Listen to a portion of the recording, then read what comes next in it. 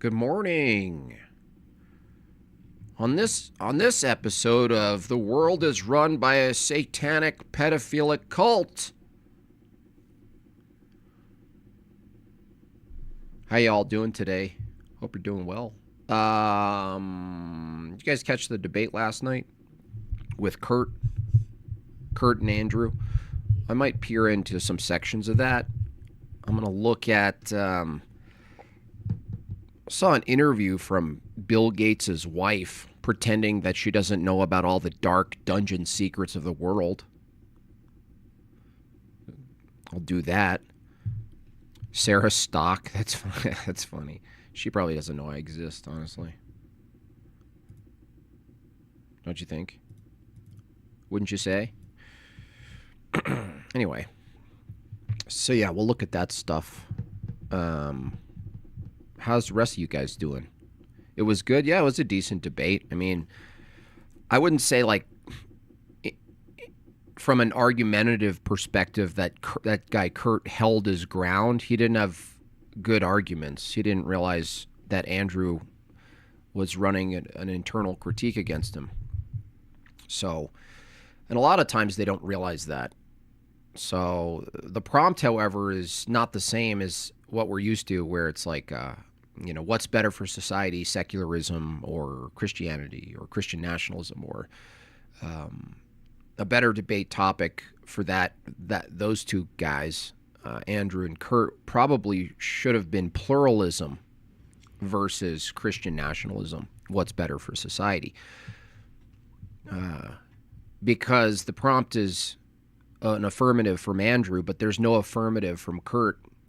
And so, I feel like that debate kind of went downhill when Kurt said, well, if Christians take up the majority and then Christians start tailoring and changing the Constitution such that it suits their desires, he said, I would just leave. And so, you're conceding that it's actually consistent. It would be good for Americans, given that Americans would be made up of Christians. So as soon as Andrew established that if it were the case that the majority of the constituents, the population itself of America, was even roughly Christian, even heterodox, this idea that like, because you can point to 50,000 heterodox cults, that somehow means that they don't share some overlapping general values as, let's say, Orthodox. So that's not a defeater to Christian nationalism, this view of like, well, which Christian? It's still not a defeater. Because you could just as well establish a very baseline sentiment for what Christianity is, even in a general sense, when it comes to legality, when it comes to informing policy. There are certain bullet points you could probably get a bunch of people who call themselves Christians to, bite down on and say, oh, we're going to make that reality. We're going to make that a law. We're going to completely make this illegal. We're going to make this illegal. So the pluralist has a big problem. But the pluralist, in this case, Kurt, wasn't in the hot seat to defend pluralism. He was just like, I don't like Christian nationalism, and here's why. But in the end,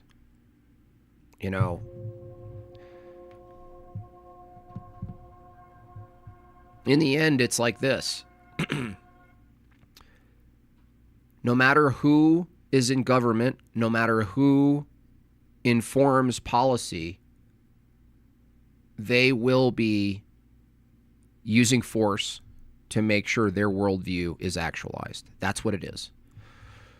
There's no escaping it. These people are, honestly, the people like Kurt, they're delusional. They actually believe that they hold a unique position where they're not forcing their beliefs on people. And you ask these people very pointed questions and they don't answer. I asked 2 specific super chats. I couldn't call in because my kid was sleeping where I stream, but I wish I had, because this question of, okay, you don't believe that people who are Christian or who have beliefs, even Muslims or anyone else, should be able to tell other people, how to use their bodies. That's what law is already, man. That's what the law is already. Anyone who says, well, no, I just don't believe in anyone telling other people what to do with their body. That's what a structured society is with law. It's constantly doing that. So then you bring up these hypotheticals. Okay, well, if you don't believe that religions should impose their beliefs through law, which view imposes that? Which view keeps that afloat, keeps that enforced? Because suddenly you say, oh, I really believe that anyone, their religious practices should be respected just as so long as XYZ, okay? All right, well, when it comes down to things that are, quote, harmless, cadaver diddling, two brothers getting married and adopting 10 children, right? How is the secularist, the pluralist, Kurt, how is he going to take a stance against anything like that? It's just libertarian garbage. It preserves nothing, by the way. Religious pluralism. It's just so, that's a debate I would love to have. Pluralism versus non-pluralism. Because even from a mechanical systems theory perspective, systems that are cohesive, each unit, each cog is built for the system. Each cog understands the relationship to the system. That's more workable, even from just an efficiency model, than a bunch of fractionalized, independent, unrelated cogs with incompatible views, languages, customs, norms. Pluralism is garbage. And that's the great irony of the pluralist, secularist goober, is that they think, oh, well, there's this virtue in diversity. There's a virtue in it. Really? And you say, why is that? Why is there a virtue in diversity? Well, because each of us are so unique, and each of our cultures are so unique, and they have something special to offer, like curry. Okay? And so what you're saying is we should preserve the unique quality of each culture? Even from that perspective, if someone said, I want to preserve the unique quality, traits, characteristics, foods, whatever, from each culture, you're arguing from a place of isolationism. You're arguing from a place of preserving that and not diluting it. And coincidentally, the Christian, who's the Christian nationalist who wants to preserve something called, Christian ethics, Christian culture, Christian aesthetics, whatever it is, they're arguing for this preservation. And yet it's actually people like Kurt who argue for pluralism, who are arguing for the diluting, the saturating of each unique culture and what they have to offer. It's completely counterintuitive. Totally counterintuitive. It doesn't make any sense. Pluralism basically produces a gray sludge of culture. And we're in it, honestly. Hate to black pill you, but we are currently in the sort of gray, soupy sludge of culture. And you like that? Oh, you like that? Bunch of whiny bitches. His mods, they need help. His mods are a disaster. What does it say about your mods if he actually gave me mod power? I had to block like 4 of his mods because they're insufferable. And the mods, shout out to my mods, the mods make the culture. For live streamers, the mods make the culture. They guard and guide the culture of the chat. And the culture of the chat is what has people show up at live streams. The chat is the town square of the live stream, the city. And you notice this right off the bat. like shitty mods, little pithy, bitchy little mods, they ruin your culture. So it's like, Breakfast Tacos suddenly has a massive leap in live viewers because of Andrew. Suddenly 800 people.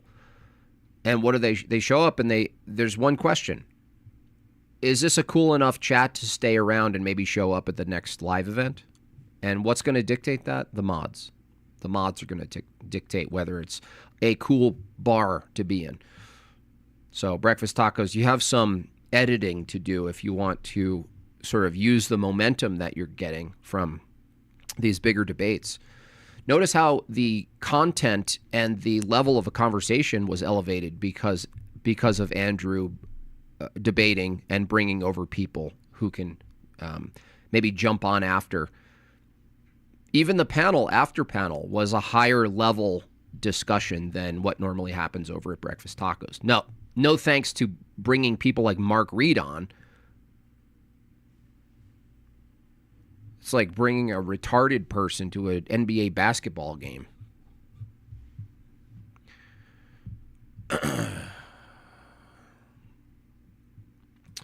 Yeah, that question is true. What's best for society? They didn't really get into that necessarily. I think Andrew was kind of playing with his food, honestly, because Kurt brought up a lot of history, and Andrew likes history. So I think there was a little bit of that where it's like, okay, he wants to get into history. At least I can play this game where someone's bringing up historical points because Andrew likes that. So it's enjoyable. So the defeaters weren't like immediate because he was like, oh, cool. I get to talk about history with people. That's fun. No one is a mod on stolen land. Unbelievable. Famous people. We got to put them all on a boat. Ship them right out of here. The bridge song? Well, that was the worst thing, dude. I was yelling at Breakfast Tacos. You have 850 people, dude. 850 people. And you play the worst song. I don't know what that was. It was like a remake of Miss Rachel or something. Terrible.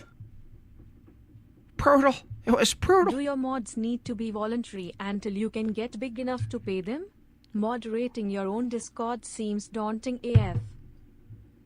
No, you get big enough where you give them really excessive gifts. That would be my goal. What bridge song? It was some terrible AI song. It was just slop. It was horrible. It was the worst moment. He lost 350 viewers in a matter of 3 minutes. I'm like, what are you doing, dude? Breakfast Tacos, what are you doing?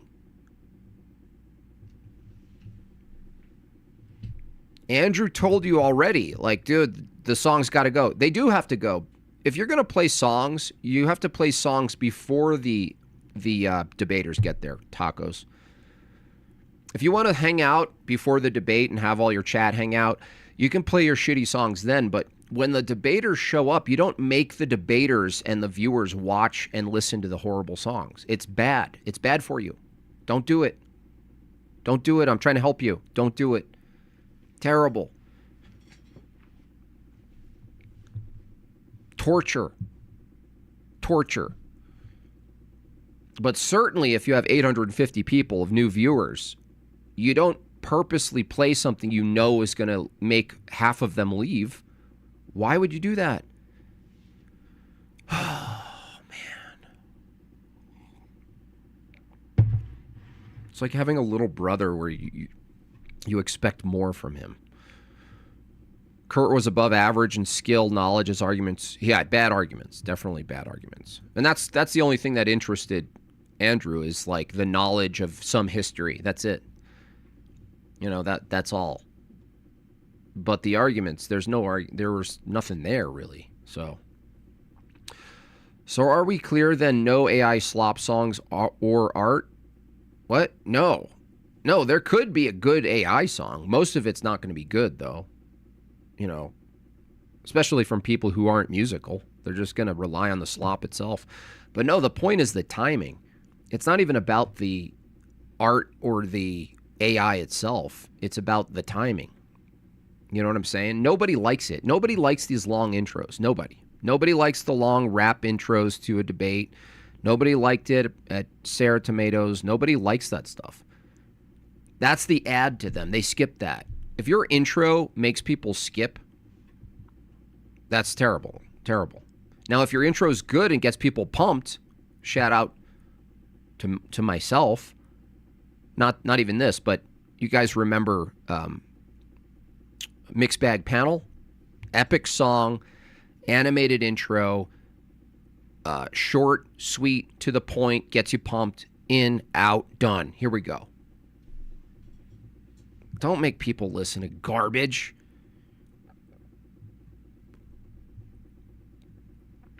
You need to cook Restored Truth. I will debate any LDS anytime.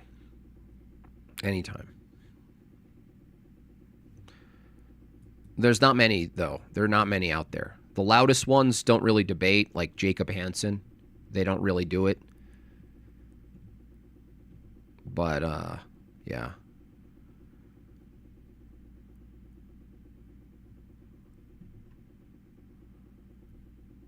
You're not going to like what I have brewing? Well, if it's long-winded AI slop, Chris, I don't know what to tell you. But, you know, we're talking about debates. We're talking about why people show up to a channel for an evening. They're there, you know, they're ready to debate. All that intro stuff is like, you know, crowd work. That's crowd work. That's like, you know, when you go to a stadium for some event, there's like music playing and maybe there's a guy comes out on a motorcycle and does a backflip or whatever. People throwing T-shirts into the audience. Yeah, that makes sense. That makes sense. Before the event, but not when your interlocutors show up, not when the people are in the ring. That's what it's essentially like. It's like the guys get in the ring and then you go back to the pre-show and make them sit in the corner and watch the pre-show. Just, I mean, stop it. Stop it. Get out of here.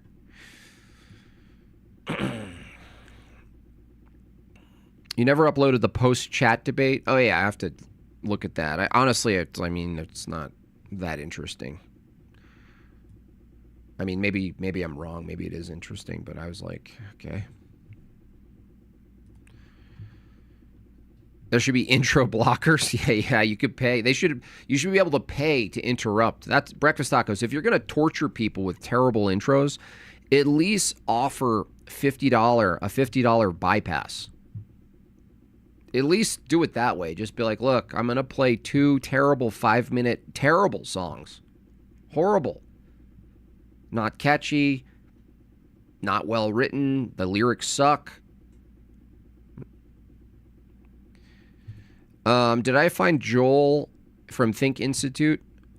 I found him well composed, but his view, if I remember, Calvinist and sola scriptura at the same time, not good. No, you can't really argue from that position and come off intelligent. And it's not like an attack on his mental capacity either. He's clearly has the capacity to come around to arguments, but he's kind of stuck in a loop. Pray for Joel to find his way to orthodoxy. Breakfast Tacos is a fedora atheist. Yeah, but he's starting to understand at least the online game a little bit. That you can't just be this like sort of repugnant dummy who's just like icky. Oh, don't platform people like Andrew. Oh my gosh, this is terrible. He's kind of going, no, that's stupid. It's stupid to do that.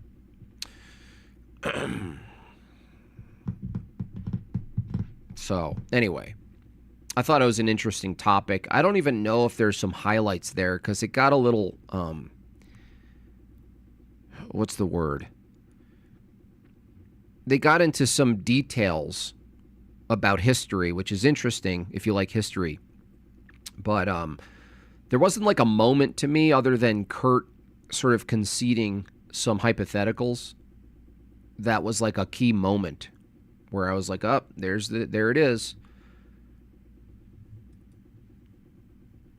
because it's a really simple format, Christian nationalism. Now, they debated a little bit on proprietary definitions, which is really annoying.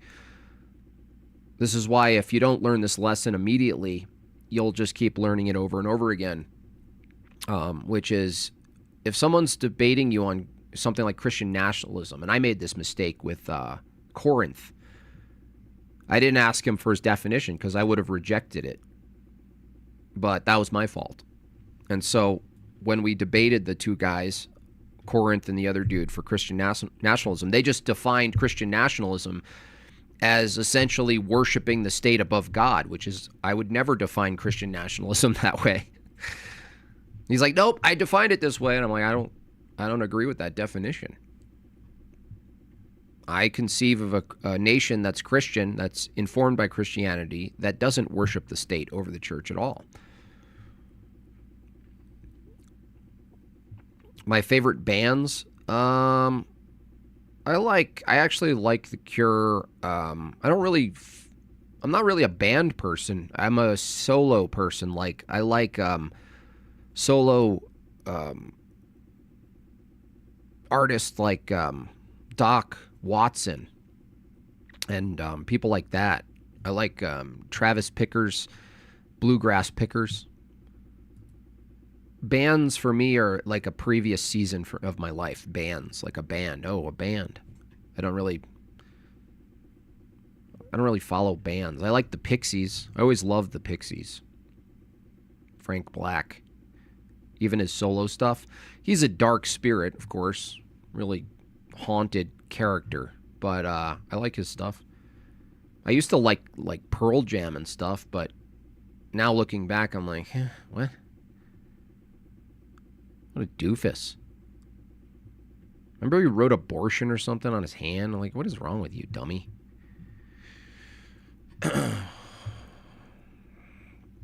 Buckethead, kind of heard of it. Don't really remember. Hello, listeners, the greatest artist of our generation. That's right. Sola Scriptura. You never heard of it? It's a terrible thing. Billy Strings is good, but he really bitched out, didn't he? I was following him before he was famous. I knew there was something about that guy that was going to maybe launch. But I didn't realize he'd turn into such a degenerate homo. But that's what happens. Hollywood eats you up, reformats you, throws you through the machine. You come out the other side with feathered hair and some sort of tramp stamp. You start arguing for rainbow people. You don't even know why. You know? You're Billy Strings one day where you're this guy on a bench with a banjo and you live the hard life and you actually live the experience of bluegrass as an identity. And then you're on a gay pride float parade, you know. The Shins. I used to like the Shins a lot. Not so much some of that stuff now. I'm like, I like Weezer. I liked Weezer. It's pretty good. Pretty good stuff. Anyway, do you guys want to take a look at a monster?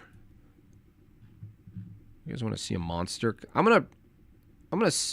This lady, I'm gonna see if she's lying. Let's do one of those. Let's examine how they talk kind of streams. I want to do that. Thank you so much for that super chat. Very generous of you. Rhetorically defective. Go give this guy a follow. He's a degenerate atheist, but he's very charismatic and fun to listen to. I quite like his personality and all. Rhetorically defective. He says, do you really think monarchy is any match for my right-wing atheist liberalism? Yes. Yeah, he's really torn. That's what I like about this guy. He's torn. He's like, well, I have this atheist perspective, and I know it's bullshit and limiting, but I don't believe in God because that's outside of my epistemology range. But I know something's really wrong with society, and I can't really look at the Christians and say they're the source of it, but what do I do? and hence the rise of secular Christian nationalism, which is funny because that was like a meme, that was circulating, but Jake Rattlesnake used it against Peterson, and it kind of landed. It was like, oh yeah, it's like the Richard Dawkins approach to Christianity. It's like, I want the aesthetics, I want the order and the law, and I want all the decency, but I don't like any of the beliefs themselves. You know what I like about Christianity is when they find out I traveled to Epstein Island several times, maybe they'll forgive me. Secularism has no forgiveness.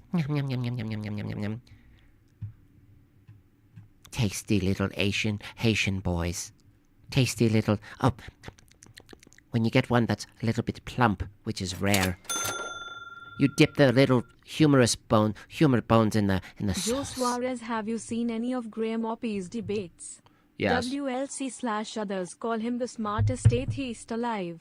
Would love a reaction to his debates. Yeah, he's a fool. Nice guy, but a fool. Graham Oppie is the one who's sort of pioneering this idea of an initial state. So he actually runs tag.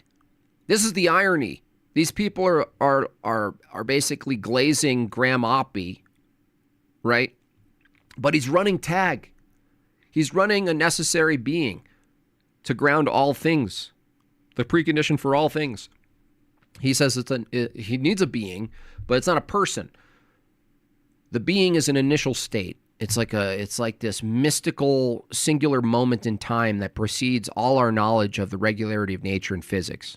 It cannot be reduced to what we know inductively about the world. It's something that precedes it. And you're like, dude, you're just arguing for the Trinity. Why don't you just make the move and understand from your own argument, Graham Oppie, that you need a person for the metaphysics. You need a person for the conceptual realm. You need a person for knowledge. You need a knower. He's like, no, I want the initial state because I'm Australian. Anyway, definitely give this guy a follow. He's got fun videos. It's actually fun. It's really quite fun listening to this guy do live streams. So give him a follow, would you? Rhetorically Defective. Thanks for that super chat. Okay, listen to this goblin. Whoops. She's going to be all, oh, I'm so surprised. I'm just so surprised my husband, Bill Gates, was involved with some weird shit. Okay. All right there, Linda, or Belinda, whatever your name is. What is it? Melinda? Pick a name. Melissa, Linda. You can't just put every two names together and it works out. Tranche of Epstein files. And the elephant in the room at this moment, your ex-husband, Bill, is named in the newest tranche of Epstein files. And there are a new alleged details about his past behavior. And I want to... Anyone missing a neck? Anyone need some neck? Hey, Melinda, I thought you were into philanthropy. Why do you get to keep... there's people without necks out there? I give you the opportunity to respond in whatever way you want to. Gosh. This lady justifies a whole new section at the jewelry store. Well, let me say this. Oh, she's going to play dumb? Where are you looking? Where are you looking at? What are you looking at?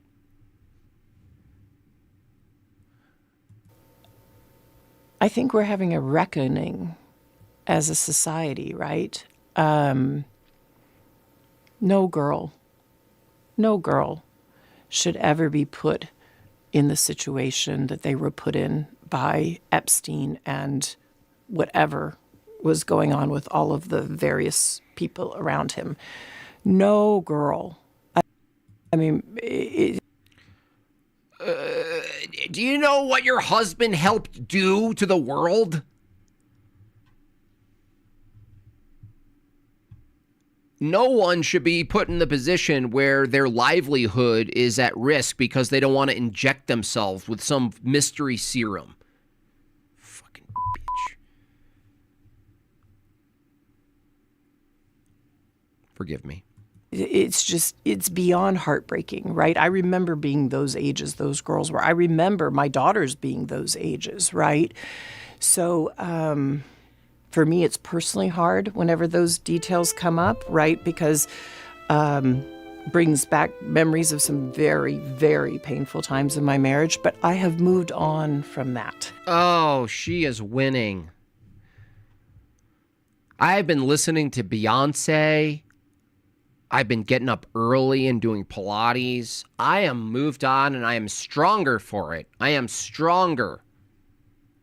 I'm not responsible for anything that I knew what was going on in the world that my husband was in. I'm just ignorant to it all. I mean, I can't believe it. Look at all these things coming out. I had no idea. What a goblin. I purposely pushed it away. Yeah, you pushed it away. You're like, no, I'm not connected to that. I will not be responsible for any of that. And I Fucking demon. moved on. I'm in a really unexpected, beautiful place Oh, eat, pray, love. Eat, pray, love. in my life. So whatever questions remain there of what I can't even begin. I decided to move on from child blood sacrifices, okay? It was a really hard time for us. I remember times waking up in the middle of the night and coming downstairs and looking, you know, sort of blurry, just coming out of a fog, looking at my husband in our 6,000 square foot kitchen, taking shots of blood and thinking, I don't know if this is going to work. I don't know if therapy is going to get me through this.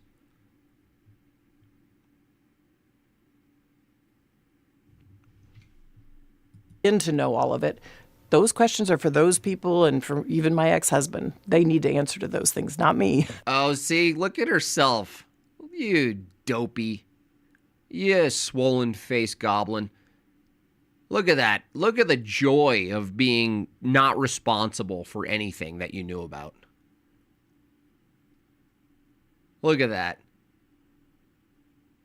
She looks like the who's that dinosaur from the Flintstones? I just don't need to say anything about that. That's for them. That's for them. Don't implicate me. That's for them.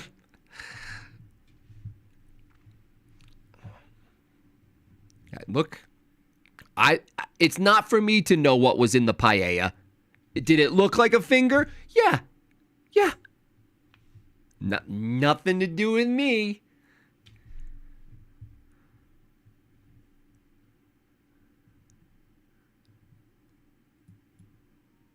Things, not me.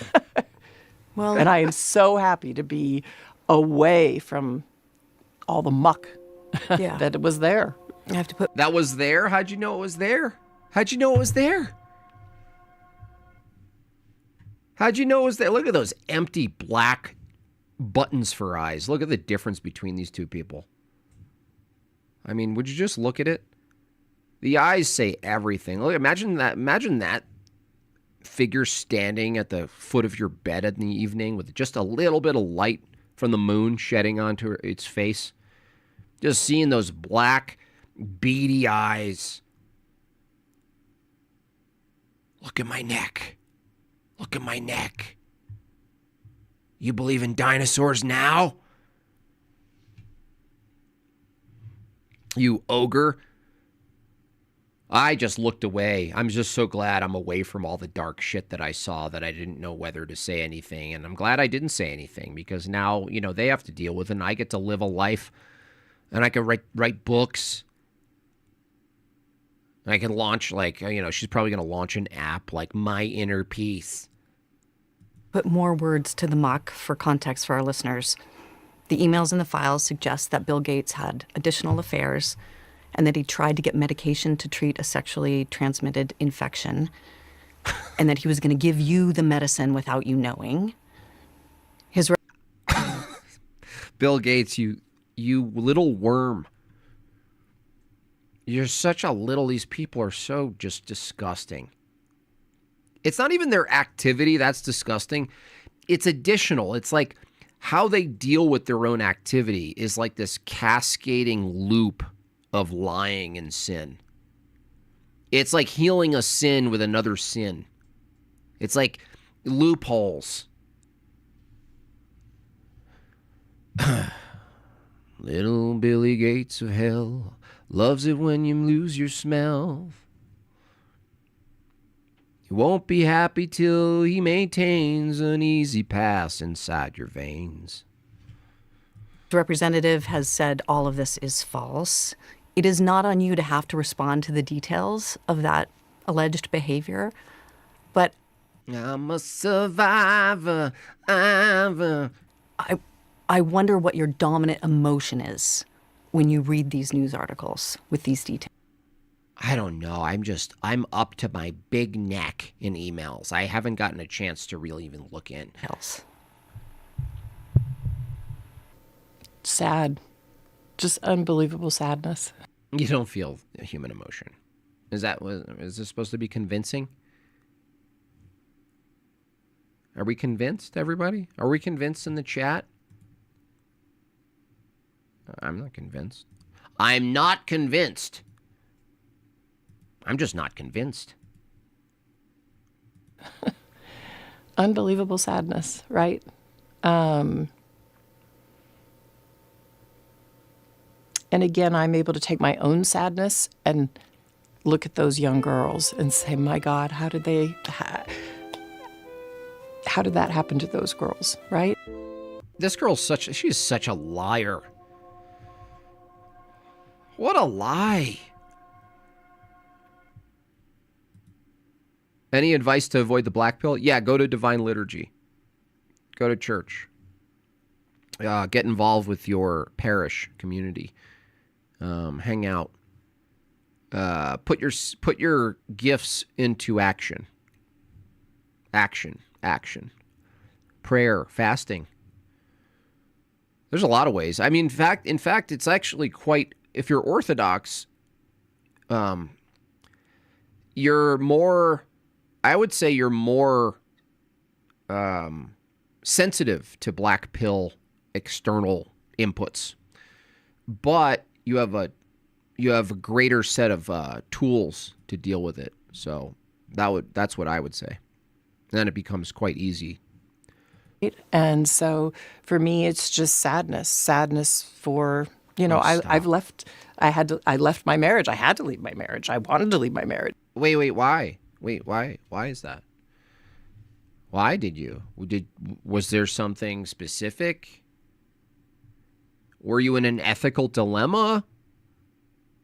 It's always the same with these types. They're like, I'm the hero and I'm sad. I'm the victim and I'm the hero. I'm both the victim and the hero. I'm both. I had to.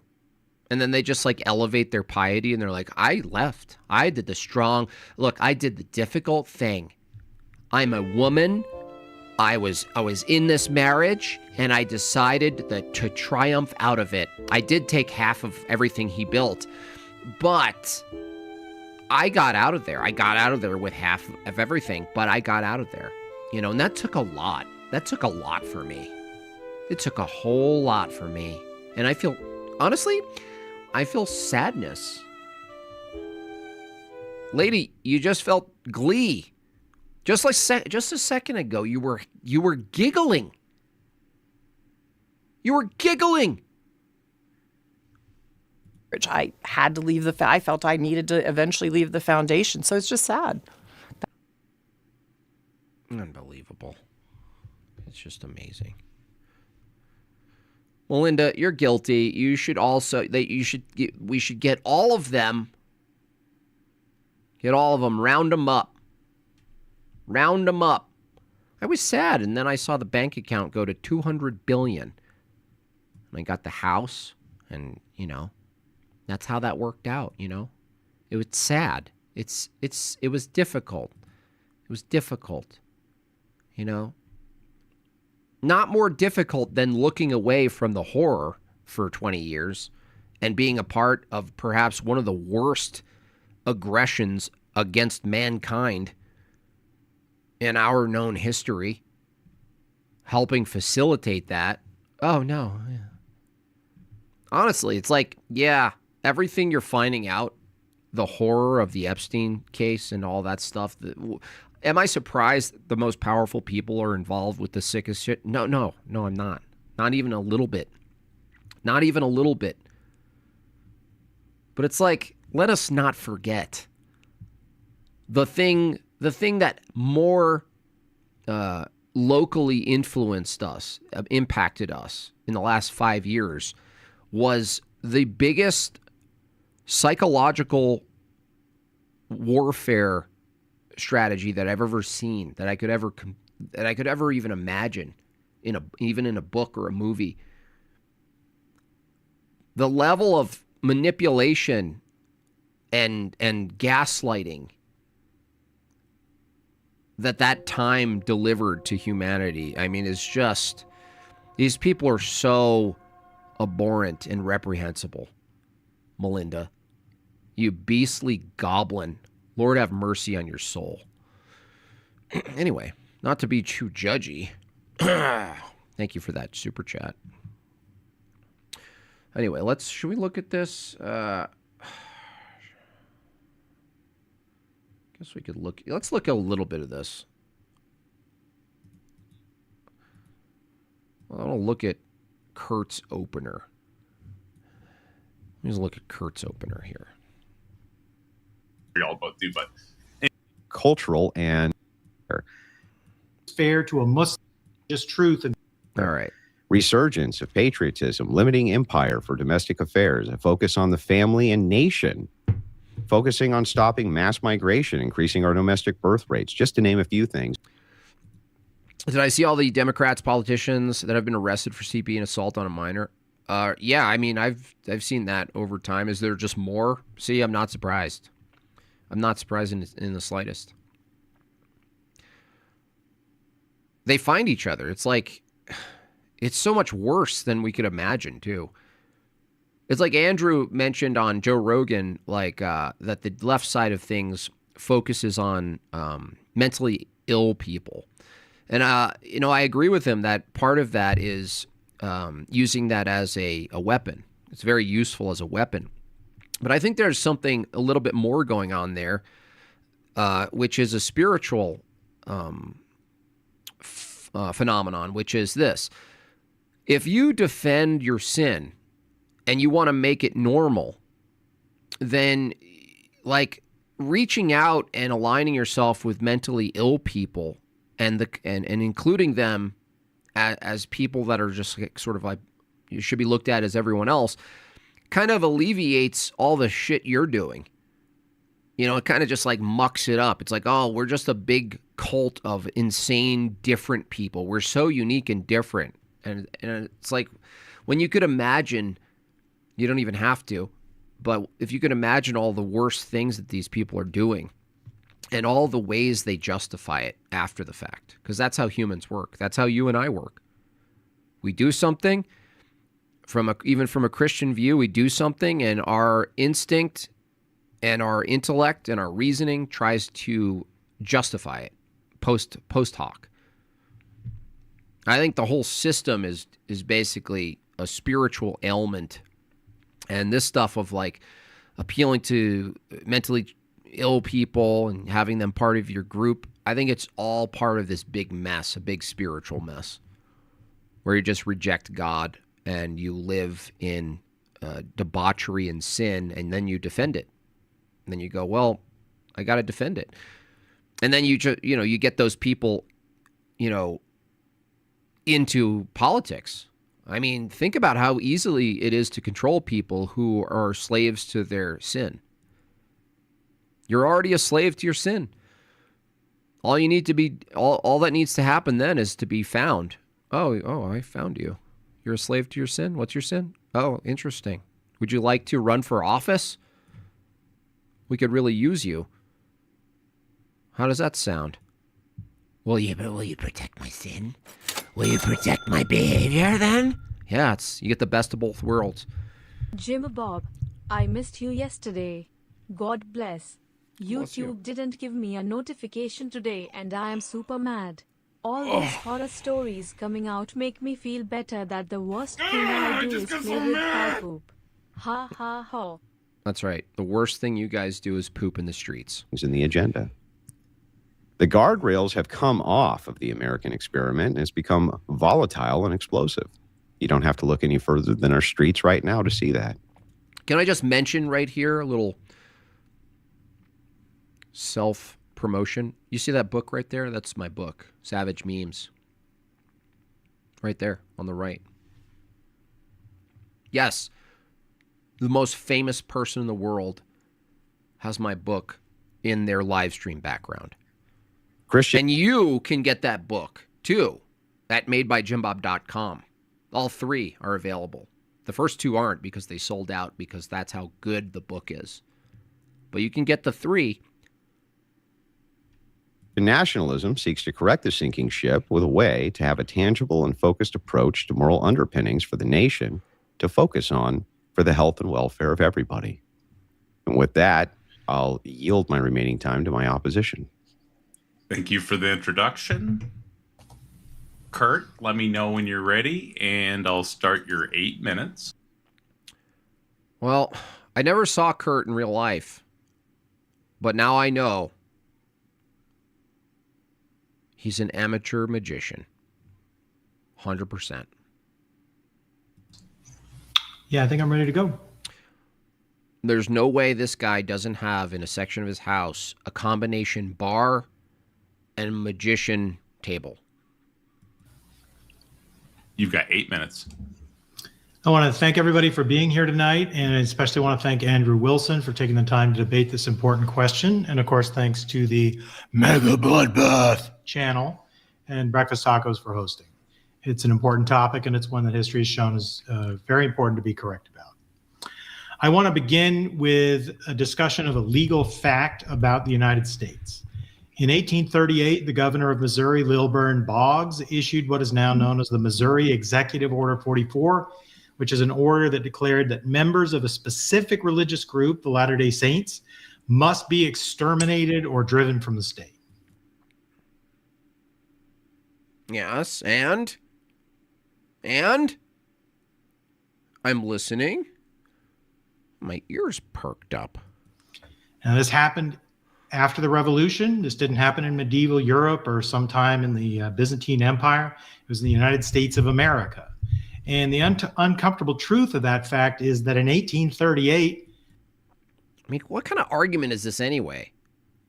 Should we give another historical account of Stalin or the French Revolution? How many people died? How many Christians died? What are we talking about here? that order was legally intelligible, and yet today it is not intelligible. And the question we're really debating is why not? And the reason that is because of the traditions that America inherited. The American commitment to religious pluralism didn't fall from the... The question everyone's asking, and they should be asking, why did he hang those pictures in such an asymmetrical way and one so close to another square? I agree with you. That's probably, I mean, Meg Bob, are you watching this? This is probably just, if she's seen this, she's having a breakdown. This could actually ruin my entire household tonight. Exactly. What kind of bullshit is this? Look at that. Look at those. What are we doing here? Get a hold of yourself. The sky, and it didn't come from secular hostility to Christianity. It emerged from hard-learned lessons about what happens. We need answers now. The wives are panicking. When you try to fuse religious truth and state power.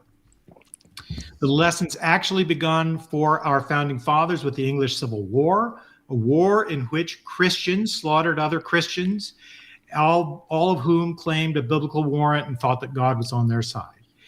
They continued to see this happen when the Dutch Republic had a war with the Spanish Empire, which exhausted the Spanish Empire because the Dutch Republic had discovered something radical, that pluralism could produce stability, commerce, and peace. Pluralism doesn't produce anything. Pluralism is a luxury of something that's made already. Pluralism is like, once you have the chocolate sundae, you can add sprinkles. That's pluralism. Pluralism doesn't build anything, dude. Where enforced orthodoxy only produced bloody wars. And across the Atlantic, a figure like Roger Williams, who had spent time in Holland and was a deeply Christian man and one of the founders of the American Baptist Church, looked at Europe and concluded that with the state, when it enforces a faith, it doesn't protect the Christianity, it corrupts it. So in 1644, he published a book called The Bloody Tenet of Persecution. He argued that coercion produces false faith and that the sword has no authority over the conscience. He wasn't a liberal, he was a secularist. Yeah, see, he's mangling all these things. It could be true that the sword doesn't have the power over the conscience, meaning from a Christian lens, you can't use a sword to make someone a practicing Christian. You can't use a sword to enforce a baptism, let's say. Like you can't use threats to make someone's faith rich. So we agree with that.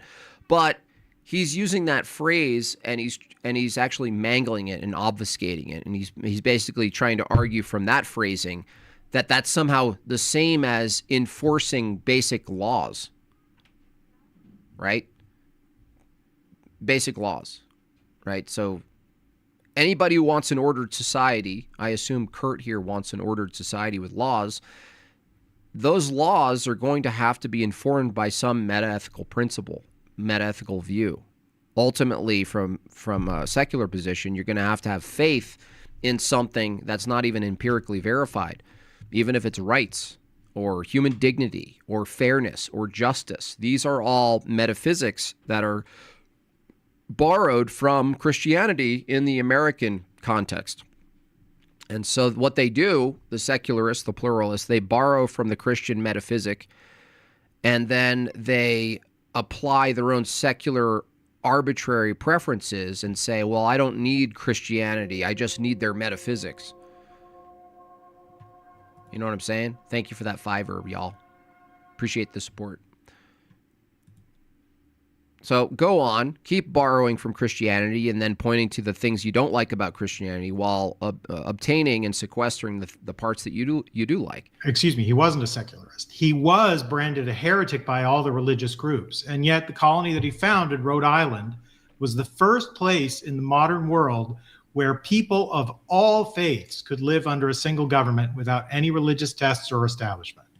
He allowed atheists, Jews, Muslims, Christians, and any other members of any other faith to live in Rhode Island. And what had been called chaos in Europe became the order of a functioning American colony. The American founding fathers were heirs to all of this. They had read the histories, they knew what happened when religion and state power fused, and they made a deliberate choice. They did not attempt to solve religious disagreement by enforcing theological truth. They solved it by removing religion from the jurisdiction of federal power. Yeah. It's funny how these people are like, I'm scared of the state being informed by religious views, and yet they look at it as a win when the state exerts authoritative power to make deterministic or to make declarative, dogmatic limitations on things, right? So it's like, that's the whole point. Holy cow! That is a big super chat! From Josiah. Bro, your stream today is worthy of a huge tip.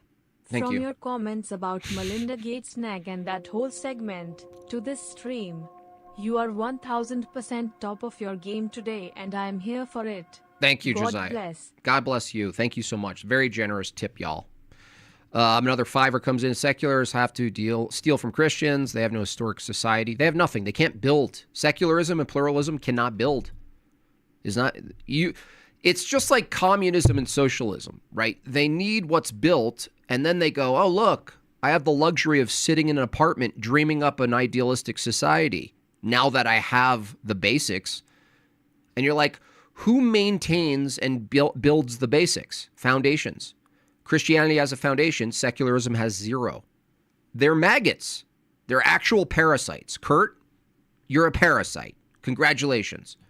That's why the Constitution forbids religious tests.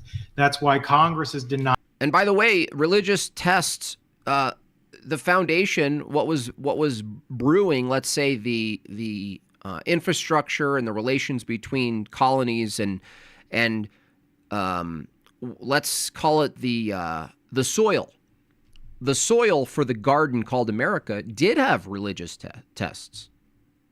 That the entire conception of America, even pre-Constitution, was from the lens of a Christian paradigm, even a heterodox one. Even a heterodox one is still not the same as a secular one when it comes to like, okay, what is a human being? What is it to be a human being? Founding feathers. There were religious tests. It was, in fact, I would say that anyone he is referencing, whether it was pre-Constitution or post-Constitution, insofar as a vision for America, they couldn't imagine how horrid it would go, leaning on Enlightenment individualistic values and liberty above all. They couldn't imagine the shit it would produce. Like if you told them, like if you had a time machine and you brought back some of the imagery, if you brought back, who is it, Bonnie Blue, Hawk Tuah, if you brought back some of these beasts and you showed them the reality, they'd be like, wait a second, that's the entailment? Wait, that's the entailment? This is not what I conceived. This is not what we're talking about here. No. They wouldn't have accepted any of it. Jordan says, we should have a society based on a worldview that entails having a society is pointless. Yeah, dude. That's pretty much it. Yep. We should maintain a vision of society that allows for the complete degeneration of the foundations of society. That's liberty. And this isn't just secularism. This is right-leaning people who are classical liberals who argue that they're, quote, conservatives. And you ask what they're conserving? They're conserving a model of the United States that allows for the degradation of the foundations itself. It's like arguing for a house structure that poisons the foundation. You're like, no, I really like these beams. They're corroded. They're filled with mold. They're completely turning the foundational bricks into mush, but that's what we're here for. Denied the authority to establish its state religion, and that's why religious pluralism is not an accident of the system, it's the design of the system. People like Thomas Paine made this very explicit. A just government must be just as fair to a Muslim as it would to a Baptist, not because the religions are all the same. You see that? That's a religious belief. On what basis is anything just? What do you mean a just government? The government is an operating system. The government is like a tool. The government itself is made up of human beings. The government as a tool doesn't have the justification for what's just. That's got to be informed. That's like the hammer itself doesn't give you the proper way to use a hammer. There's just a hammer. That's just a hammer. Just like the government is just the government. It needs to be told how to operate. These metaphysical, philosophical distinctions need to be exacted by a worldview, dude. Holy cow! Secularism doesn't create, it appropriates. It appropriates, yeah. It appropriates. As people in the chat say, they steal. I'm being a little bit charitable by saying borrow. Stream idea, have a day of the week called Field Trip Stream where you go to random channels and mock and critique them. That's a good idea. I like that. But because the state has no authority to decide whose conscience counts more. And so going back to Missouri. That's a contradiction. The whole thing he just said is a contradiction. The state, he just said, the state has no power or authority to do this. You're determining that now. So now who's the authority? By whose standard? By who said that? The state, right? Well, no, the state does that. The question is which worldview informs the state as the tool. Again, same problem that Kurt has. To say the state has no power and authority to dictate someone else, the conscience or the actualization of other people's conscience is a failure to admit that by crafting laws, let's say against stealing or this or that or murder or whatever these things are, you are in fact policing the actions of human beings, the actions which are downstream from their conscience. Of course you are. Of course you are. Why is that idea unthinkable today? It's not because America became less religious. America remains one of the most religious countries on earth. And it's not because Christianity declined.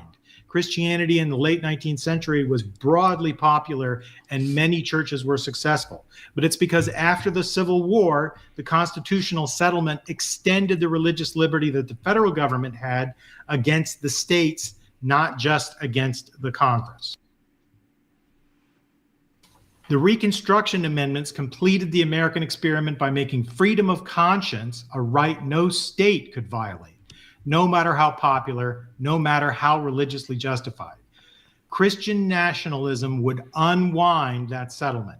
It would take us back to a world where Lilburn Boggs could once again order the extermination of a religious group or any other state minority.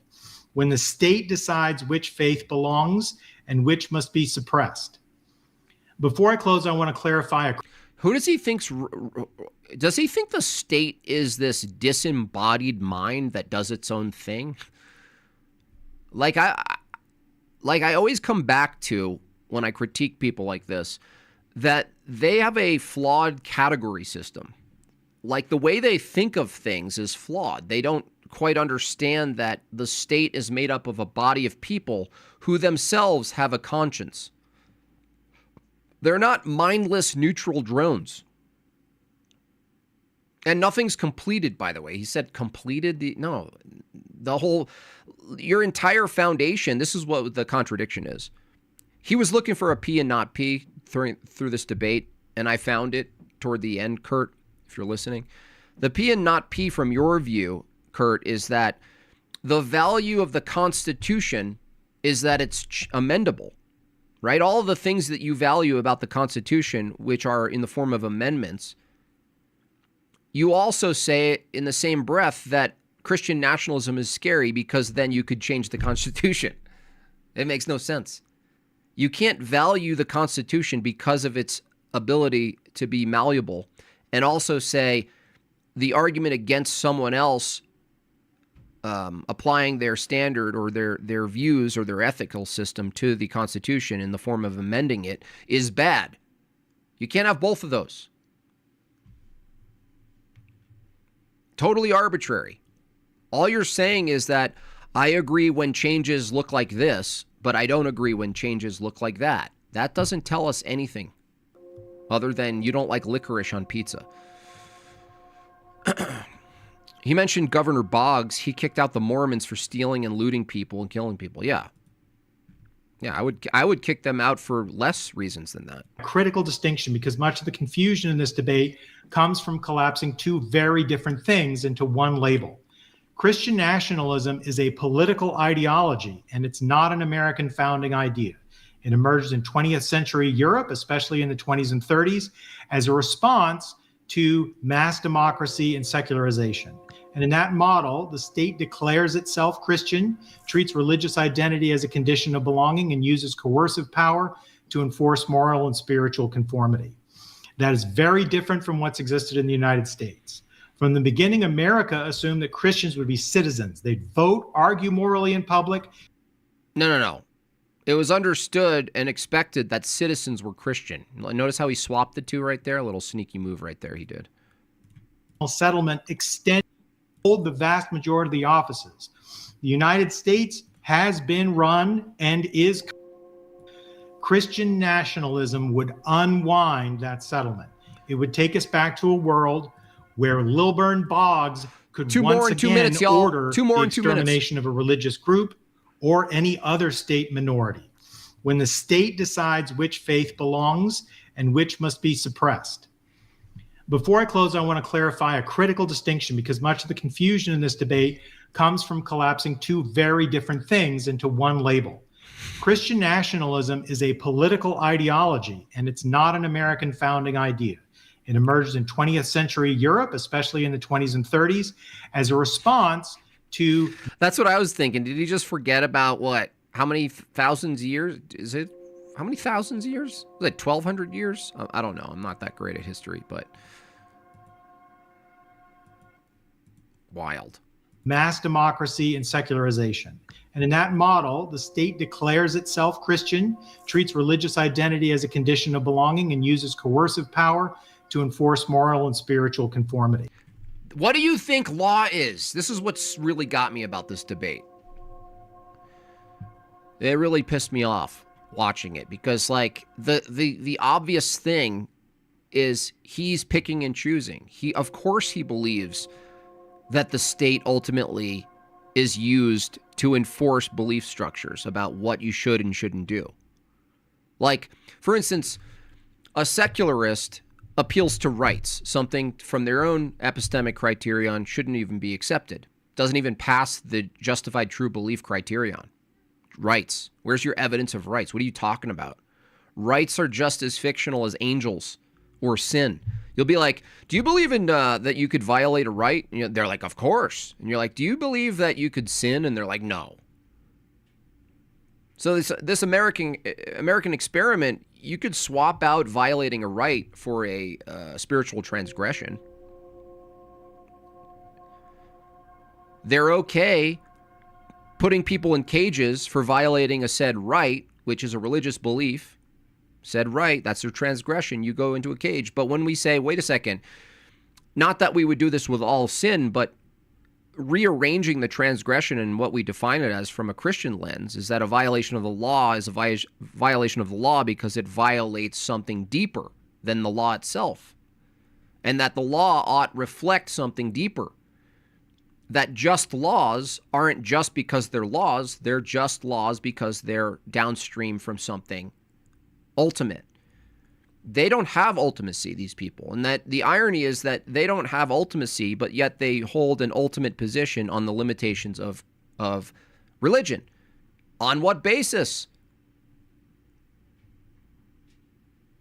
On what basis do you set the limitation? None. None. On no basis. There's no basis. So if a Christian population increases in the demographic and takes like a 75% section of the population total, and they say, well, hold on a second, we're looking more so at transgressions in society and informing the transgression, the way to categorize it is an act against oneself or another. And that we can call a law or not a law, but at least we have a system for it. That isn't to say that everything we call a sin is a law. That is not to say someone goes to jail for breaking their fast and these things. But, however, the context and the paradigm is still there, for sure. The way in which we look at these things. So, ultimately, how could it be wrong to violate a right or someone's autonomy from a purely secular view? And how is that not a religious position when you say, well, I can't really tell you why it's wrong to violate anybody, but I'm going to have my belief in human rights. I'm willing to use force against others if they violate my beliefs. That's what's happening. That's what our lawful system is. You violate a thing, that's completely made up. That's why it's just so frustrating, because these people always say this. Okay, you believe that everyone should have the freedom to engage in their religious beliefs, right? And he says, yes, so long as, and then you go, wait, hold on a second. Who sets that condition? Is that a religious belief? The limit, and I asked him this at the end through a super chat. He totally dodged it. I said, which ethical system determines the limitations of religious practices? Because you can't say both. You can't say, I absolutely hold to the freedom of religion as a practice. And you go, what about certain sacrifices? Making blood sacrifices, animal sacrifices, human sacrifices?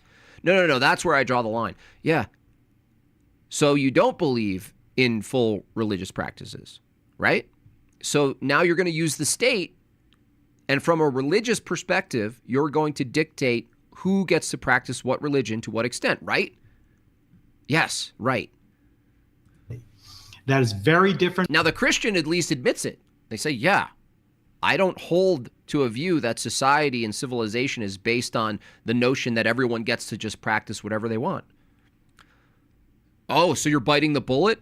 You conceive of a Christian nation in which Christianity gets to dictate which practices are okay and not? Yeah.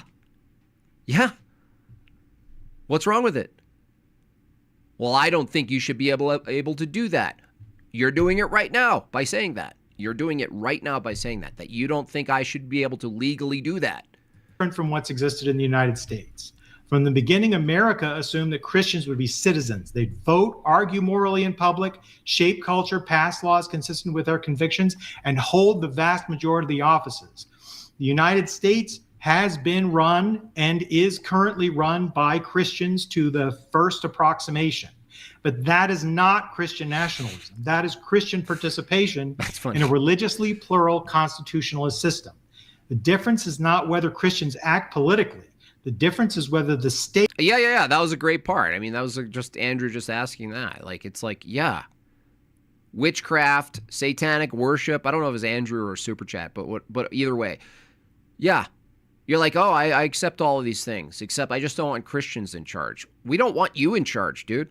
We don't want your spiritually vacant skin sack in charge. You know what we get? We get satanic cults who drink baby blood. State claims authority over religious identity. Americans rejected that authority by design, but several people have misinterpreted that history, specifically out of a desire to enforce Protestant Christianity on the nation. The biggest thinkers in this are Cornelius Van Til, to who we also have thanked for presuppositionalist apologetics, and a guy named R.J. Rushdoony. They read the history backwards. They romanticize some pre-modern Christian societies as morally unified and then interpret religious pluralism as decay. But this pluralism didn't. Pluralism is decay, okay? So there's no system you can look at where the advantage is incompatible views and practices. I mean, think of this from any perspective. A coding perspective, a book, right? Lord of the Rings that has all conflicting worlds coming together as one thing. Look at Africa. You don't even need to look further than Africa. Africa, largely ethnically homogenous in the way they look, in the way they are. They're everything about them, right? You go, oh, that's all seemingly one people. And yet, just having 2,500 different dialects of languages, many of them indiscernible, creates conflict. Is that a big jump? Is it a big jump to say pluralism and incompatibility can produce conflict? And yet his entire argument is Christian's scary because blood happened once.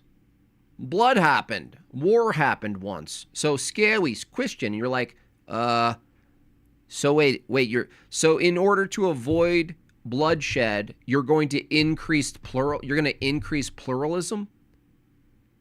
How does that make sense? Yeah, no, it's great. It's a great system.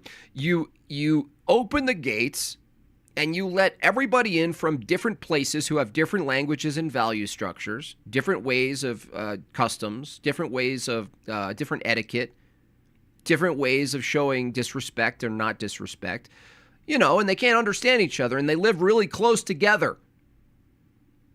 It's beautiful. It is? No, it's not beautiful.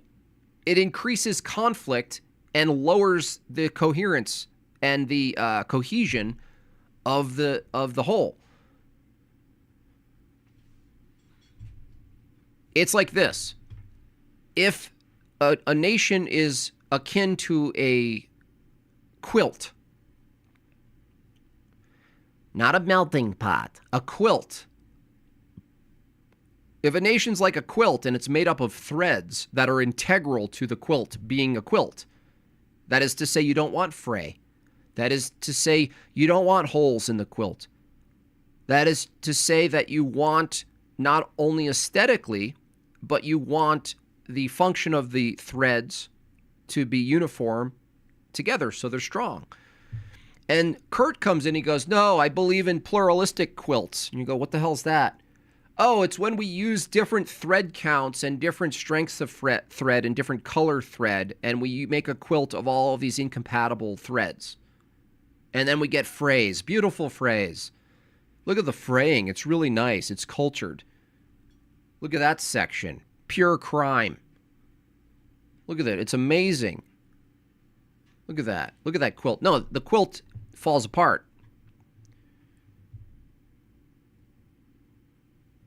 There's nothing that operates that way. Even just basic induction in the world. There's nothing that operates that. The only thing they could possibly say, which is a complete category error, is look at ecosystems. Look at the variety of different things working together to make a beautiful ecosystem. Yeah, that disproves your point.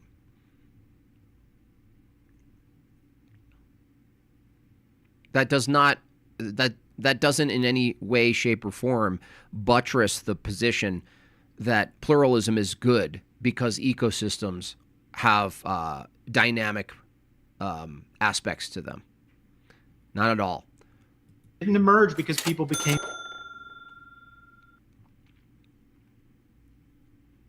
I wonder, could a secularist even argue that pedophilia is any worse than homosexuality or any No. other form of fornication? Nope. After all, it would be a victimless crime if children desire it. That's and right. you can't say that children don't sometimes desire to do all sorts of naughty things. That's right. Yeah. Anyone who has kids knows this.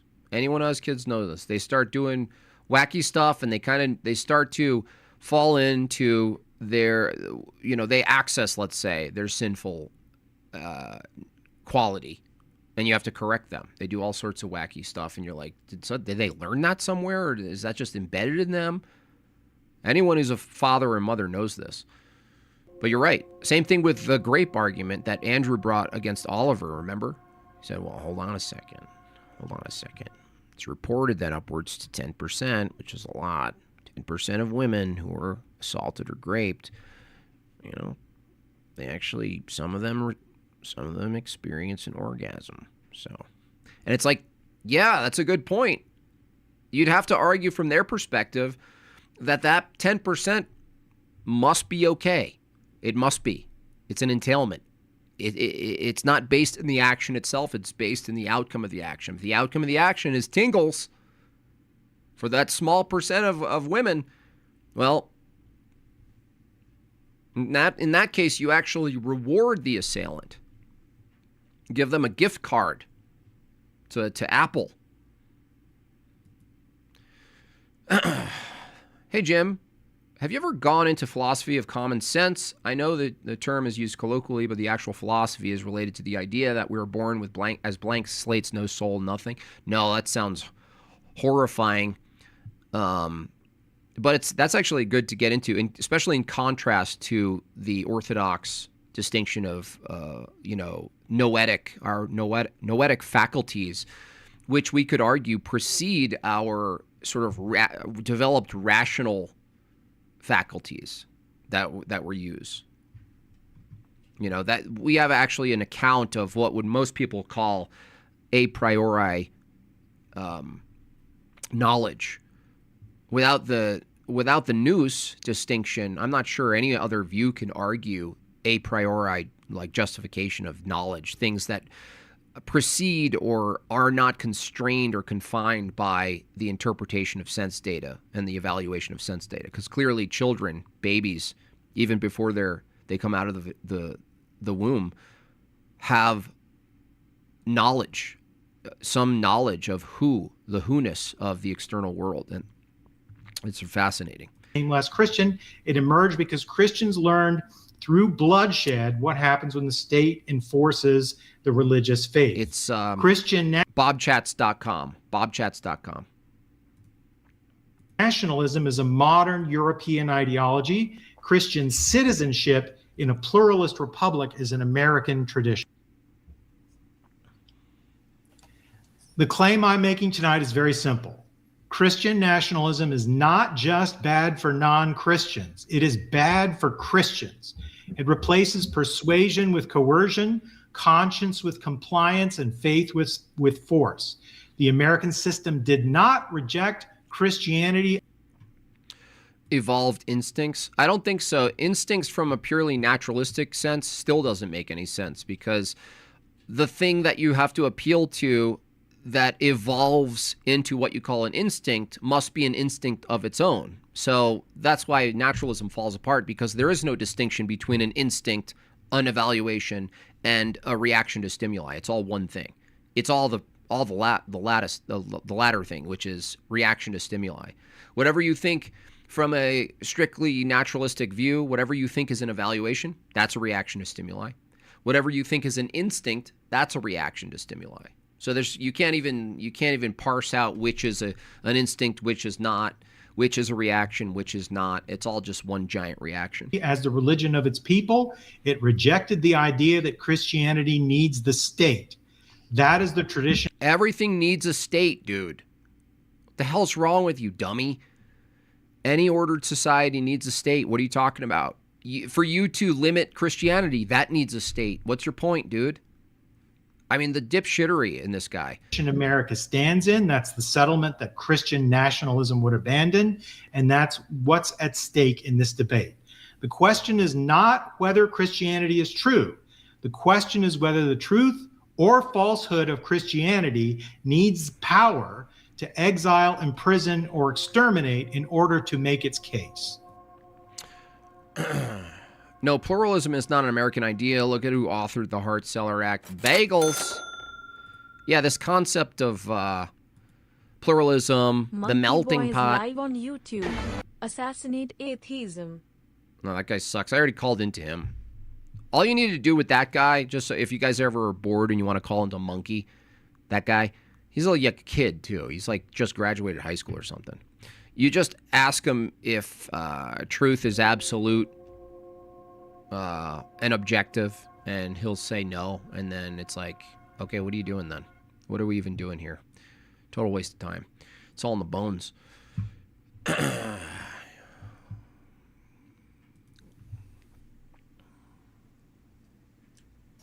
Thank you, That's Kurt. all I have. Thank you. And once again, I greatly appreciate both of y'all and everybody and all the audience members being here. Thank you, everybody, for joining us for this debate. We have 58 likes currently, so I'm going to be removing 58 pieces of clothing here shortly. What's that? 92 more to, or 92 more to go, if I'm doing math right, something like that. Anyways, let's get rocking and rolling here. Mega Bloodbath engaged. You have an hour. All right, so This Andrew, is open discussion. I enjoyed your opening. I'm going to question a couple of things here. I think I should find that. I should have Tony. I'm going to outsource that to Tony. I think Tony could do a really fun Hava Nagila Hava cover. Here first. When you're separating the three types of Christian nationalism, the civic, the cultural, and the ethno-national. No, just three types of nationalism, not Christian nationalism. Oh, okay. And then I'm giving you the scale for which Christian nationalism would fall, which would be closest to cultural nationalism. Okay, so what kind of nationalism would you think some country like Switzerland would have? Civic. Okay, and you wouldn't say that they have cultural nationalism at all? No, there's always going to be overlap between these ideologies. There's no exact way to note when the threshold has been breached, but we do know when it has been breached. And I would add that the thing called civic nationalism would be informed by the culture. Just like we all learned from Ben Shapiro and Breitbart early on in our political trajectories, politics is downstream from culture. The thing that's informing the politics is definitely the culture. The question is that Ben Shapiro doesn't want to answer on any of his podcasts or any of his videos is what informs culture, and it's the reality is it's theism. It's general whatever your religion is. He doesn't want to get into that. He wants to pretend, well, no. He has a religious belief, and everyone has a religious belief, and he would grant that, yeah, some of it's informed by your religion, but ultimately that's not what's important. What's important is the American foundation of liberty and capitalism or something like this. And this is the thing that categorically needs to be stated over and over and over and over again to the level of annoyance in repetition, which is when we're talking about how to organize a society, the culture of the society already exists when they're determining how to organize it. And if the culture of the society exists, then there are other things that inform the culture before you get into policy, how to make policy. It's not a vacuum. It's not like this thing that it's not like pooping. It doesn't just, a culture doesn't just poop out automatically, deterministically, crafting a policy. It's informed, and you have to look at these things properly. And it's actually a case for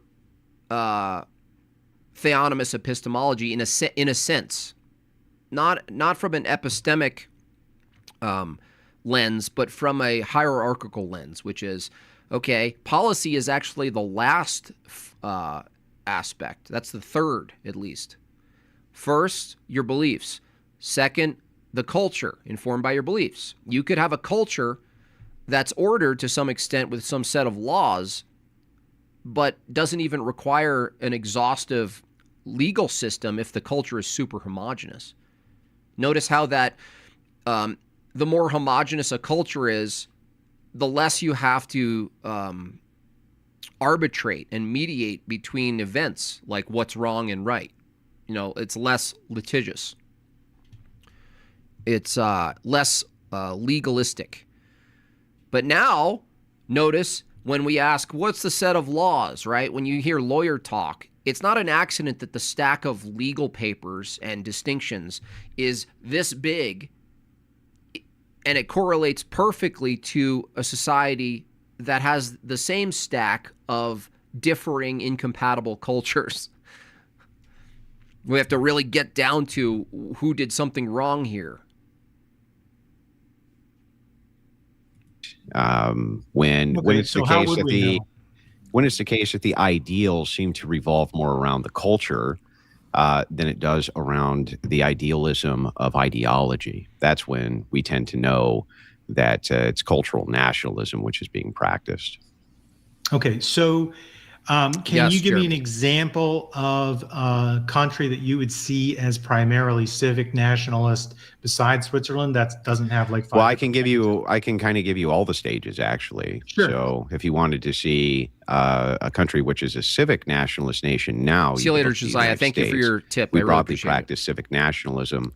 The idea of post-war consensus being the kind of civic nationalist glue in which new American ideology came from. And the idea for that civic nationalism is new American idealism rather than any sort of cultural information. That's what it would fall broadly under. Now, if you wanted to look back at our founding, that would have been a mix of both civic and What's up, Justin? ethno-nationalism.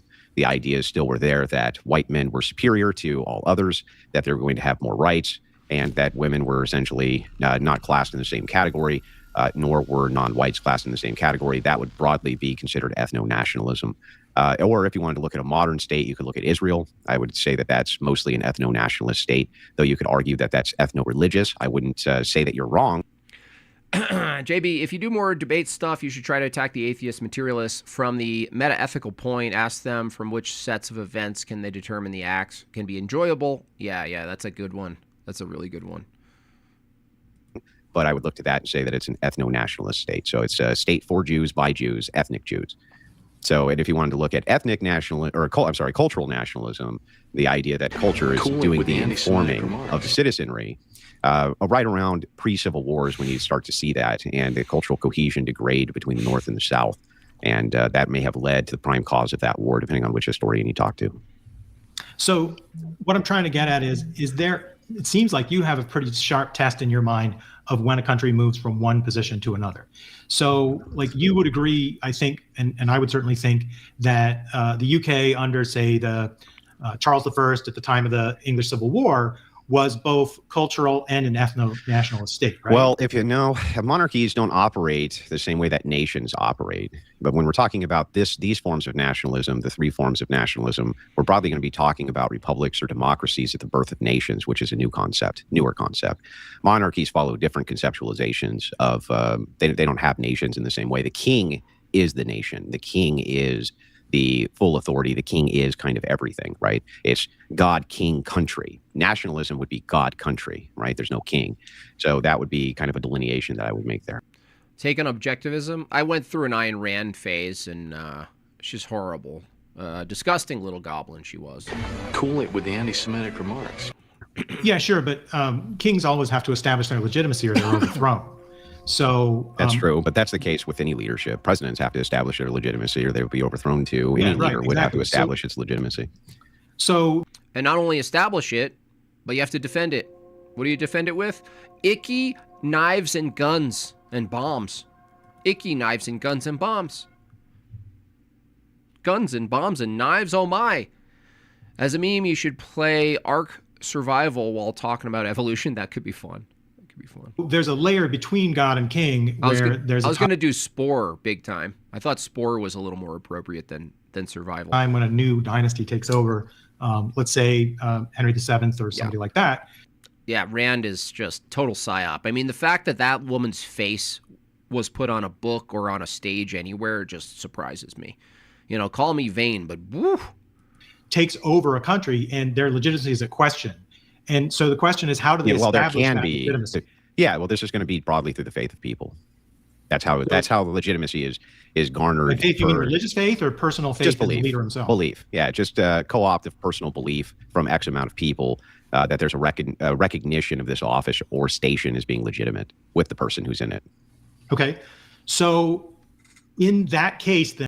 Oh, you were wondering how I would take on objectivism? Well, I mean, there's a certain premise that we agree with. The question is, they don't move any further in their justification. They just say reality is. Independent before humans, reality is. That's not enough from our view because that's just ad hoc. So the counter to objectivism and the way it's presented from Ayn Rand is that it's ad hoc. She grants herself reality. Reality is reality before the human, and the human only has what they want to do. The human being only has their desires, and it's the utmost importance for them to pursue their desires, regardless of the virtue and the altruism of the society. The highest virtue for a man is to pursue his desires, his fleshly desires. I wish I was a man. I want to be standing up. I wish I embody all my characters. I had the dream I was Harry. I was Rourke. I want the penis. Get him up against the wall. Against the... Then, when the country goes from being a monarchy... I am so glad they named the Rand Institute after me, because if they actually used my real name, it would not have the same ring to it.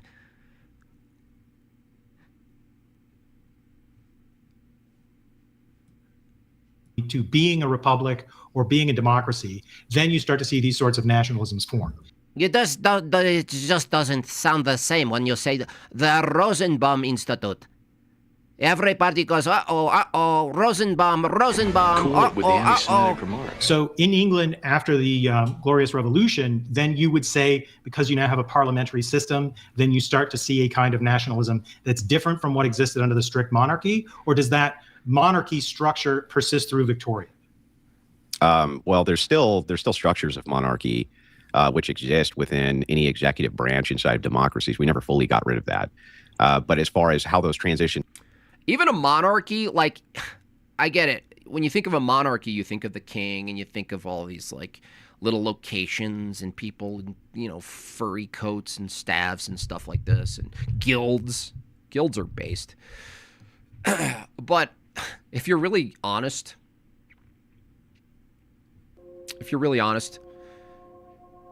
you look at George Bush Sr., and at least conditionally, America, conditionally, in the event there's a national security problem or a declared emergency, it is in a sense a monarchy for that moment, right? I think it was George Bush Sr.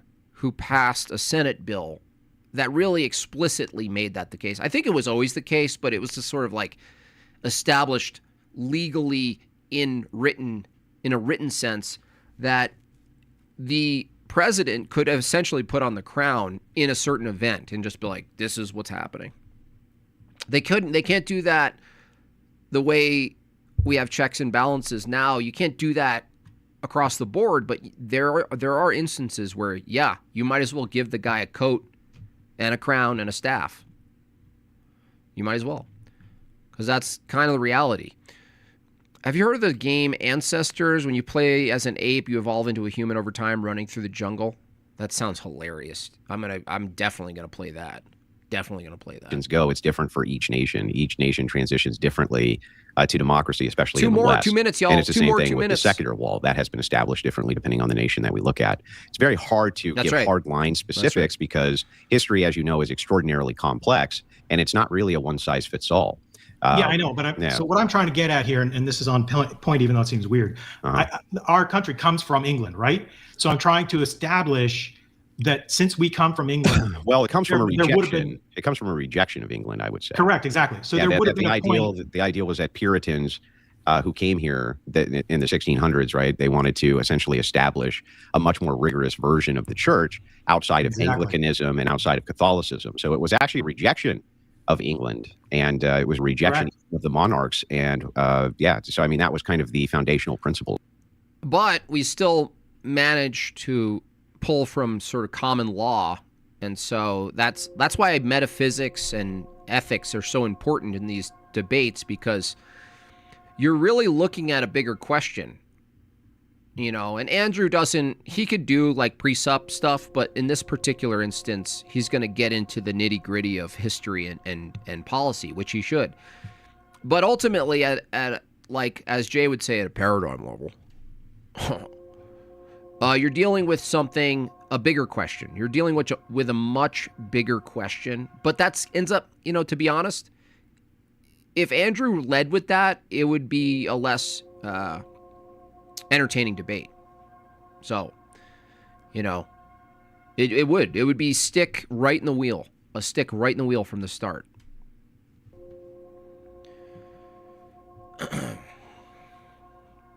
Thank you so much, y'all, for turboing up and getting that gold medal. Really appreciate you.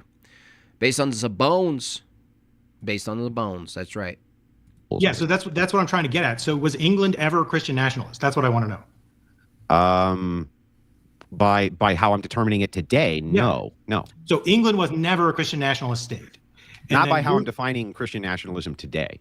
Okay. No, but the thing is like, I'm not sure that how you would define a republic today, that England was ever that either. So like, this is what England is a republic now? We're using kind of modernist. I think it's much more broadly not, actually. I think it's much more broadly moving into universal suffrage and not necessarily a republic anymore. So was the UK ever a republic? I don't know. I'm on the fence about it. Maybe. Okay. Is it a democracy now, or is it still I would say it's a democracy, yes. Okay. And when did it switch from being a monarchy to a democracy?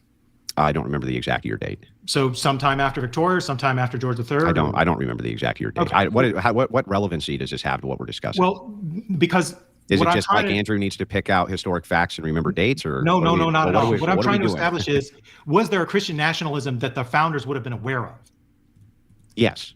Okay, and what would that have been? That would have been the model, or? Well, no, that would have been the states. So What happened with us was we had the Articles of Confederation first, and secularists forget about that often.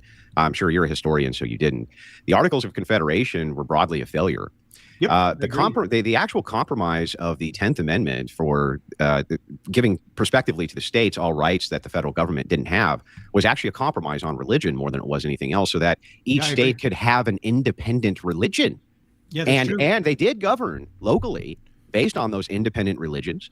And that model persisted for a long, long time, in fact. And so the thing is, it's like, hang on. So yeah, that would have been broadly Christian nationalism or something akin to it. Yeah.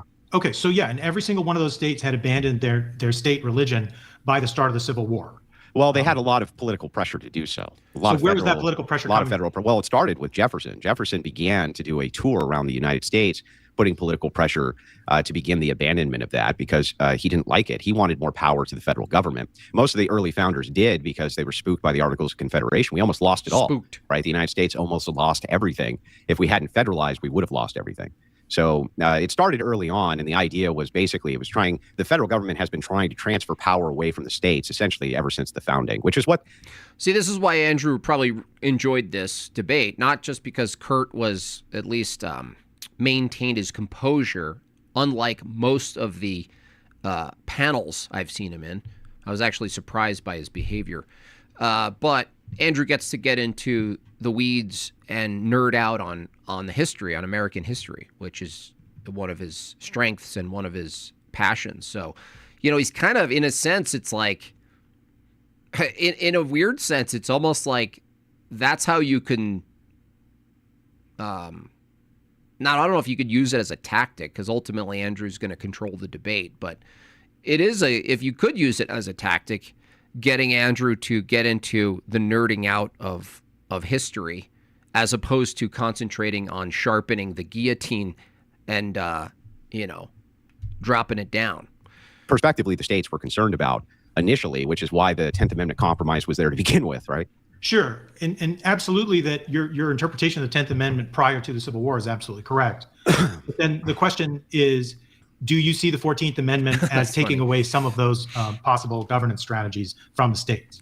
Yeah, well, you're allowed to amend the Constitution. And yes, I do think that, well, I think that I can point to many amendments, I think that weakened states' rights and many courts which weakened state rights. But when we get down to this, what we're actually arguing here, if we want to kind of jump to and get to the heart of this, I don't think that we're too off with each other on our historic interpretation. Yep. The idea here, though, is... That's right. He's repping Savage Memes in the back. You heard it here. He's supporting it. He's telling you to buy it. I mean, he's literally telling you to buy it. Is that we have moved from a representative republic, which we had at our founding, into something which is much more akin to universal suffrage and universal democracy, much further away from Republican ideals, which was set up for checks and balances specifically. And those checks and balances worked because we didn't have these independent voting blocks, which could then exert so much power against the federal government. This is huge. He totally misses this point.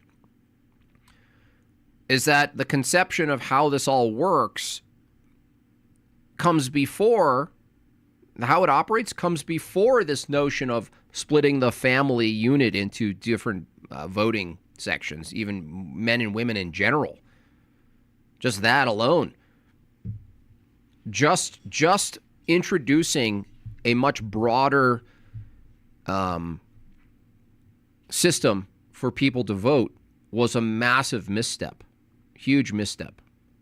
And it's not just because women vote emotionally. It includes all men voting too, and anyone who argues against the 19th Amendment when they're pressed ultimately will argue against certain men as well not voting. Someone asked me, okay, if we remove the 19th Amendment, but it meant you can't vote either, would you be okay? I said, hell yeah, I'd be fine with it. But the point is that this conception of democracy before the 19th Amendment and then the entailment and the shitstorm after, giving everyone this sort of like notion of a right to vote. It's not even a right, by the way, but it's a notional right to vote, is a disaster. It's a disaster. People aren't on even close to even playing grounds insofar as skin in the game. Knowledge of the policies, knowledge of how the system works. I couldn't even list all three branches of government. But the point is, voting itself, which didn't come up in this debate, but I wish it had a little bit more, because I do think it's relevant to this debate, voting. What I would levy against someone like Kurt is this argument of what is voting. I mean, like, when you take this approach to examining what a vote is, the way I define a vote for men is men collectively agreeing to not overthrow the government. That's what a vote is. A vote is the action, is the transaction from a collective of men in particular to say, I'm going to vote instead of using a gun because the vote needs to be backed by a gun and I'm outsourcing the gun. So I'm going to vote. The vote translates to policy. I'm putting my faith in a system that's going to actualize my ideology. That's what voting is, actualizing your ideology. So if voting can't be seen as anything other than actualizing your ideology, there's two things going on. One is you can't deny that your ideology, whether it's Christian, Islam, or anything else, is going to be informing your vote. Two, that you're totally willing for a group of men with guns to make sure that what you actualize through policy maintains. It's literally warfare. It's like civil warfare. But third is when men agree not to overthrow the government by way of voting, it's an ongoing, temporary, intermittent agreement to not overthrow the government or try. Maybe they can't overthrow the government, right? However, if you ask someone, well, what do women forfeit when they do this? What do they say? Like, men say, look, I'll vote in place of trying to overthrow the government. Fair? And they go, thank you for participating. What are women doing? What are they promising not to do? Gossip? Kill their babies? Look, I will vote. I don't have the collective violence to be able to fight you guys. But you know what I'll do? I promise to... No, I can't promise to not kill my baby. I can't even do that. I promise to be a good female... what can I promise? What should I do? What can I do here? No, you can't do much. Your leverage, ladies, is mothering children and raising the best human beings for a society. That's your leverage. That's your power. Your power isn't muscle. Your power isn't imitating men. That's not a power. Your power is feminine. God gave you a particular feminine power. Anyway, the point is, voting is a trade-off. You're actually saying, I won't pick up my gun. Okay, I'll use this stupid system you guys want. And so that's what's happening. Hang on. I'm almost done. Now, if it's framed that way, a second debate with Kurt, he couldn't possibly get out of this problem. Because you know what Kurt is saying? Kurt's saying, well, he admits, if you pressed him, he admits that it all rests on a group of people with guns actualizing a group of people who aren't using their guns, their ideology. That's what it is. And he's saying, I don't believe in that. Yes, you do. Of course you believe in that. Have you seen the females who are upset that the female Democrat they voted for in Virginia as governor was a former CIA, ran as a moderate, and on day one became the super progressive commie, created over 50 new laws and taxes? Yeah. That would be upsetting. I mean, they really shouldn't be in politics, honestly. Most men shouldn't be in politics, but, you know, when you look at, I think it was Rachel? She just posted a clip from, I think it was the 70s even. And it was the same liberal, softened take, right? It's not even a failure of women. It's you know what it is? It's women have a strength. Their nature and their traits and the things that are good that God gave them is for doing good from a female perspective, mothering, nurturing, caring, organizing. For most of us, our house would be a complete disaster without women. Complete disaster. Things misplaced, things on the ground, because men generally can tolerate a disaster. We can tolerate a mattress, a gun, an Xbox controller, and some books, right? We can manage. Yeah, I'll sleep I don't have a blanket. I'll use this towel. Fine. Women, coincidentally, I thought about this. Women in the house, especially, they know the place of things. Women know the place of things. Now, isn't that interesting? Is that the female power in the house is they know the place of things. And I just think it's beautiful that women also know their place.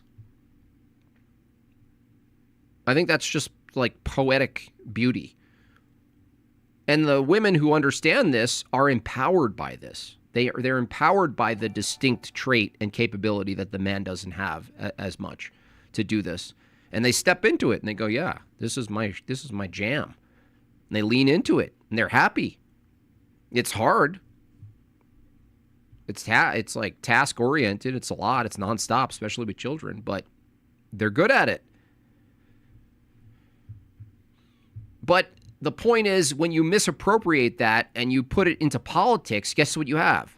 You have women trying to organize society the way they organize a house. They treat human beings the way they would treat their children.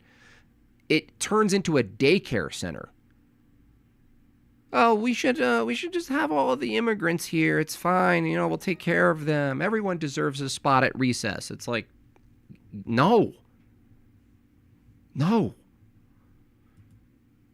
Yeah, pretty much this. Yeah. Come on, we can all just get along. It's like, no. That's different. That's a different rule set. How to order society, that's force-based. That's not read him a book. That's not let's talk it out. No. Ordered society with law is brute force. He's flexing his 17-month badge. Nice. That's worth flexing. Definitely. And that's what's happened now. And so the question that I have now is like, if it's the case that you want to move to a universal democracy and you want universal suffrage, which it seems like you're advocating for that, then what the hell is wrong with people having universal suffrage to end universal suffrage? That's part of the American experience, right? That's right. Is to amend I'm the not Constitution. advocating for universal suffrage in the sense beyond just the basic rules that we have built in the United States over the last quarter millennium. Yeah, but I mean, that's a lot. That is universal suffrage. Like, there's only a few people barred from voting. You have to be a felon or underage, and basically that's it. Everybody else can participate. So that's not like something new. That's just the way things have been. It is something new. It's something brand new. It's in accordance with American history, that is a new experience. That's right. Universal suffrage. Are you talking about just the Civil Rights Act as like since the Civil Rights Act, the last 60 years? No, even pre the Civil Rights Act. We're talking about women's suffrage. We're talking about the 19th Amendment. Yeah, we're talking about women's suffrage. It's not about what I can figure out. It's about what's important, and cleaning the world is more important than cleaning the house. That's true. And beautification of the world is also good too. There's this overlap, environmentalism, like the left sort of dirty hippie dirtbag stink bomb has sort of hijacked environmentalism. But there is a Christian lens even through the Christian lens where what you'd call environmentalism and beautification and stewardship, there's a huge opportunity. Now, I don't know if you're referring to that, but you're talking about cleaning up the world like bulldozer style, right? You're talking about cleaning the streets, right? Bulldozer style, I assume. We're talking about the states moving away from having the masculine actualizes and feminism possibilities. Elections held in the states to now national elections. It's like the feminine is about the possibility of something, and the masculine is the actualization. I'm speaking from a sarcophagus filled with pig blood. I'm in a float tank with various fluids from different animals. I hope it works. We have been moving into more of a universal suffrage system since the founding, essentially. In fact, the political parties spawned. Right. When they spawned, universal suffrage was kind of a response to them. They wanted power blocks. Okay, but I'm trying to get, like, are you suggesting that because the suffrage is so broad, the religious representation is skewed against Christianity, and that if suffrage were narrowed, Christianity would have a better chance of repealing amendments? No, I'm saying that ultimately, if we're going to break down. Do you think women hold an internal jealousy about how little it takes to make men happy or comfortable? Feminism is chasing something it can never catch. I don't know about that. I know women probably get fed up about, like, sort of like the,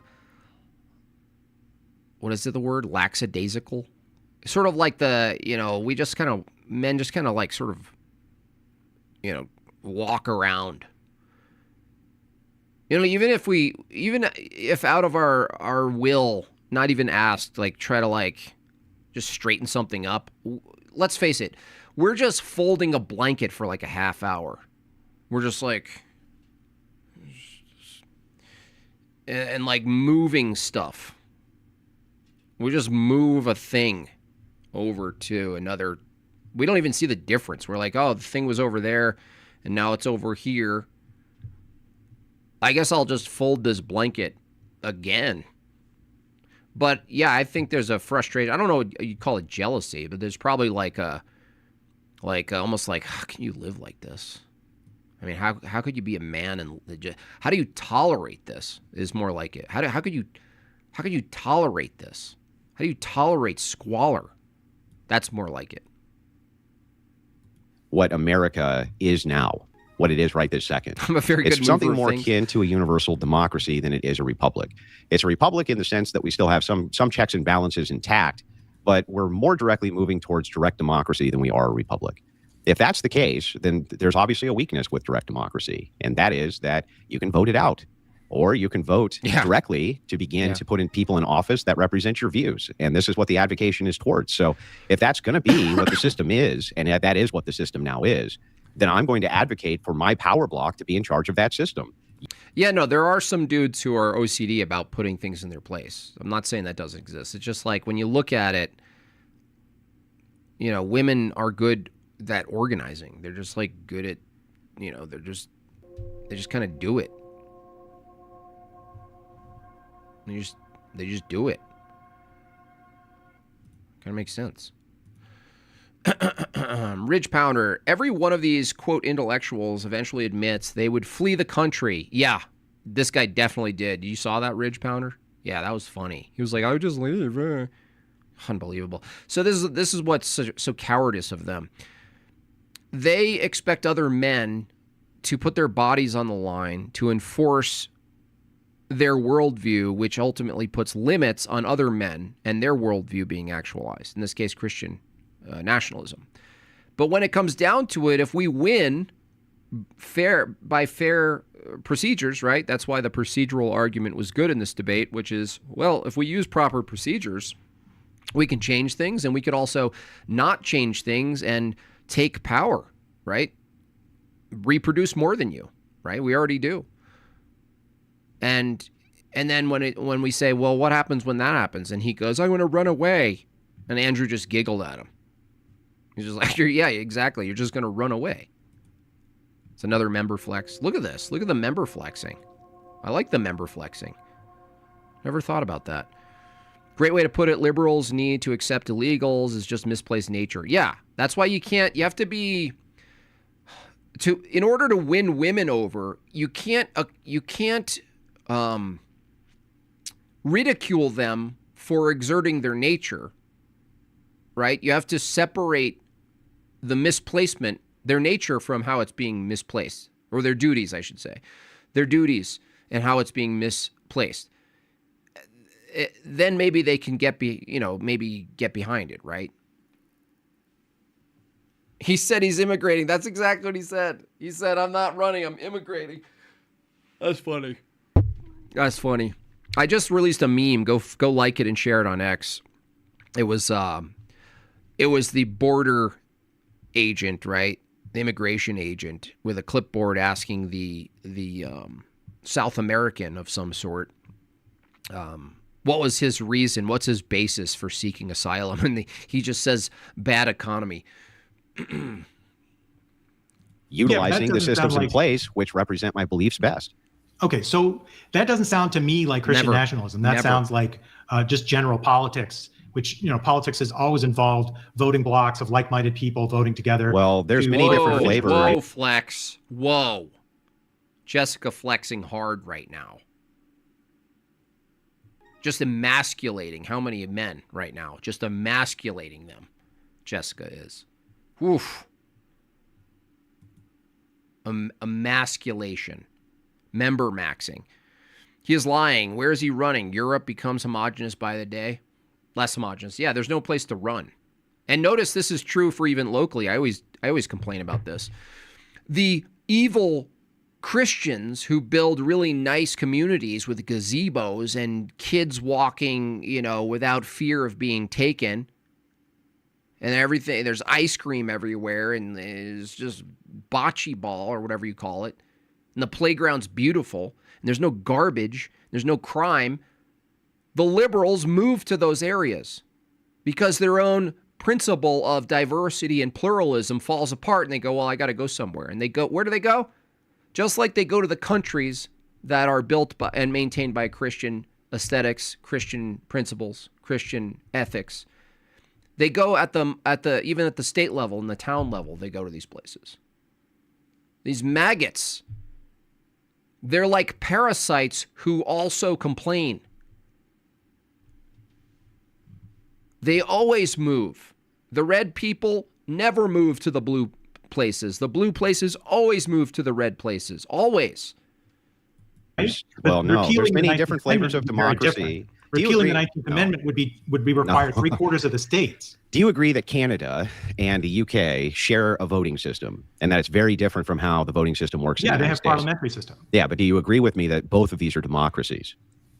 Yeah, sure. Okay, great. Then when you say that's not what Christian nationalism is, I say it is what Christian nationalism is. Yes, it is. You're just saying that there's a form of Christian nationalism you think it's not. And it's like, no, not really. What the major advocation here is, you're not debating them, you're debating me. And I told you what it is that I advocate for. And what I advocate for is utilizing the systems of direct democracy to put Christians in charge to end the system of direct democracy. Yeah, San Fran, you look at same thing. There's classic old footage from whether it's Paris or San Francisco or any of these places.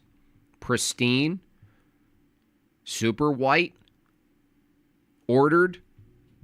Now keep in mind there's still like shenanigans happening, but at least they hid it.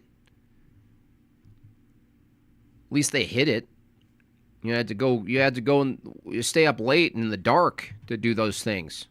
In fact, that's what probably made it more fun. Got to start somewhere? Welcome, Nim. Thank you so much. Thank you. You do. You have to start somewhere. Stupid. Okay, it's but a stupid system. Scholarly accepted definition of Christian nationalism. That's an appeal to authority. It's a fallacy. Okay, you're not debating them. You're debating me. That's not a fallacy because I'm not making a deductive argument. Do I recognize? I don't. Okay. Did I give you what I define Christian nationalism as? Yes, I did. You're not debating with scholars. You're debating with Andrew Wilson. So, Andrew, just to be clear, you are against authoritarianism. You are against ethnic purity. You are against the embrace of the idea that the elites are against. Well, hang on a second. You're now you're loading a bunch of stuff onto my position that I didn't say. Definitions, and you're telling me you don't. Those are definitions that you have decided upon. From who? From what academics who study this? Which academic? Right, but I'm trying to say, so your Christian nationalism is not what they say Christian nationalism is. Well, you haven't told me which scholar's saying this, why he's saying it, and how we determined that that's weaseling. Criteria. This is the moment he starts weaseling. It's always the same. Same thing happened to me with Corinth. I said that was my mistake. That was my mistake going in. I didn't think to go, wait a second, I should probably be really rigorous with what he defines Christian nationalism is, which he defined it as when Christians worship the state over God. Of course, I don't accept that if that's the definition. Same thing here. Kurt's like, well, these fancy people wrote it down somewhere. Andrew's like, where are they? Who are they? He said, that's what I'm saying. Your view disagrees with their definition. I'm presenting a proprietary definition of Christian nationalism. Well, that's not. Are you debating someone else's definition? Cool. Andrew just has to say, okay, cool. That's not what I'm trying to do. So why are you debating me? Why are you debating me? Which are an embrace of capitalism, hypercapitalism. Thank you. Shout out to all the Jortlandian funding fathers. Yeah, if you could be a funding father, you know what, Lasagna, that's a great idea. I'm gonna rename one of my memberships as a funding father. Thank you for that meme. Really appreciate that.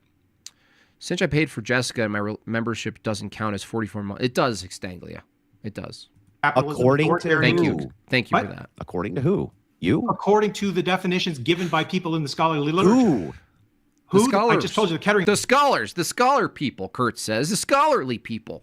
You know, those scholarly people. Foundation. The Kettering Foundation. Yeah. Now, The Ketamine Foundation? I am not surprised. I am not surprised. Kettering It's mainly Foundation. based on Whitehead and Perry's work. But let me be clear. Okay. All right. Hang on. Let's back up. I just want to make sure I get this right. What makes the Kettering Foundation an authority on the advocacy of modern Christian nationalism? Nothing makes them authorities. Exactly. They're not authoritative. If you're saying your definition is a bespoke definition that doesn't Prius have badge? truck with the standard definition, that's fine. You can There define. is You know no what? standard definition.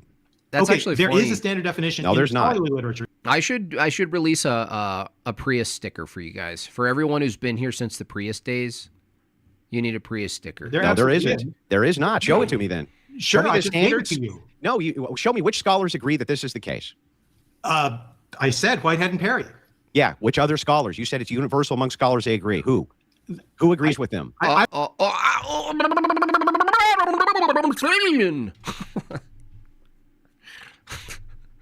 Ruh-roh.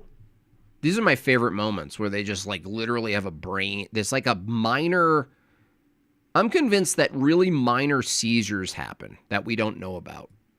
And they happen in debates all the time. And this is one right here. The Kettering Foundation. The Kettering Foundation. Yeah. Now, this Kettering It's mainly Foundation. based on Whitehead and Perry's work. But let me be clear. Okay. All right. Hang on. Let's back up. I just want to make sure I get this right. What makes the Scholarly Kettering scholars who Foundation love an Scholastic. authority on the advocacy of modern Christian nationalism? Nothing makes them authorities. on Exactly. it. They're not authoritative. If you're saying your definition is a bespoke definition that doesn't have truck with the standard definition, that's fine. You can define. There is it. no standard definition. Okay, there is a standard definition. No, in there's not. scholarly literature. No, there absolutely isn't. is. There is not. Show it to me then. Sure, show me I the just gave it standards. to you. No, you show me which scholars agree that this is the case. I said Whitehead and Perry. Yeah, which other scholars? You said it's universal among scholars. They agree. Who? Who agrees with them? I don't know. You don't know. You're not letting me make stuff up, Andrew.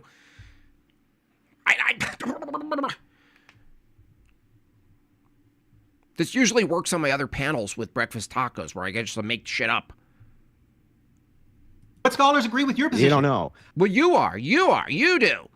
He doesn't need, dude, he doesn't even need, Andrew doesn't need to appeal to a scholar or an authority. Andrew could say that he's spearheading single-handedly his conception of Christian nationalism. You understand, Kurt? He doesn't need to. All he needs to do is present what he conceives of as Christian nationalism. And by your procedural system that you're defending tonight or last night in this debate, if he uses that procedural system and gets a bunch of people to agree with Andrew's definition of Christian nationalism, then it's perfectly American. It's pro-American, in fact. And if America is made up of people who agree with Andrew, then his conception of Christian nationalism is good, definitionally, for America. It's really simple. I'm not making an appeal to them. You are. Okay, I'm not making an appeal to them. I'm trying to find out your fucking definition, dude. I told you to you already, and I explained in so I depth. want to clarify what it excludes from the standard definition so I can deal with it. That's not the standard definition. It is a standard definition. In fact, right now, like even though it's annoying when the opposition does proprietary definitions mid-debate, Andrew could actually just do one. There's nothing stopping him in his position from just inventing a proprietary definition. Now, if Kurt agrees with it, if it's has some notional truth to what Christian nationalism is, which it would, even in the basic sense, a majority of Christians that represent America because they live there the majority of people who live in America, let's say, simple terms, populate government and influence government, whether it's changing the amendment or not. They just influence government completely derivative of their theological views. That's it. That for that time period, that's Christian nationalism. So long as the majority is held and the majority of government actors represent actualizing Christian ethics through policy, that's Christian nationalism. And if the majority of America was Christian, that would have to be good for America. No, it's not. It's just a definition you decided that you're going to appeal to. Are you saying you are your version of Christian nationalism is not authoritarian? Is that correct? Everything's authoritarian. No, it's authoritarian to put limits on Christian nationalism, dummy. You big dum-dum.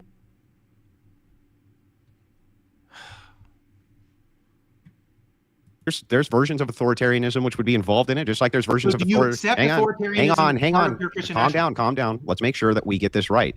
Do you think that representative republics use authoritarianism or not? No, representative republics are by definition okay. not Well, then what is? That there's no single man rule and there are checks and balances. So that's authority. You still need an authority for that, dude. All you mean by authoritarianism is that one guy rules everything? Yeah, I mean strongman rule. Yeah, a caudillo. Yeah, I'm not adverse to there being one person who's in charge. That could be possible under a model. Is okay with authoritarianism. Yeah, so is your anti-authoritarian stance. This is like low-tier anarchist logic. So you're okay with authoritarianism? Are you? No way. I would do anything to stop it. Would you do authoritarianism to stop it? I never really thought about that. Well, if you're defining it, I would run. No, I wouldn't stop it. I would run. Okay, good job. Good job. Can you imagine the idea that a country can be filled with men like Kurt is more horrifying than any scary man with a mustache. Honestly, what's more horrifying than a scary man with a mustache pointing and screaming and writing all caps speeches? What's more horrifying to me is a nation made up of men who are like Kurt. That's horrifying. As just one guy who's in charge, right? Then yes, there can be a case that can be made that would be fine. Sure.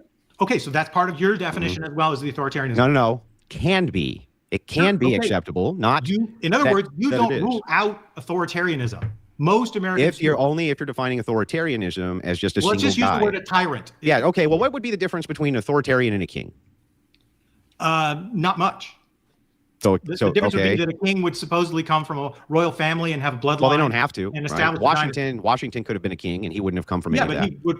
Again, if he had become a king, he would have been established as a divine right, just like the Chinese established their dynasty. Okay, so there's no difference there. What about an autocracy? What would be the distinction between that and an autocracy? So typically an authoritarian or an autocrat or a tyrant would be somebody who seizes power or just a king, claim legitimacy, or just a king. They often end up becoming Kurdistan, where everyone's huddled, where every man is huddled in the corner of their closet, afraid of the external world. Kings, that's correct. Yeah, well then, you could have a Christian nationalism, which a king was acceptable, sure.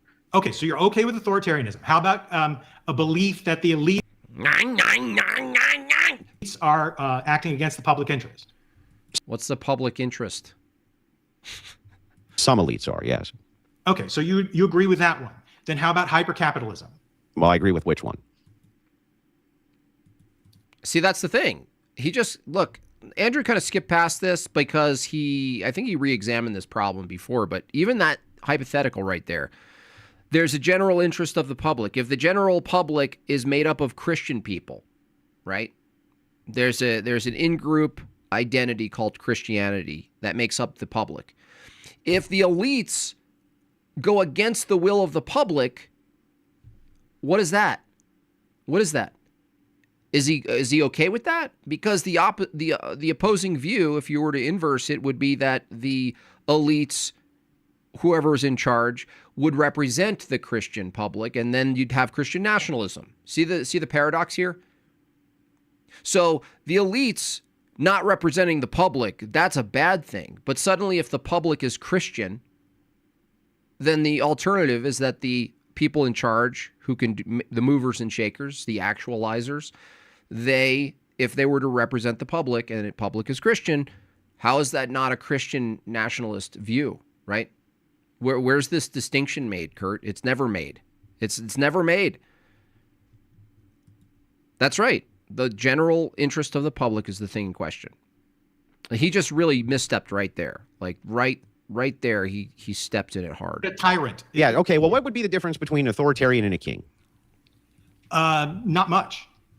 So The difference would be that a king would supposedly come from a royal family and have a bloodline. Well, they don't have to. And Right? establish a dynasty. Washington could have been a king, and he wouldn't have come from Yeah, any but of that. he would, again, if he had become a king, he would have been established Secular as a good. divine right, just like the Chinese established their dynasty. Okay, so there's no mandated heaven. difference there. What about an autocracy? What would be the distinction between that and Right. an So typically an autocracy? authoritarian or an autocrat or a tyrant would be somebody who seizes power Or and just a doesn't try to king? claim legitimacy. Or just a king? They often end up becoming kings. That's correct. Yeah. Well, Ms. then, Khan is yeah, a perfect then, example. then, yeah, you could have a Christian nationalism, which a king was acceptable. Sure. Okay, so you're okay with authoritarianism. How about a belief that the elites are acting against the public interest? Some elites are, yes. Okay, so you agree with that one. Then how about hypercapitalism? Well, I agree with which one? Hypercapital, like being No. Back up to the elites. capital economics. Yeah, back up to the elites. So there's a general belief among Christian nationalisms that the elites are against the public and that they're selling the public out. So there's a belief of almost everybody that that's the case. Okay, but again, I'm just trying. He doesn't even know. He doesn't. Kurt does ask a lot of questions, but he doesn't know what his logic tree is. He doesn't know where he's trying to. He's just trying to avoid being pinned down, essentially. But he doesn't know where. So like if I run a line of questioning against like an evolution proponent, I'm trying to get them into a spot where their answers become incoherent or contradictory. But in this case, he doesn't really know what he's trying to argue against for Andrew, because any example he posits, and this was seen in this debate, any example he says is not good, you can just swap out the groups and suddenly it's good, right? So I always ask these people, do you believe in a secular nationalism? If you don't believe in Christian nationalism, are you okay with secular nationalism? All this dude wants to do is blow past things as fast as possible, get sound bites from Andrew, and seem to be that seem bad to people who disagree with him. Yeah, but at least he honestly didn't spurg out as much as I thought he was. I thought he was going to really, because I've been into panels with this guy, and the way he interacts with Andrew is not how he interacts with me. He's such a weasel on panels.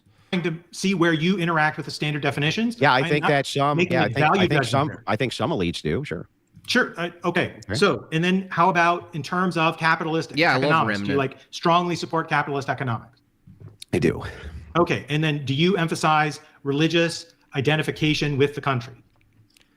Like this is a Christian country. Yeah. Yeah, I would prefer that. Sure. Okay. And then do you recommend ideological and ethnic purity? When you say purity, what does that mean in this That context? means you don't want immigration. You don't want dilution from people from other lands and other language communities. I'm fine with limited immigration. Okay. So honestly, the definition that the scholars give is not too far from your definition.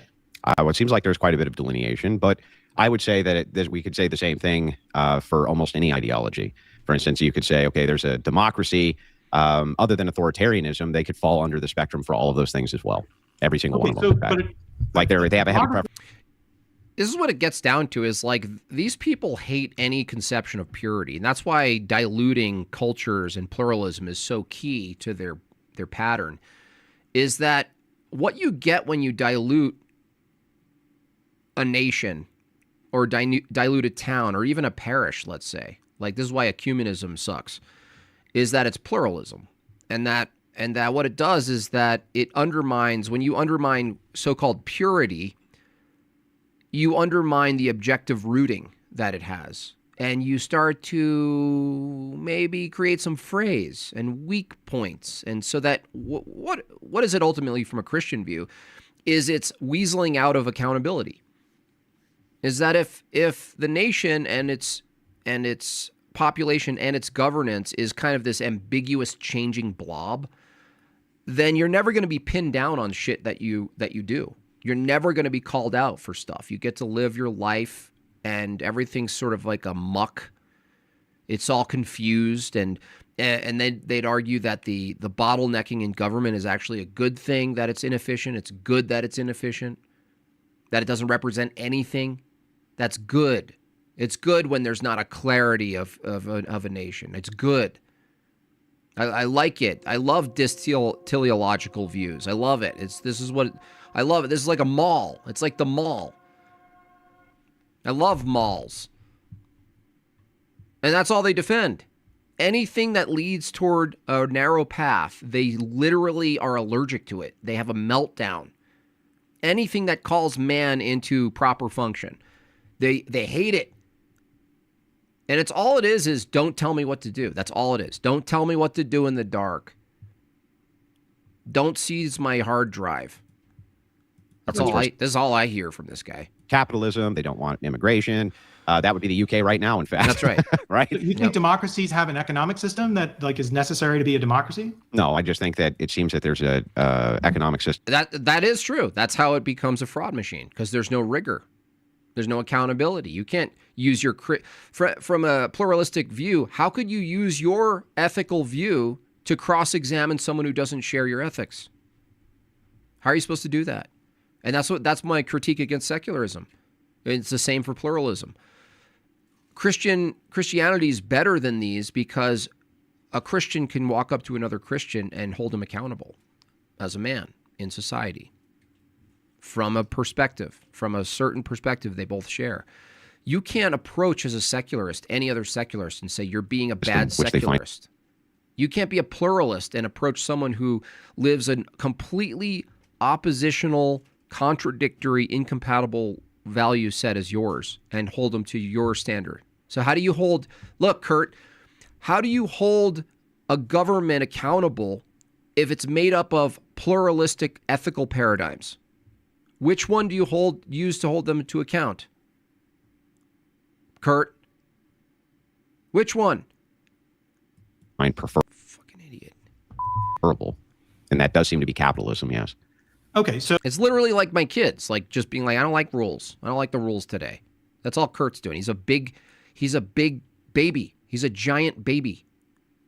So, yeah, but you can imagine like a democracy like Norway that has a very like highly socialistic mixed economy. No, it's mostly capitalist. Right? It's mostly capitalist. It has strong social safety nets, but it's not very socialist. Do you know the Mustache Man speech on democracy? No, but it would be fun to learn it and present it, and nobody knew what it was, but it sounded really good to say. But you never link it to the Mustache Man. Maybe I'll do that.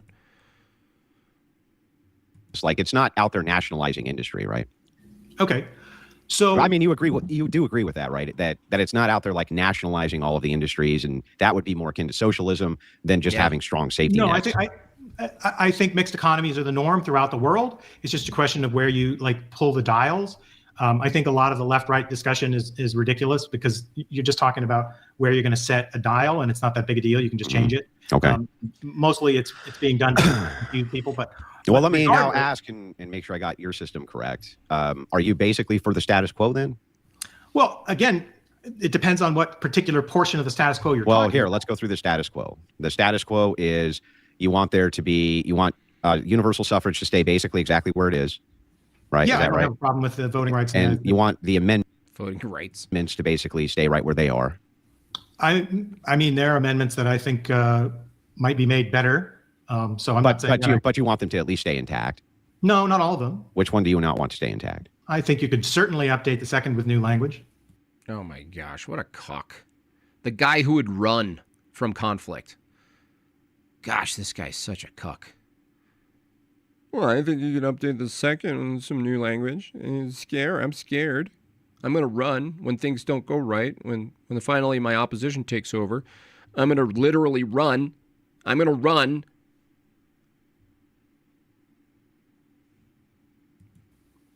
Okay, so you just removed the Second Amendment. Any other amendments? I mean, I don't. Of course, that's the one he would change. Yeah. I think we could update the language of the Second Amendment that requires also people with guns to uphold the language change in the Second Amendment. Yeah. Such a coward. Just such a little pathetic coward. I have a coherent theory of government that I'm defending here. I'm just going against. Well, I'm not asking for a coherent theory of governance here. I'm just asking. I just want to make sure that when you're debating this, are you debating this from the position that the status quo is better? Oh yes, the status quo is definitely better than Christian nationalism. Okay, so the status quo is definitely better. Okay, got it. So the status quo then is basically what you're defending against Christian nationalism.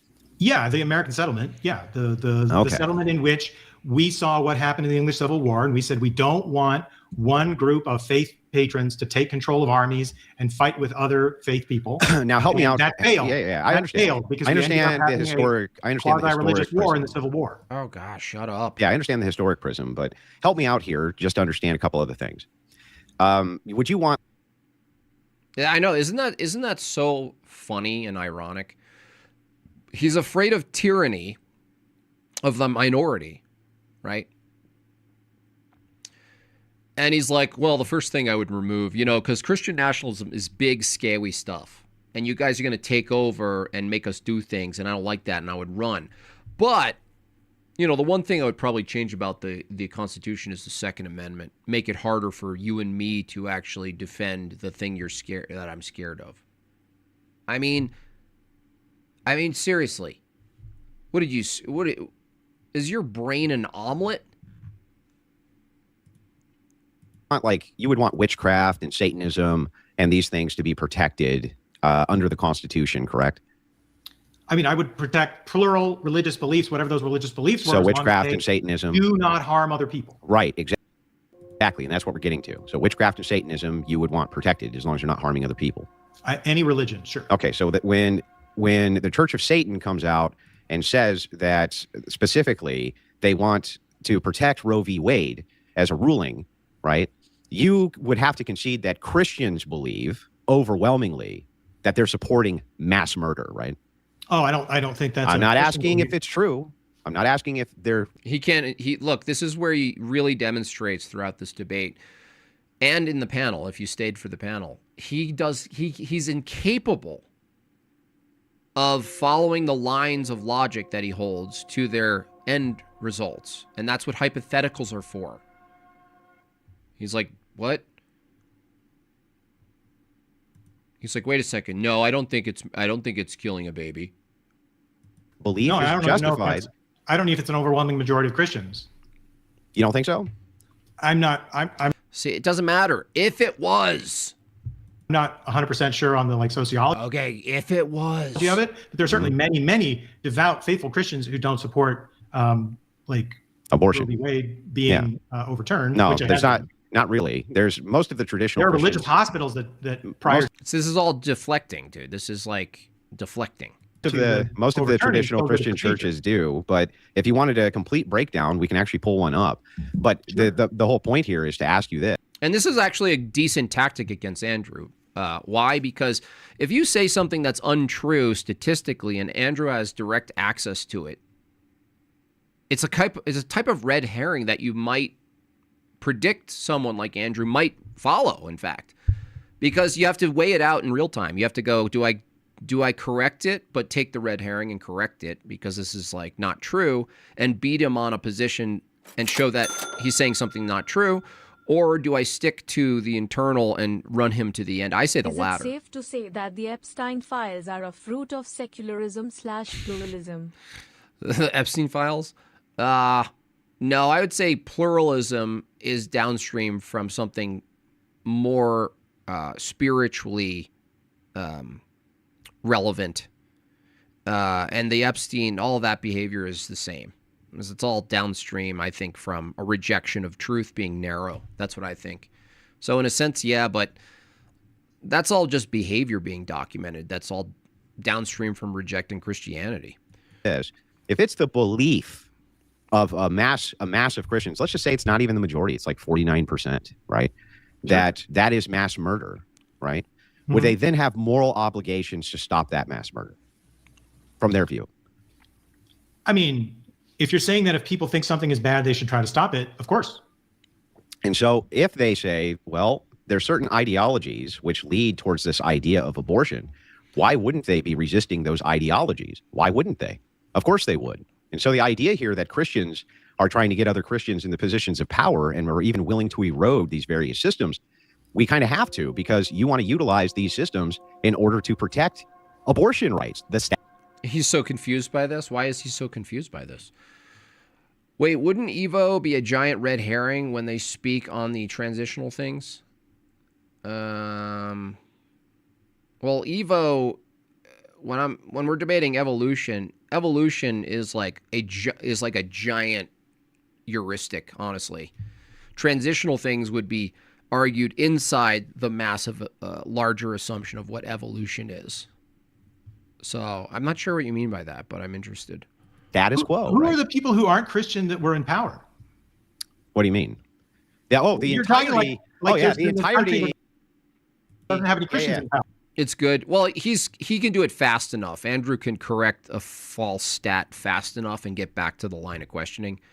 But Kurt is known. Andrew hasn't seen Kurt much, but Kurt's known for avoiding these kind of logic trees that end his position. He's known for it. So, Power. Well, who are those people that are not Christian? Well, I would argue that there's a fourth branch of government, or possibly even a fifth. Some people refer to the media as the fourth branch. It was a boring debate. Well, it certainly wasn't a, quote, bloodbath so far as like elevated antics and stuff. Government. I've never really thought so. I've always thought that the fourth branch is the lobbyists and the NGOs. So it's like a group of elites who are controlling. It's not even a group of elites. It's just corporate interests. So you agree with me that it's documented that there's hundreds and hundreds of NGOs which have assisted with abortion rights advocacy in the United States. That's not even in question, right? I think there's hundreds of NGOs on most sides of most issues. Yeah, sure. Certainly. So that's not even the more NGOs. So that's not even in question, and that many of them are millionaires and billionaires, as Bernie Sanders, which are millionaires and billionaires, right? Millionaires and billionaires on either side of each issue. Totally. Shut up. Both of you can't do it. Don't even. Neither of you should do an impression of Bernie Sanders. Neither of you. Okay? Never do it again. I totally agree. But the point here is that's why I said some elites, right? If it's the case that you have a mass majority, or not even a mass majority, but a mass of people, right, who are funding abortion advocacy, and you're saying, no, the status quo is better. This is why I said in my opening statement, better for who? You say it would be the best thing for Christians. Remember, this is what you said in your opening statement. Yeah, what absolutely. You're here to defend is that it's actually best for Christians. Can you explain to me, sir, how it would be best for Christians from their view to have abortion rights on demand for women? How would that be better for Christians? How? Well, let's. Only Jim Bob can do impressions? No. It's just that if you're going to do it, you got to do it. Let's not talk about abortion. We're not talking about abortion. We're talking about your claim, and your claim is Christian nationalism will be bad for Christians themselves. Yeah, it absolutely will. And then you say the status quo is superior to Christian nationalism. So then you would need to defend why it is in the status quo of you wanting there to be abortion rights on demand. How would that actually be better for Christians? Okay, let's just look at Ireland, right? So we can look at Ireland in the 20th century. It's a Christian nationalist country. It absolutely has. See, this is the thing. He doesn't answer questions. Andrew gave a very specific situation. How can you argue in this very specific situation that this isn't pro-Christian and isn't good for Christians who make up the majority, or even if half, 49%, or it doesn't matter? How are you going to parse out what's good for America if in a pluralistic society you can't actually examine from a government perspective what's great for America, because there is no whole. There is no whole. You have to choose. You have to pick and choose. That's the point. That's why I think this debate should have been called pluralism versus Christian nationalism. Pluralism versus Christian nationalism. That would have been good. I'm usually for single affirmatives. It's a little more focused. But in this case, this would be an exception where the battle between the two draws out the contrast between the two views and doesn't allow Kurt to skirt. Kurt the skirt. had church control of these sorts of things and abortion was outlawed. And what you got were these residential homes where these women who couldn't get abortions were going. They were massively abused by the Catholic Church. They were subjected to all kinds of abuse, all the ones I want to mention. And their children were sometimes died out of neglect and buried on site without any kind of knowledge of the state. How did abortion? Yeah. What's good for society when pluralism has multiple standards for good? Yep. And multiple types of, ways of living as well, right? Even if you look at it from a not moral position, but just a practical position, cultures don't operate the same way. They don't have the same standards for things, how they do things, how they, you know what I mean? Like, for instance, generally speaking, super Asians, I'm not talking about half and quarter Asians, they slurp their food and they make disgusting sounds all over the place. That's not good for me. That's not good for people like me. Abortion. How did abortion? That was because there was not a way for women who wanted to terminate a pregnancy to get that done legally and safely. Wait, how many cases of this do you think there were? How many cases of this do you think there were? The Magdalene homes? The Magdalene homes are of national women. Of women who were not able to get abortions who wanted them. They see. I'm telling you, dude. This guy Kurt has a bag of red herrings, and maybe Andrew's just like bored and just kind of wants to go in any direction, for this debate. Like, it's not a big debate. There's not a lot of, not a lot at stake. It's just kind of like a hangout night, until his steak's done or whatever, But this dude is just buckets. He's just pouring buckets. They wanted them. In you Ireland? have to define that, yeah. That's why the Magdalene homes existed. But because they couldn't get abortions? In the entire country. And do you think that the Christians would have supported you putting it? Jim Bob, a channel named Skeptical Agnostic made a video about Jay Dyer's views of evolution. Yeah, I'll take a look at that right after this. I don't know how much more I'll take of this because I just wanted you guys to see some of it. And rigorous abortion rights for women? Well, On-demand abortion? did put in rigorous abortion rights. The Irish government did, pushed by secularists. That's true. Wait, the Irish government is, as far as I know, run by Catholics. Hey, JB, still do debates against the mind equals brain types? Sometimes. Some of my favorite content of yours when you do internal critiques. I might be debating some dude soon, physicalism. It's, it's like philosophically based. Sometimes it could be a little bit boring, but I don't know. Pushed by secularists, though. That's why I've referenced NGOs and special interest groups. About the abortion issue, which is irrelevant to Christianity. No, it's not. It's not irrelevant to Christianity. If Christianity takes hold, and from your view, Christian nationalism is Christians exacting and actualizing their worldview into law, it would include things like abortion, dude. The hell is wrong with your brain? What would you say if I told you I was mentally retarded? What are you saying? It's literally making laws that, from your view, harm the woman if you don't let her kill her offspring. That harms her. Well, what does abortion have to do with it? What's wrong with these people? That's irrelevant. Let's point this out. There's nothing in the Bible about Tell abortion. me in the right now. There's nothing in the Bible about abortion. Now, you just accused him of bringing in something irrelevant. Who cares what you think is in the Bible, Kurt? Kurt the Skirt.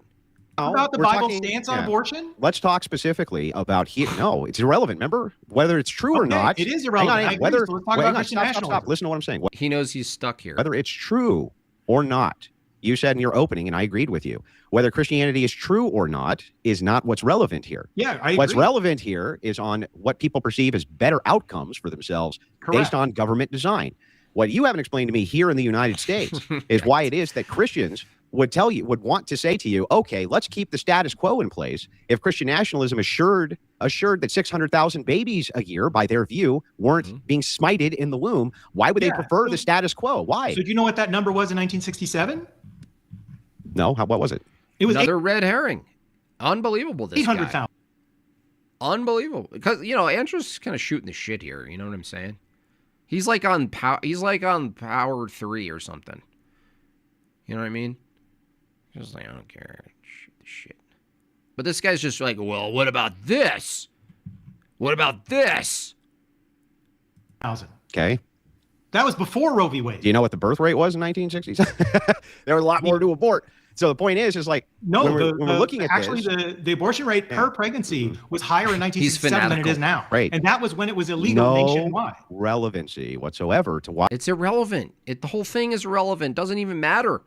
To you explaining to me how it is that Christians would want to enforce your ideology of the status quo if it's the case that Christian nationalism is promising them an abolishment to abortion, which is the issue of their time. The abortion issue is a single issue that can be handled through normal political means and what a moron. Normal political means is people's ideology, in this case, their theology, interpreting and informing law.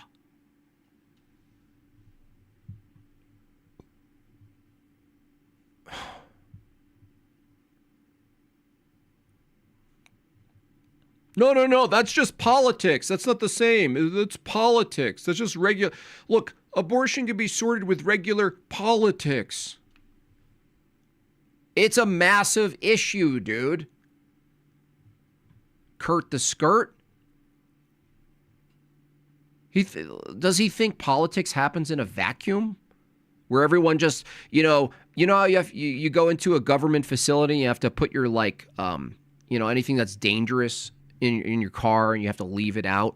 He thinks that people, when they take on government roles and influence and help write legislation, right, or judge whether a legislative article is just or not, does he think that they literally put their conscience in a bucket? No cell phones in the building. Okay, I'll put my cell phone in the bucket. What else? Oh, by the way, leave your conscience and all of your ideology in a bucket too. You're coming into this scenario as a blank slate. You're basically a skin bag. Fucking idiot, man.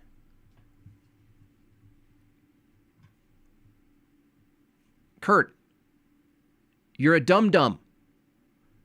Has been handled in a way that I don't support. It hasn't. Through normal political means. It hasn't been handled through normal political means. What the hell does that mean, dude? You're a freaking nonsense machine. Normal political means. What's happened? Overturned Roe v. No, Wade. what Christians want is they want a constitutional amendment that you cannot get an abortion.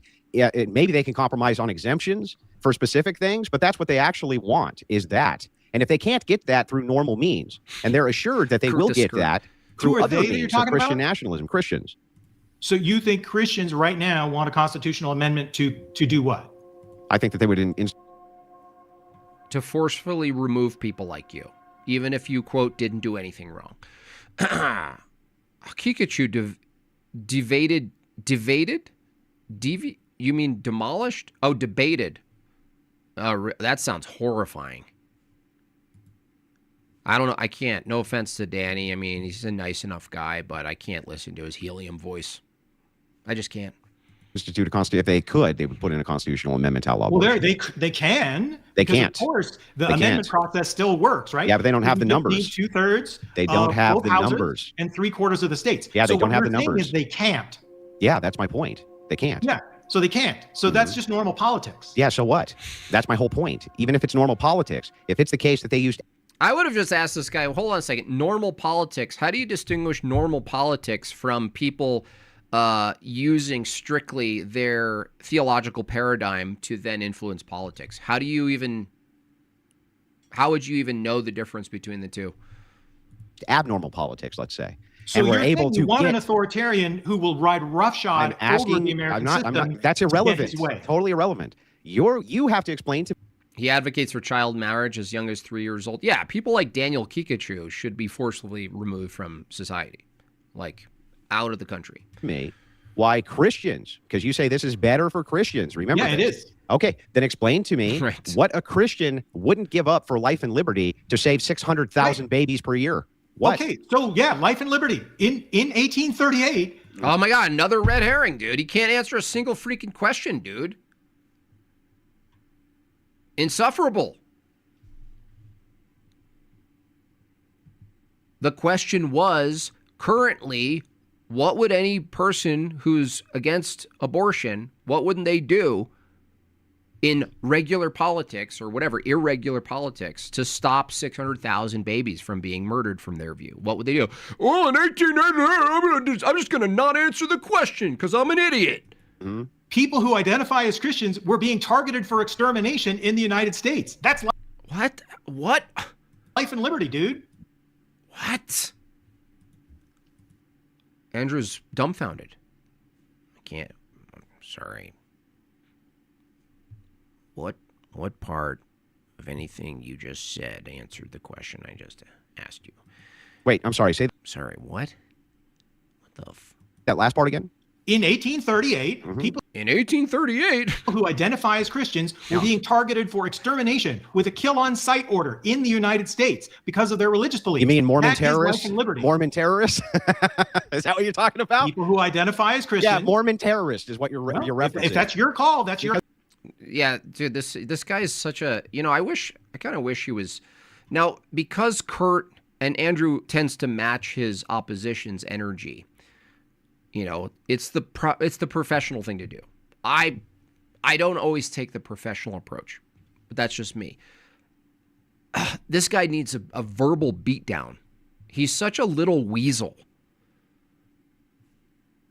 Totally deflects every single damn point. Deflect with new stats, and then he probably knows Andrew's going to take the bait with these historical accounts, because he's not only introducing something that's irrelevant, but he's introducing something that Andrew has the capacity to correct.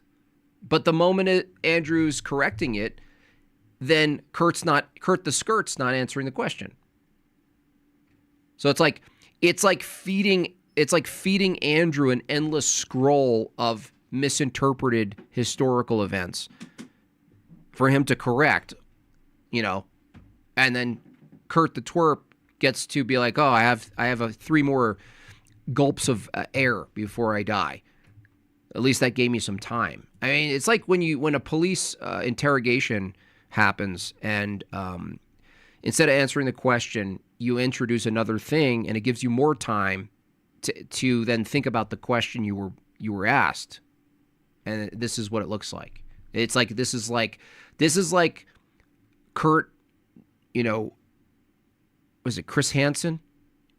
Like, if you just swapped Andrew out with Chris Hansen, Kurt's responses would make sense in that show. Because that's what they were. They were more. I mean, it's just total nonsense. It's actually it's infuriating. Anyway, what was that? Skeptical agnostic?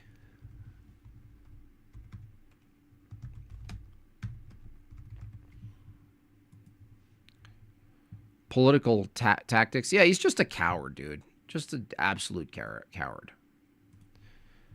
All right, let's see what this guy says about Jay's account of evolution. Convinced that Jay Dyer has never considered the possibility that he just might be wrong about anything. The way in which Jay promulgates his presuppositionalist worldview is raw, but with error.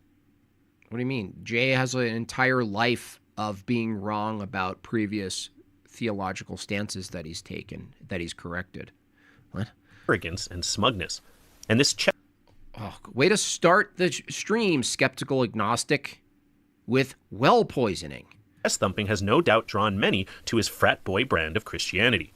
Jay prides himself on his philosophical prowess, expressed explicitly in his pet argument, the transcendental argument for the existence of God. And yet, as I've already demonstrated in a past video, Jay's defense of Tag is intellectually deficient and leaves much to be desired. That's not a counter. If Jay is this intellectually impotent when it comes to a subject that he prides himself on, like metaphysics and epistemology, how much more rationally suspect are his inferences when it comes to a subject that he knows absolutely nothing regarding? Enter the theory of evolution. The theory. Here we go. The trees leading to different trees that aren't connected by anything. Look at it. Look, I'm vindicated again. Look at this. You guys see this image? Check out this image. Let me show you the whole image. Look at the little ball. Look, because the question I posit always is, okay, you guys have all these trees that you don't believe are actually objectively branches that lead to bigger trees. It's like, and then you get to what? What's this? Anybody? What's this? What's this ball? Anybody tell me what this arbitrary ball is at the bottom? What is that, the initial ball? What is this, ball theory? What is this, cheese? Though I've never thought much of Jay, I always figured that, at the very least, he held respectable views regarding the scientific consensus on matters like biology and evolution. Oh, gosh, but stop. apparently I put too much faith in Jay's abilities because I soon Oh, you're so gay. Found out that not only does Jay reject evolution, but, shocker, he's a young Earth creationist. Jay is basically the Ray Comfort of Orthodox Christianity. Dude, this is all well poisoning. You suck. Now, I want to articulate at the outset here. This is how you know, like when people start their stream or their little counter and the first 5 minutes is just well poisoning, you know they're in weak sauce, a bowl weak sauce. If they could just counter the stuff, they can get right into it. They don't have to spend 4 minutes well poisoning, you loser. Here that I have a lot to explicate in this video. For the issue is not merely the fact that Jay rejects evolutionary theory, which is an intellectual red flag all on its own, but it's the asinine and downright laughable rationalizations Jay gives for rejecting evolution that really paint the portrait of someone who has absolutely no idea what they're talking about. To say that Jay Dyer is scientifically illiterate would be an understatement. God, it's all well poisoning. Terrible creatures these people are. The branches between creatures is called mutation magic, where things magically snap into other things. That's right. And by the way, Chaw, in between those little intermediate blips, those percolations of new creatures, every step has to be a new creature. Every step. In fact, not only will we see that Jay irrationally rejects evolution and accepts a young Earth, but we'll also see that Jay doesn't even accept the notion that the Earth travels around the sun. We'll also see that Jay doesn't accept the past experience of... According to your cosmology, you wouldn't know that's true either, because it's all relative. Dinosaurs, and we'll even... There's no static position according to the current model, so it's like, what are you talking about? That's not even a hill to die on. See that Jay doesn't accept the ironclad scientific field of quantum mechanics. Jay is basically the intellectual equivalent of a flat earther. Unbelievable, man. Just so. Does he get any pushback on this? Terrible human being, this guy. For all Jay's bluster and self-aggrandizement... Not a single counter-argument. Skeptical agnostic. I know you have a tiny channel, but I don't care. I don't care. You call in any time if you want to defend evolution against me, buddy. I will bite your head off. What did you just say about my proto-wolf great-great-great-great-great-great-great-great-great-pappy's proto-liver? Exactly. No respect. He is an absolute moron when it comes to understanding science and scientific methodology. Moron, doesn't know what he's talking about. Moron, doesn't know what he's talking about. He's a flat earther. He's a this, he's a that. He's Ray Comfort. Dude, do you have anything? We're 2 minutes in, you prick. Okay. Oh, man, this makes me so angry. It just makes me so damn mad. I just get so mad. I just get so mad.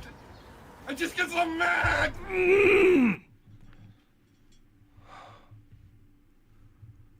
Just went to confession this morning, too. I've bashed Jay enough for now. For now. I have no arguments. Fucking prick. Now, let's get into the substance.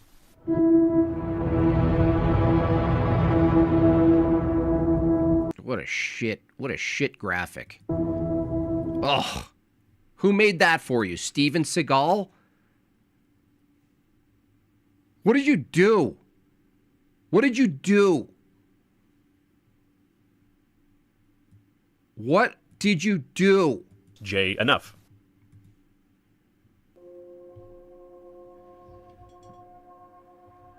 What are you doing? I think YouTube should institute what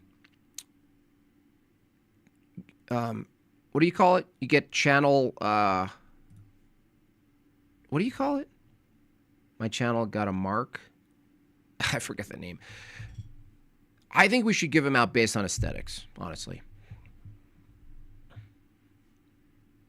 Oh shit, my channel just got completely shut off for a week. For now. Why? What was it? Did you violate TOS? Yeah. I don't know what it was, though. I didn't say anything about the Jews. Cool it with the anti-Semitic remarks. I didn't talk race at all. I didn't talk about anything. I didn't talk about jibby jabs. I don't know what it was. A strike. I got a strike. Said something about aesthetics? Now, let's get into the substance. Yeah, let's get into the substance. Everything you just insulted Jay for, everything has been neutralized with one single horrifyingly bad logo with smoke. I mean, this is look at the typeface on this. What'd you do? What'd you do this in? What'd you do this in? What does the smoke mean? What is the meaning of the visual of smoke? You have iMovie on your phone? Oh, and you had put a piano in there too? Oh, it's smoky.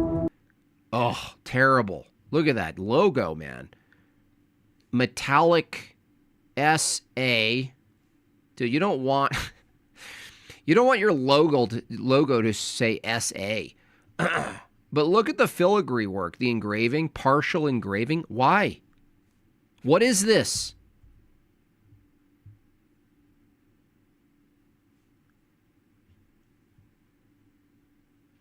What is this? Is it mystery? But what's the engraving? What's the metallic engraving? I don't get it. What is this? Is that a fart? Is that a skeptical crop duster?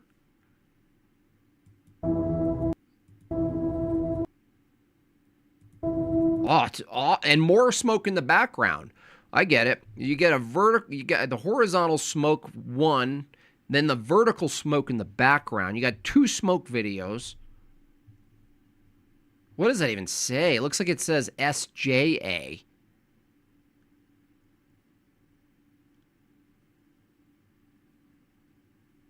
Oh.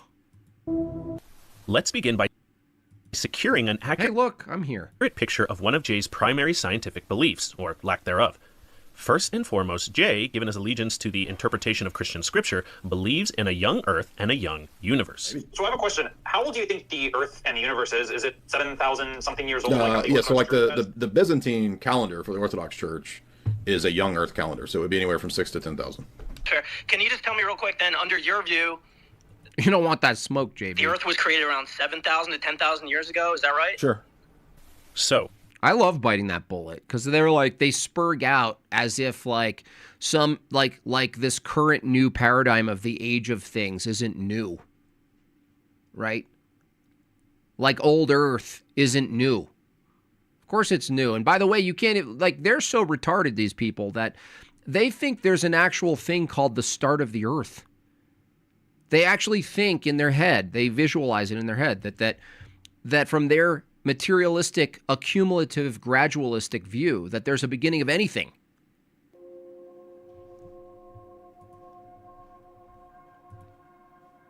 It's so easy. You just ask them a simple question. Oh, you believe in the age of the Earth? Is it pretty verifiable?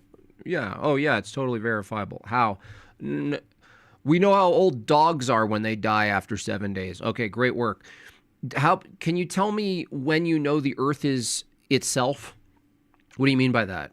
Is the Earth an identity? Yes. Okay, so how do you know the start of the identity of the Earth if it's made up, from your view, of accumulative particles of things that are not the Earth? What do you mean? You believe that the Earth, in some sort of cosmic bang, aggregated unrelated particular matter into a globular shape, right? Yeah. Okay. At what point did you say the Earth was born? Is it a small shape? Is it 3 globular shapes that are this big? Does the Earth need water for it to be the beginning of the Earth? Can it be what? What phase of this object do you say is the start of the Earth? Well, we don't have one. We don't have anything like that.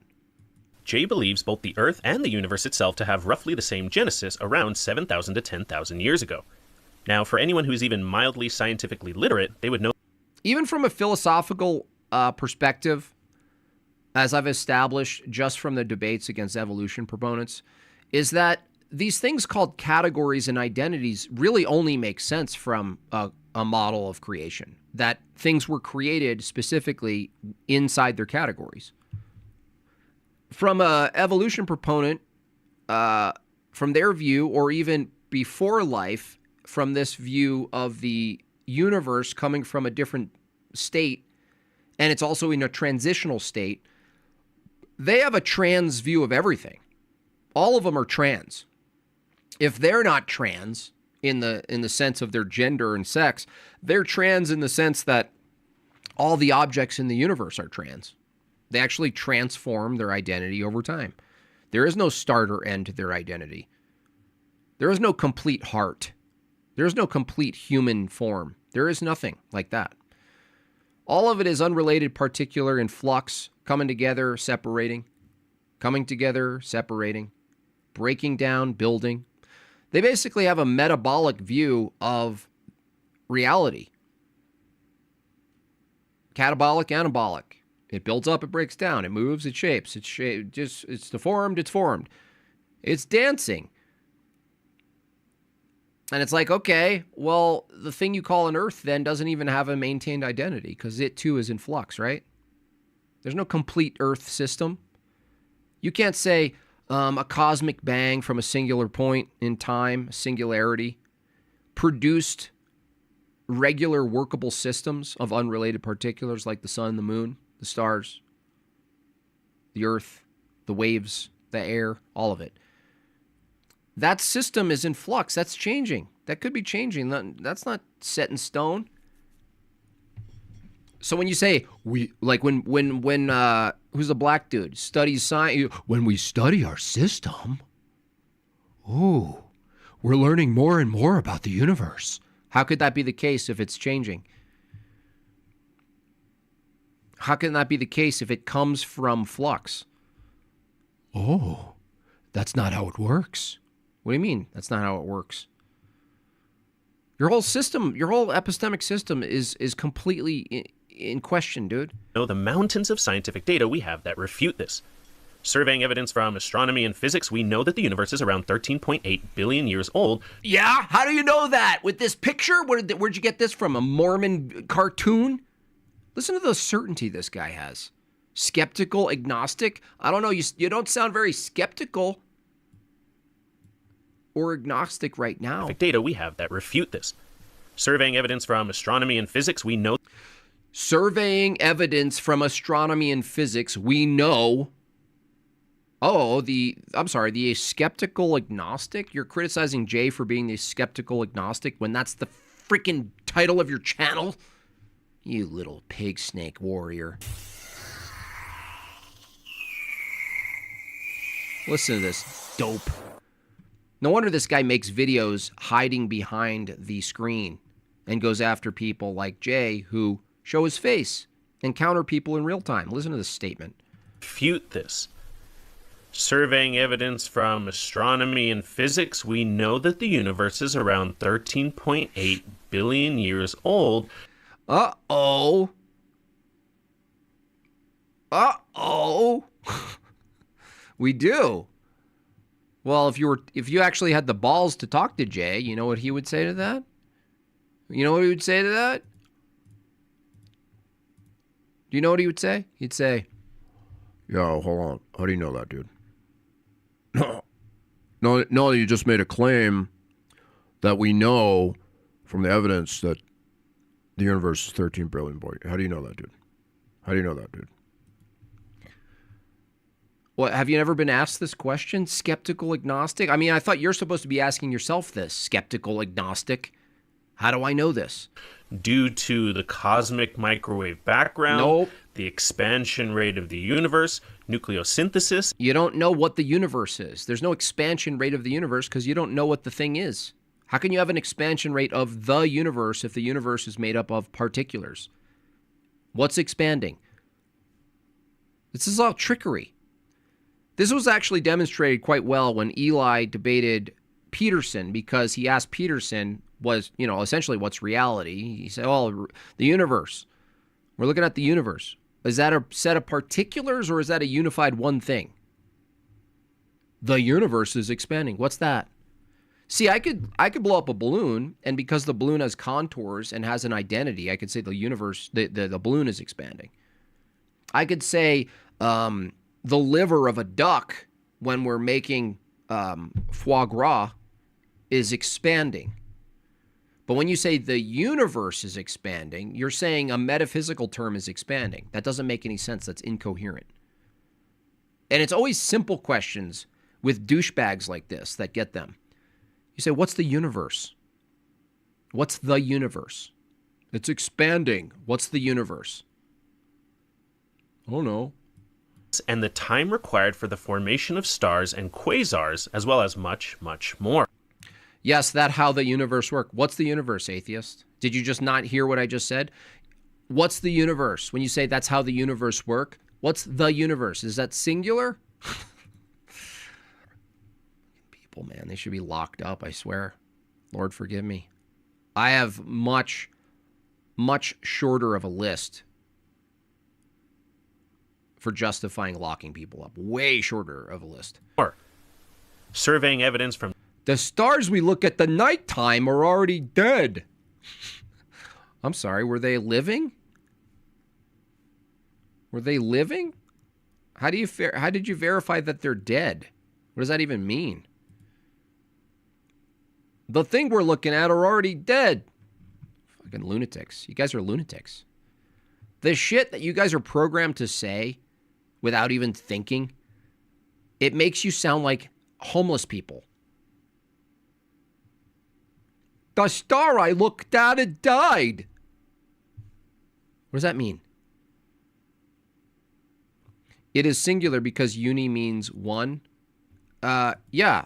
That's first of all, a word concept fallacy, but even if I granted you that, one what?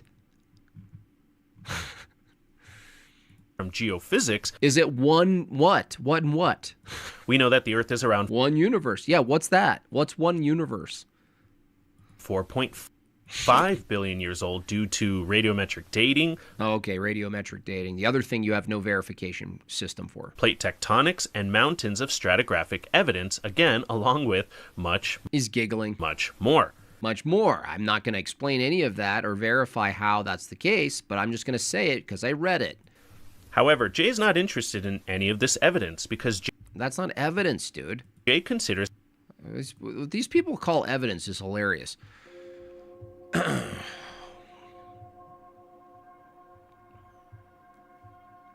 I'm behind, but you said we know how old dogs are when they die 7 days later. Is this referring to how carbon dating works? Well, specifically potassium. There was a guy who called in. He was arguing that when you examine the potassium in a dog, someone who doesn't know the date of the dog's birth and death could come up with a general conception of it and get close. But the reason they know that it's close is because they have access to the dog, right? So that's verification. They don't have this for, say, something when they hold a piece of material and they say, well, based on the dog, this thing needs to be 500 million years old. Well, no, you don't have the same epistemic criteria. You're using different things now at that point. You're just making an assumption, an extrapolation. And there's no justification for extrapolation unless you have access to extrapolation. But you don't. You only have access to the here now. Is himself a skeptic of science in general. I'm a skeptic on most science claims, which does not mean that I immediately default to conspiracy, but I also I believe that a lot of mainline science is based on conjecture, and what people call science, I don't even believe is science. So, as we'll see throughout this video... what we see is you cutting short when he said like. You silly pig snake, you. You despicable rodent. Jay was just about to give an example, and you cut his example. You filthy pig snake. Science is based on conjecture, and what people call science, I don't even believe is science. So, like what? Like what, Jay? I was listening to Jay. Why did you do that? I was listening to Jay finish his argument that he doesn't consider XYZ as science because, and the skeptical agnostic pig snake just cut him short. Why was that? Yeah, filthy little rodent. as we'll see throughout this video, Jay... Filthy people. These people, man. We know. Silly Christians. That's right, we know. His skepticism of science. What is this? This channel's called The Skeptical Agnostic.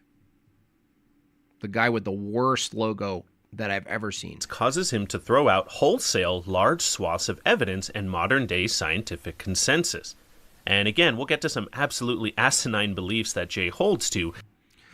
The Earth is the only planet we can live happily on because most of the gas in the air is oxygen and we close enough to the sun. Are you wearing a helmet? Or do you have a helmet on? What, are you still wearing your bowling shoes? In conjunction with his younger creationism as a result of his skepticism. But let's presently stay focused on Jay's beliefs. All these stick bundles know is narrative control. We know. There's no argumentation. It's all assertion. In a young universe and a young Earth. What reason does Jay have for rejecting, say, the evidence from radiometric dating or stratigraphy regarding the age of the Earth? Well, I don't know what Jay would say, but I already said it, skeptical agnostic. You're more than willing to call into my stream, and I will eat you alive like a shitty hors d'oeuvre at a wedding. Evidences are always interpreted through the presuppositions of some paradigm. So if I have the presupposition of billions of years, that's going to actually, like rose-colored glasses, I'm going to read everything through the frames, through the lenses of billions of years and massive amounts of time. So anything I see is already pre-interpreted as, well, that rock layer, that, geological structure, that took billions of years, millions of years to form because, well, we know that to be the case because of this. Now, notice what Jay articulated there. He claimed that evidence is always interpreted through the presuppositions of a paradigm. I actually agree with Jay here. However, he then goes on in the very next breath to classify a belief in a universe or Earth that is billions of years old as a presupposition. It is a presupposition. Here's the real presupposition here. The presupposition is actually the identity of the Earth itself. It's actually a philosophical notion that the Earth has an identity at all. And I know people go, oh, this is presup nonsense. It's really not. It's not presup nonsense. It's totally and completely a valid insight to say the real presupposition isn't just billions of years time, deep time assumption of reality. But the presupposition that's really just blatantly there is that there is a distinct moment the Earth becomes the Earth. So the same reason I critique clades, their paradigm that interprets and creates clades in evolution is the same paradigm that creates things like objects like the Earth or something that's not the Earth. An identity. So when is the beginning of the identity of the Earth? How much globular material is required for the Earth to become the Earth? Now they say, well, this is Sorite's paradox. Just because we don't know the moment a pile of sand becomes a pile of sand from not a pile of sand, it doesn't tell us that the pile of sand isn't there. Yeah, but the thing is, we have access to pile of sand accumulating. We can repeat that. Okay? With the Earth, the beginning of the Earth is the same problem. You don't have access to the beginning of the Earth because you can't even tell me what the criterion is for when the Earth establishes its identity. This is But you can just reassert it like this guy does, right? You can just type it again as if nothing that was said was heard. You can do that. Miscategorization. A presupposition is, at the very least, a belief held a priori.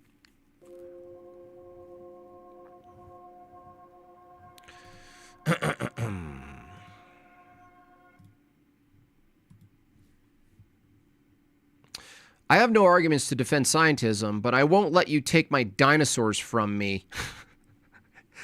You will never steal all my years playing dinosaurs in elementary school. My love of Jurassic Park. I'll never take that. I can't. Priori, and which is not empirically inferred. Bobby's surname says, so given this, greater access to empiricism will change your worldview? No. Empiricism, like Jay just said, is interpreted by a worldview. So a worldview has to include epistemology, metaphysics. You could throw ethics or morality in there, but even ontology is a subcategory. That's ultimately what you're looking at when you say worldview, Bob's surname. To say greater access to empiricism will change your worldview is to say empiricism is already your worldview. Do you understand? Empiricism is not a sufficient worldview because empiricism can't justify all of the things that's required to come to empirical knowledge anyway. For instance, knowledge itself is not empirically verified. Knowledge itself.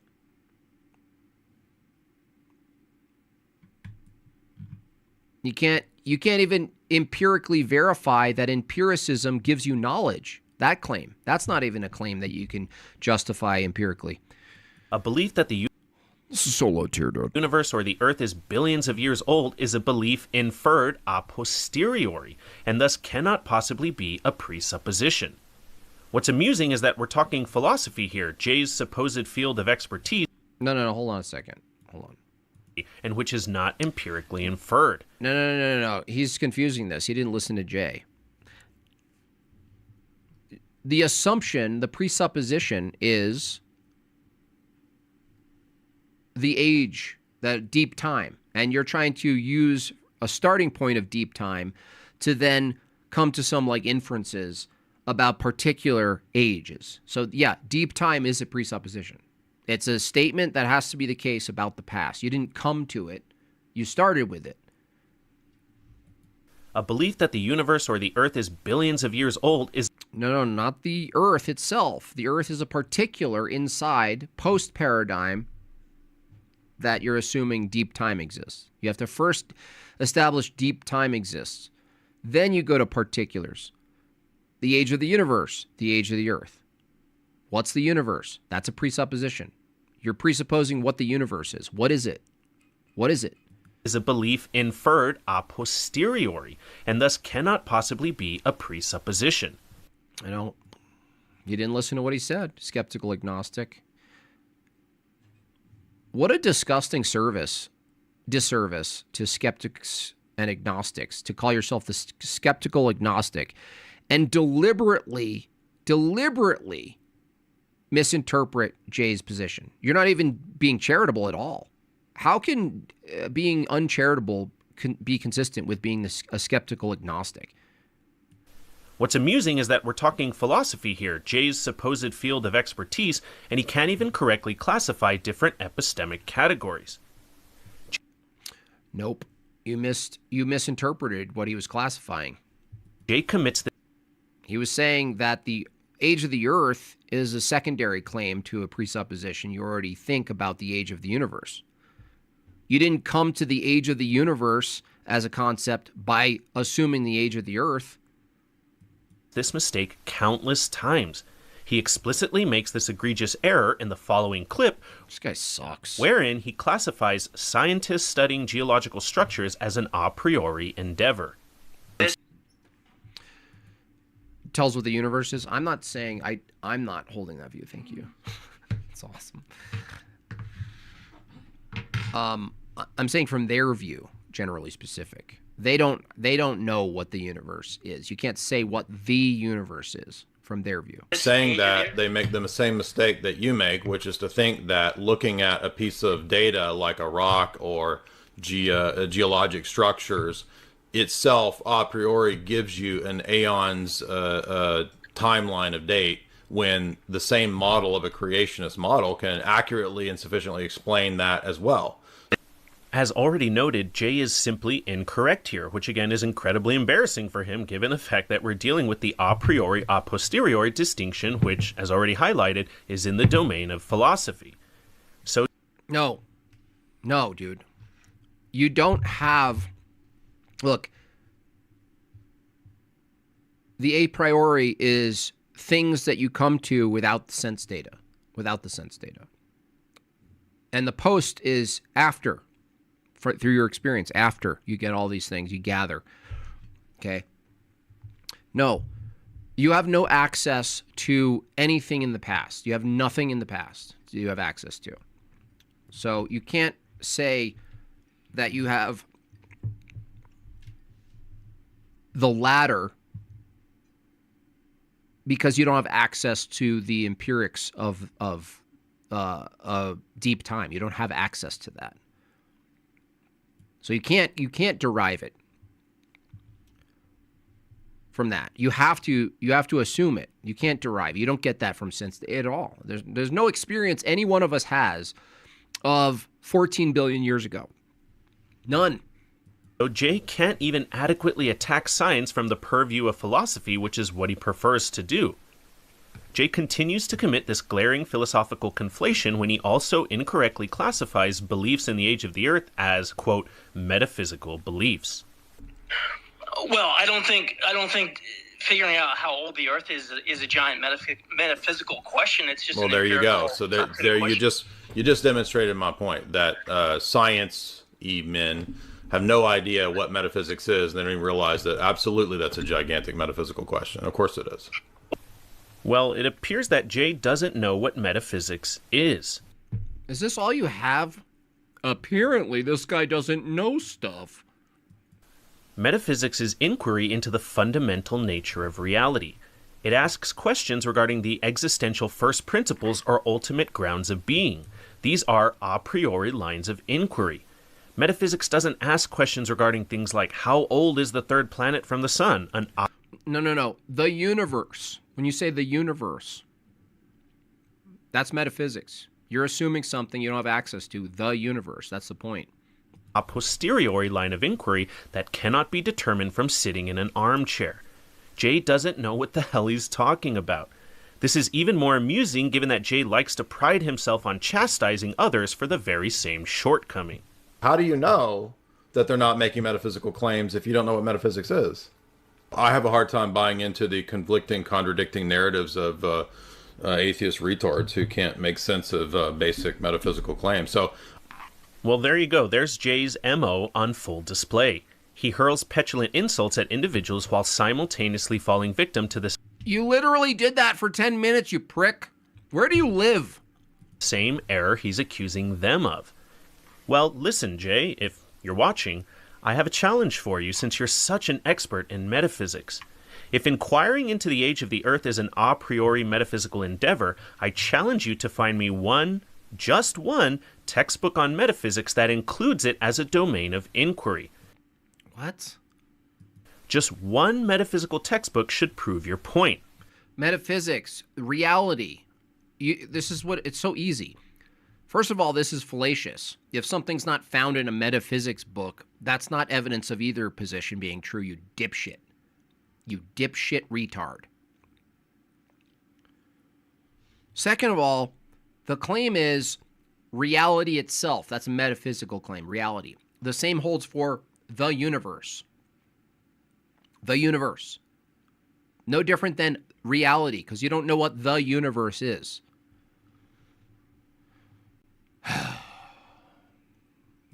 But I won't hold my breath. Time, right? Time also, right? That's metaphysics. Time, a precondition for all things that follow. Time, space, matter, continuum. They have to exist before you start doing sense data, empirics, evaluation of things like this, okay? This guy's such a noob. So contrary to Jay, when scientists inquire into the age of the universe or the age of the Earth, the inferences they're making are not presuppositions, nor are they a priori beliefs, nor is what they're embarking on a metaphysical endeavor. I hate this guy so much.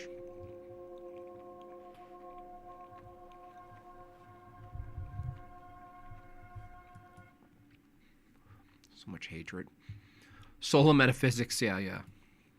He's just bad faith too. It's just terrible. He's just trying to rile people up and tag Jay and maybe get a response. He's got 678 subs. I don't care. I'll punch down all day. Jay is 0 for 3 here, and to use his own reasoning against him, though with less vulgarity, he sounds like a moron who can't make sense of basic metaphysical claims. Now, trust me, we haven't even begun to survey the most ignorant takes that Jay has to offer, but we'll get there. Stay with me. Let's shift gears into evolution itself. What am I eating? Kids' macaroni and cheese. And you would know this based on your own ethnicity.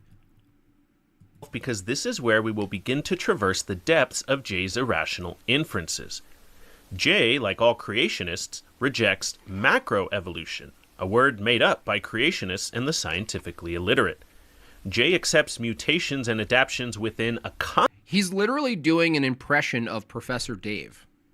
This guy just consumes. This guy puts giant Bose headphones on before he goes to sleep, and he blasts Professor Dave. They're like drones. What creationists dub microevolution, but again, he rejects the notion that these mutations and adaptations lead to speciation. So, why does Jay reject evolution? How do you address things like radiometric dating, the various kinds? I don't address it because my critique of all the evolutionary stuff is from the domain of philosophy. So, and by the way, I did have many college classes taught by rabid Darwinists, including astronomy, philosophy of science, other empiricist philosophy class proponents who were pretty rabid, evolutionary theorists. So it's not from lack of exposure to those people and their arguments. Perhaps you have some striking, amazing philosophical argumentation that I haven't heard. But the best article I've ever read is Titus Bruckhart's essay critiquing evolution from a philosophical standpoint. And that for me was I was kind of open to it for a long time. I didn't have a set view. Okay, so let's unpack this. Jay rejects evolution on philosophical grounds. This is interesting because later in this video we'll see that Jay contradicts himself and does attempt to provide empirical arguments against evolution. That's a false dichotomy, you fucking weasel.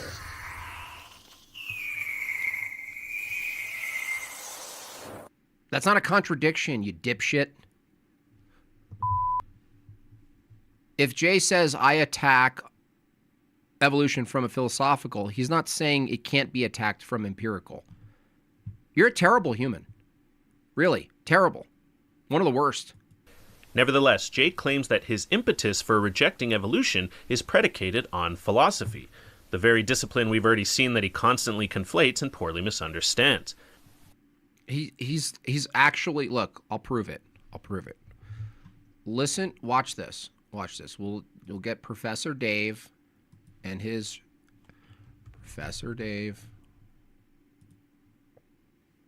Watch this.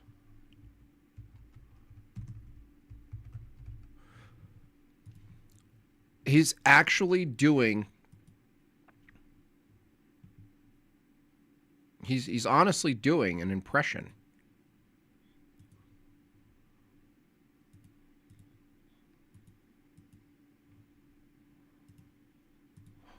Exposing all of their but fraudulence. One important thing to note that Jay articulated in the second clip we just surveyed was when he asked his interlocutor if they had any, quote, striking and amazing philosophical argumentation that Jay hasn't heard that would prove evolution. Perhaps you have some I'm a bouncy striking, and amazing. I'm bouncing. I'm on a bouncy ball. I'm on a bouncy trampoline, and I'm bouncing, and I bounce. And I am bouncing, and I bounce a lot. A lot of bouncing. The virus 2, COVID-19. COVID-19. We'll be right back after this message from our sponsor, Pfizer. Philosophical argumentation that I haven't heard, but the issue should be apparent. The issue is I am bouncing, and so is Dave. Here he outlines a multifaceted approach. It's like mainstream media, dude. And here. bopple. And I'm bopping and bopping. Evolution is a scientific theory arrived at through... it's not a scientific theory. A posteriori empirical investigation. That's not what scientific theories are. Scientific theories aren't arrived at from a posteriori philosophy. You actually have to do an experiment for a scientific theory. Look, things have similar function, therefore they come from each other, see? Humans have function, cat have function, whale have function, bat have function. Turn the page. Blue's Clues. And observation. Observation.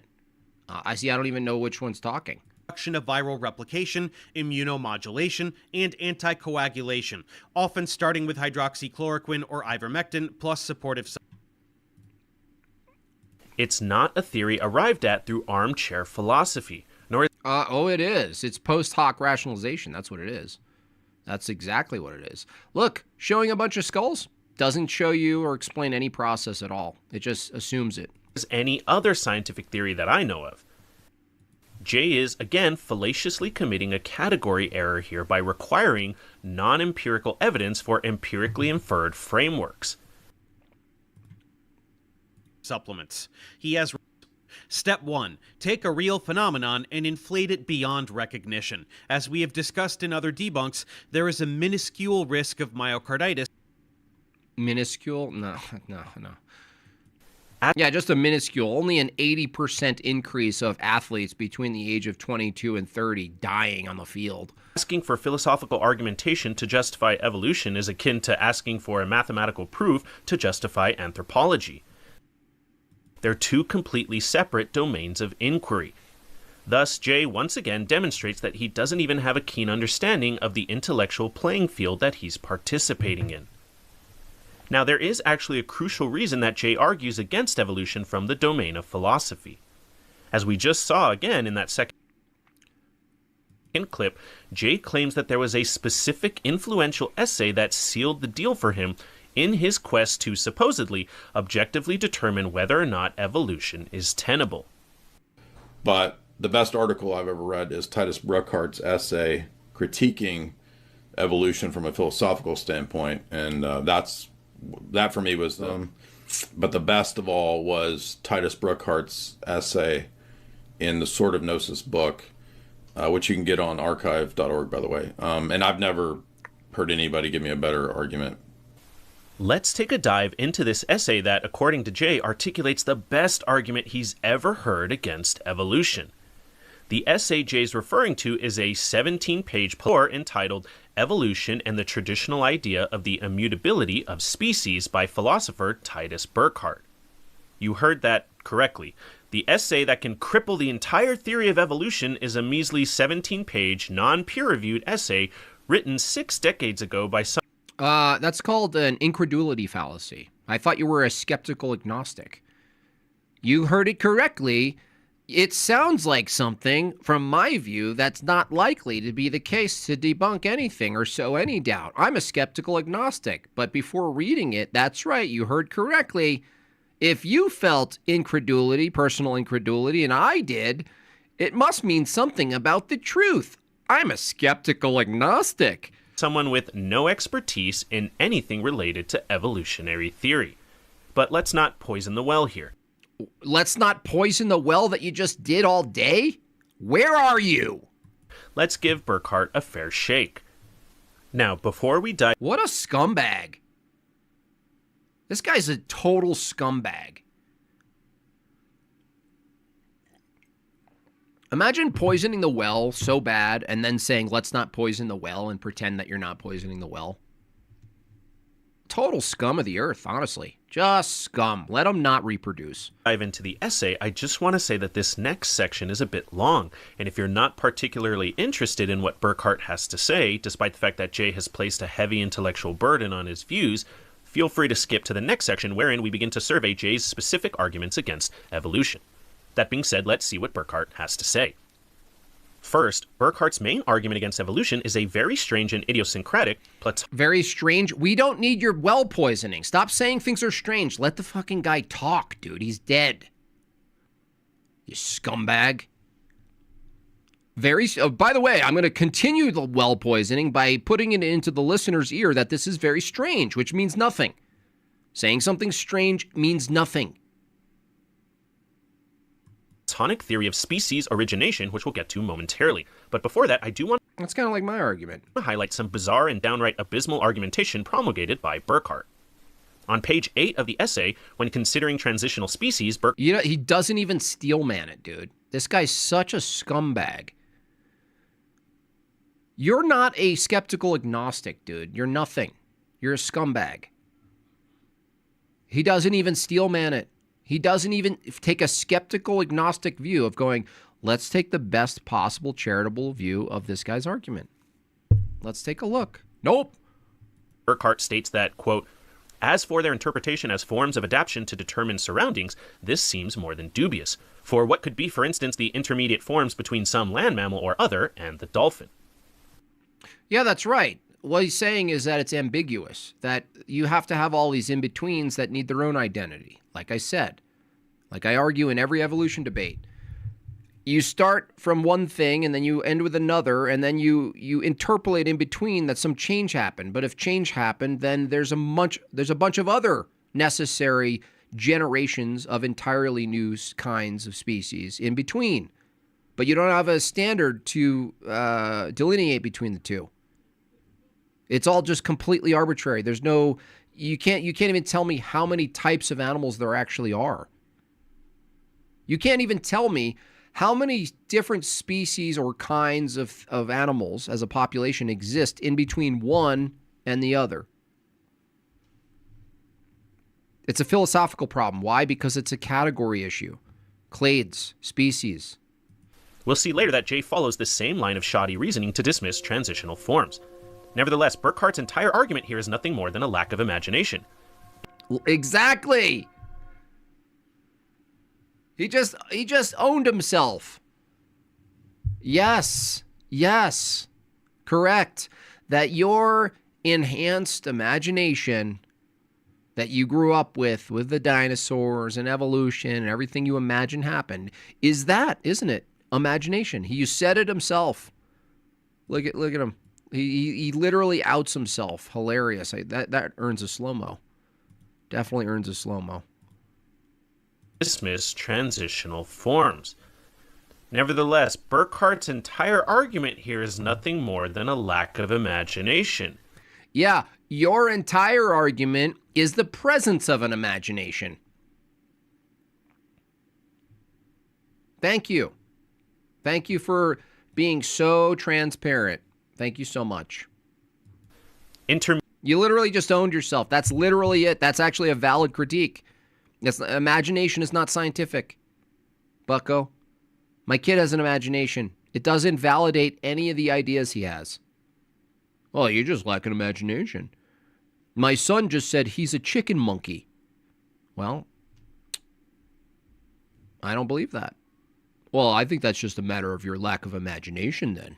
Intermediate species are dubious, he claims, because he can't imagine what type of species could possibly be an intermediate between land and marine mammals. Not just that. There is, like someone commented recently, kind of put this properly in my comment section, that another issue is just that. Is like every single in-between, there's an in-between. The in-between in-between. And the in-between in-between in-between. And so on and so on and so on. Ken Ham would be so proud. Unfortunately for Burckhardt, dolphin phylogeny is quite well documented. Oh, look, it's documented. So we don't have to imagine at all. Moreover, we have living, breathing examples of... And is there anything that becomes not a dolphin? You see how they always arbitrarily, take a bunch of things that look similar, and then they argue, but outside of this bracket on my screen, that becomes a wolf. Becomes a wolf. Species that are smack dab in the middle of land and marine mammals. No, that's presupposing they're in a transition, you dipshit. These people are actual lunatics. We are observing a hippopotamus. It's literally in between becoming a mammal, a land animal, and a water animal. See? See it happen? See what it's doing? See what it's doing? See it? Look at the hippopotamus. It's in between being a water and land animal. It's literally in transition. It's trans. It's a trans hippo. Yes, when Ernst Haeckel was accused of fraud regarding his embryological drawings, he admitted to using artistic license. Yeah, imagination. Imagination, right? It's just wild, these people. But he justified this, that many other scientists of his time were doing the same thing. That makes sense. Yeah, everyone's doing it. The hippo. I went swimming. Yeah, I went swimming. Me too. I took a shower. The hippo lives, sleeps, hunts, and eats both on land and in the water, making it the exact type of mammal that Burckhardt had such a hard time conceiving of. No, dude, that's such question begging. What, are you retarded? Are you an actual living retard?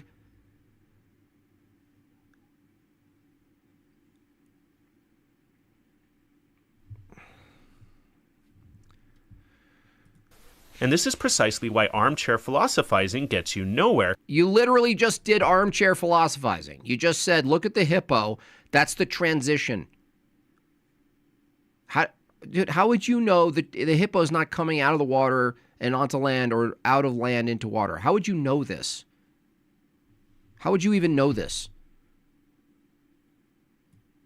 When it comes to assessing evolutionary theory. He's literally just admitted that you have to imagine it. He literally just admitted it. Next, on page 10 of Burckhardt's essay, when... Dude, skeptical, I dare you, skeptical agnostic. I dare you to debate me on evolution. I dare you. Do I need to raise money for you? Do I need to raise money for you? Considering speciation, he states, quote, "For this to happen, it would be necessary for the vital substance of an extant species to serve as the plastic material for a newly manifested specific form. Practically, this means that one or more females of the species qua substance would suddenly bear the fruit of a new species." Yeah, there are, but it's even a bigger problem. Like, yeah, there's the actual real life event of this happening, right? That needs to exist. That real life event needs to happen. And they can't ever point to it. The only thing they can point to is that a mosquito reproduces and then there's some capability lost or something like this. They would never say the mosquito is not a mosquito. That's what he's referring to in this essay. We're referring to there has to be a moment, the first moment that goes away from the thing being a thing. But you can't tell me what that is ever. You can't tell me what that is ever. The moment you decide one thing is now officially no longer where it came from. In case it's unclear what Burckhardt is explicating, he's applying his Platonist metaphysic, which again will survey momentarily, to the concept of speciation. And what he concludes is that, given his metaphysic, the only way for speciation to occur is if a pregnant female... Read the next paragraph. Yeah, that's a good idea, actually. Nothing can be produced from a thing that is not contained in it. By this fact, every species, every genus, or every natural order develops within the limits proper to its bear fruits according to its own kind. Yeah, this is when we have nature and person. That our person is proper to our nature, our energy, the things we do, the thing we're capable of, the things we can't do. It's always proper to our nature. So he kind of, yeah, he calls it, if he calls it Platonism, it doesn't matter what the critique guy calls it. It's just that it's kind of interesting he left out the next paragraph, right? What happened, skeptical agnostic? Why did you leave out the next paragraph? Because the next paragraph is something you can't argue with without mangling your philosophy. Thank you for that catch, dude. I appreciate that, Redfish. Let me read it again for the skeptic agnostic who deliberately didn't read the next thing, right? He probably didn't even see it, honestly, because he left it on the screen, and he shouldn't have. Nothing can be produced from a thing that is not contained in it. By this fact, every species, every genus, or every natural order develops within the limits proper to it, it being the universal category that it is. Exactly my argument against these people. And bears fruits it produces according to its own kind, always, and not according to an essentially different order. All that receives a seed must be of the same seed. Yes. That's what observation is. That's our observation. substance of an extant species to serve as the plastic material for a newly manifested specific form. Practically, this means that one or more females of the species qua substance would suddenly bear the fruit of a new species. In case it's unclear what Burckhardt is explicating, he's applying his Platonist metaphysic, which again we'll survey momentarily, to the concept of speciation. And what he concludes is that, given his metaphysic, the only way for speciation to occur is if a pregnant female of one species gives birth to an altogether new species entirely. Yeah, this is the common ignorant... Guys, 3 people are now attributing Lamarckism to Darwinian evolution. Atheists will call you on this and rightly say that you don't understand evolution. I'm not sure what you mean by that. What's in question is whether or not an entire category that has a universal status can produce something it's not. And you have to have a line in which that happens. Because, when it gets down to the Pakicetus, their go-to example, the great venerated Pakicetus to a whale, they have to argue this. They have to argue that there is this successive pathway where one thing called a land wolf cow starts to go into the water. It's still a land wolf cow, and then eventually is at some points no longer a land wolf cow. It's nominalism. The whole thing is nominalism. An argument of creationists who claim that they know evolution is false because they don't see fish birthing. I would really love to see you debate inspiring philosophy. I don't think that's going to be necessary. I'm going to make a prediction about Mike Jones that he's going to come around to evolution being wonky and bad before I even get the chance to potentially debate him. That's what I think. Humans. Highbrow stuff. Jim Bob, they were saying that their lifetime actions will influence their offspring to be better at what they did during their live. Yeah, I understand. But the thing is, either way you look at it, if you say A is a thing in a category called A lowercase b is the particular in the category uppercase A, then over time this shifts, right? Eventually it produces something distinct from it. And that's the new, like carrying a baton, right? In those baton races, you pass the baton. Either way you look at it, from a view that things universally, a thing produces something eventually that it's not, that necessarily has to diverge from itself. That's the thing evolution has to defend from either view. I know. Now, here's where Burckhardt goes off the rails intellectually, even more so than he already has. In order to account for the clear trajectory of the fossil record ascending from simpler organisms to more complex ones, he states, quote, "All that paleontology proves is that the various animal forms, such as are shown by fossils preserved in successive layers of the earth, made their appearance in a vaguely ascending order." Yeah, vaguely. And guess what? When you find it, that's true. And when you find things in the wrong layer, what do? They either invent a new species or say, "Nuh-uh, that's just like an anomaly or something happened. I don't know what it was." Hey, everyone, team meeting, everyone on the site. If you find something in a layer that's not supposed to be in the layer, come find one of the coordinators or one of the field directors. Just let us know. We'll jot it down, make a field note.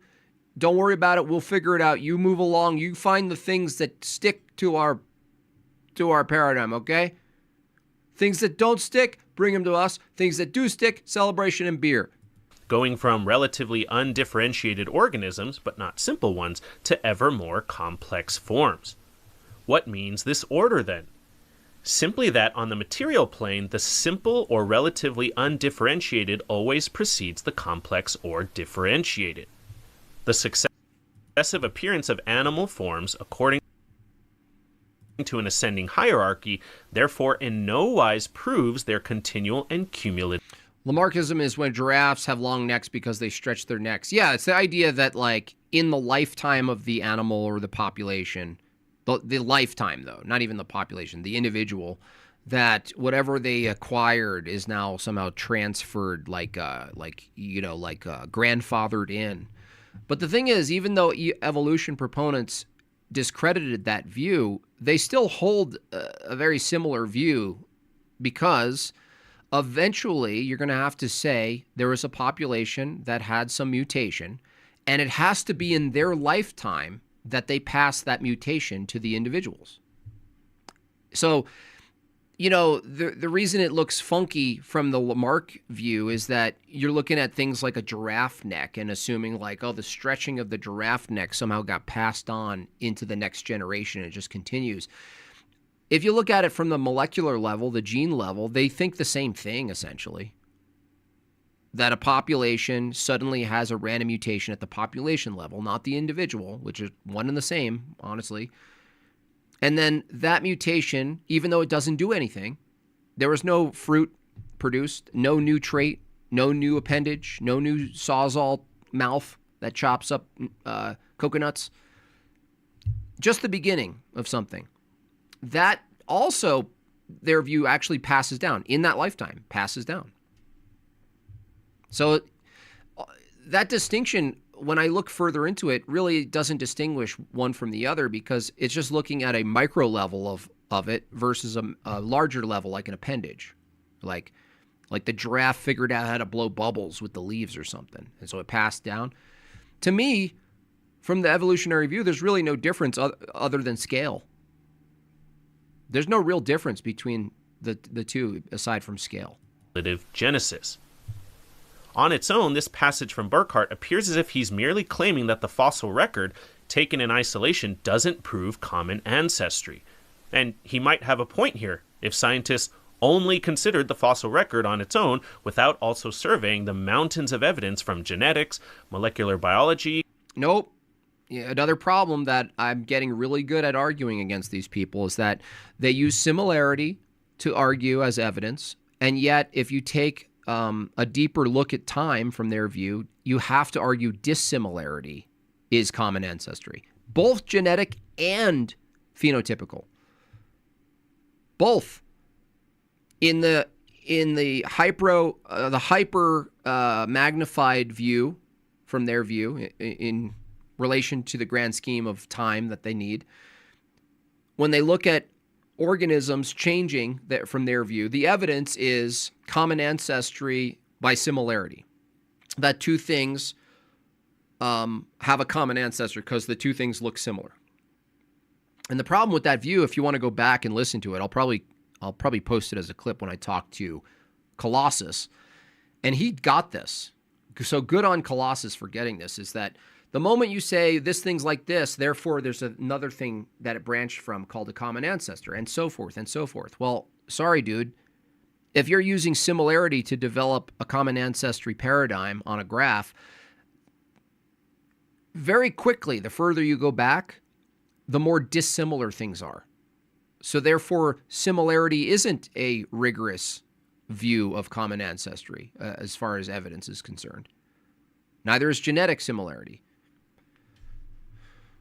Doesn't work, because the grand scheme of things, which is what you're arguing for an evolutionary view, the grand scheme of things makes things dissimilar.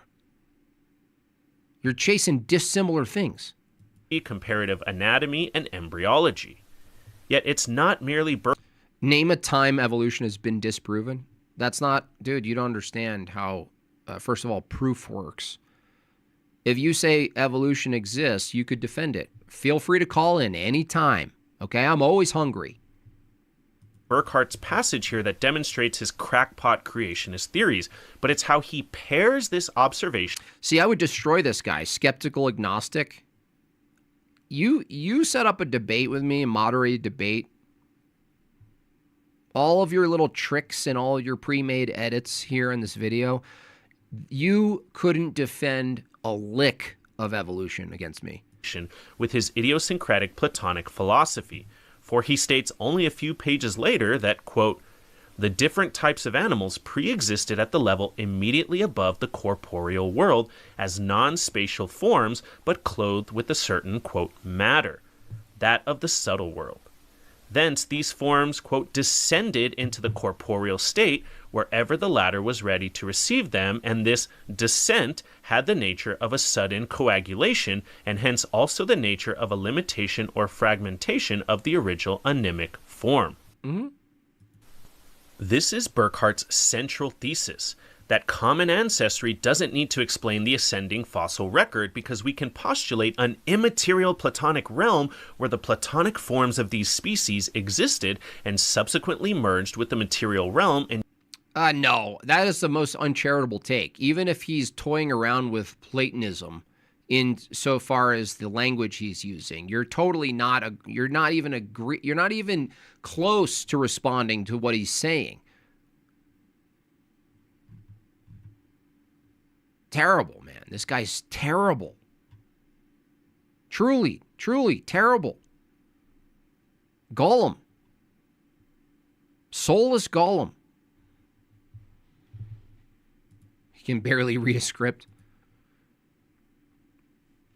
No, it's the same argument I levy. You know, he's using more philosophically dense wording, but it's the same problem, dude. And you're not going to solve it. You're just gonna use your little crappy channel with your horrific. By the way, you guys, if you didn't see this, we got to look at his.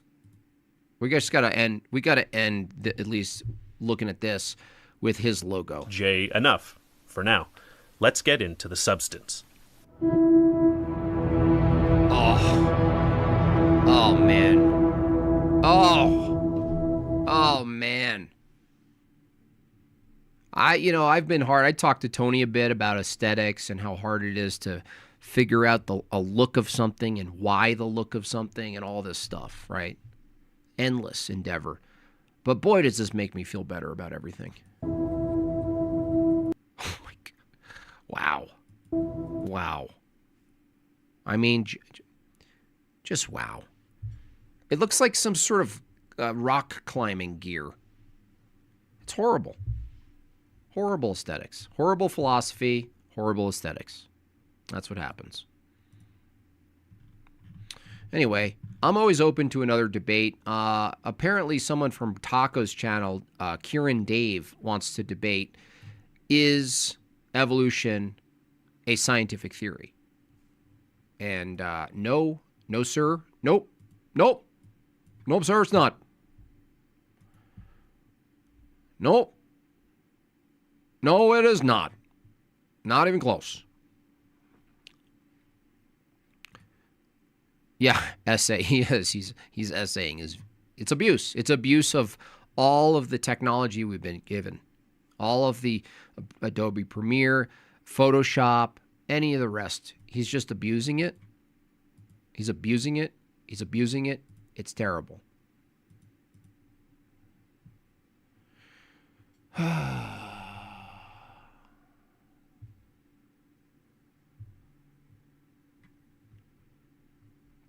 Anyway, what else do you guys have? What are we at? 3 o'clock?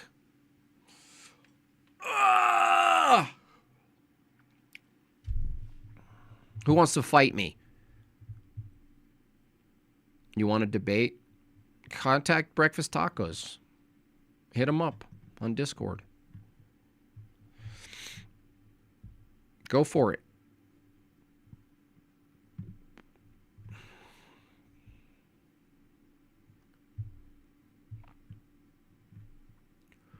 What do we got in the chat here? We got Little Fish is my uncle. They're still debating Lamarckian. Either way, dude, you could look. You can take the Lamarckian view, or you can extrapolate something more gradual. It doesn't matter. Like this guy said, there's a massive philosophical issue, and the thing is, you don't have access to any of the things you're referring to. It's completely ambiguous. And so is their tree. Their tree is ambiguous. They have an ambiguous tree. I had a 2-hour meeting, missed whole stream because of redo stream. Thank you so much, Dark Shadow. Well, this one will stay up. I didn't violate TOS. So that's good. You want to spar about what? What's the topic? What would be the topic? What else we got here?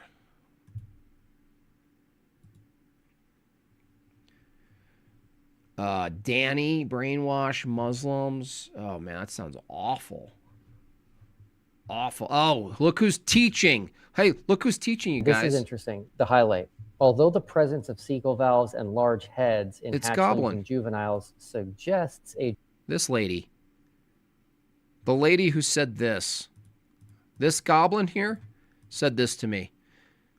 I wanted to debate her. I wanted to debate her. I said, listen, I'll debate you. You defend all the assumptions of evolution, including, telling the audience what the mechanism is. How does random mutation produce hyper-specialized appendages that all work together, by the way, unrelated appendages that work together? You tell me how that happens, not that it happens. She says I shouldn't have to explain the mechanisms of evolution to someone who agreed to the debate. The debate on the mechanisms of evolution? Wow, we got a smart one. A genetic basis for these differences. Excuse me. Further studies investigating the potential role of phenotypic plasticity and or maternal effects in the diverse. And Will Duffy probably agreed to this maniacal goblin's conditions, which is don't talk back, don't be aggressive, listen to the teacher. Listen to teacher, and Will just agreed to it. You know what I mean? He agreed to it. What's up, Tony? He's just playing soft. Divergence between populations are... Why are you so soft, Will? Would this lady have you sign a waiver? Are needed. My understanding of phenotypic plasticity is that this would not be the result of mutations. Interestingly enough, I discovered a study that was after this one from 2010, anatomical and physiological changes associated with a recent dietary shift in the lizard Podarcus sicula. And they said something interesting. Specimens from the pod mercaru population, which in nature eats substantial amounts of plant material, exhibited a reduction in digestive tract length and a total loss of cecal valves after having been fed an exclusively anthropod diet for 15 weeks. So it appears that they got the cecal valve and then actually had a complete total loss of it. So my understanding of this. Yeah. So either way, dude, you're still talking about things that occur within the population of a thing itself that's universal, a lizard. And whether or not there's something that happens inside the lizard, one, you have to determine whether or not it's pre-coded to react that way as an adaptive process. That is to say, it's already built in such a way to react efficiently to things.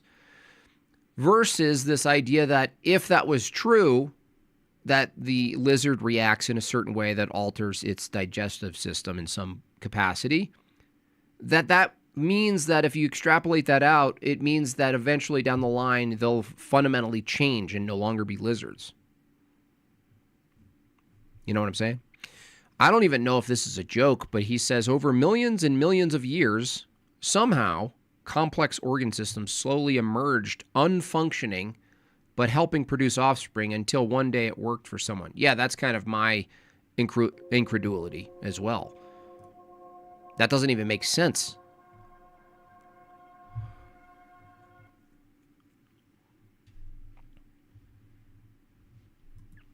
JB, entire channels have spawned because of you. Even terrible debate channels, they've thrown their best at you. They don't have much.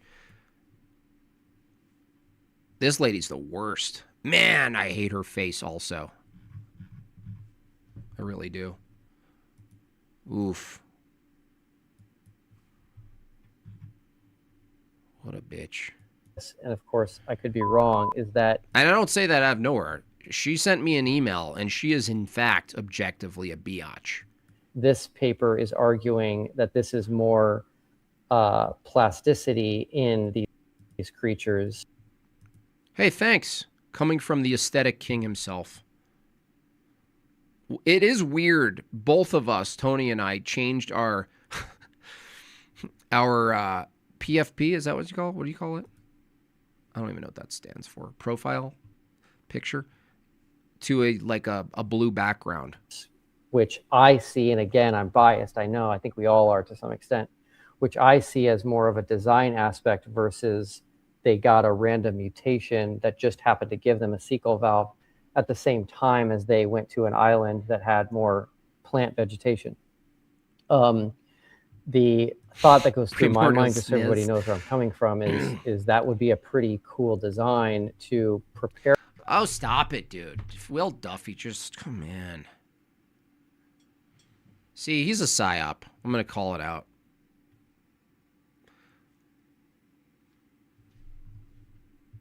This is what I don't like. Now, she likes this because it's this dialectic of like, either it's intelligent design or evolution. Which is it? Which is it? No. How about you defend evolution on your own without anyone influencing it with like, oh, creation, this is a creation model of it. No.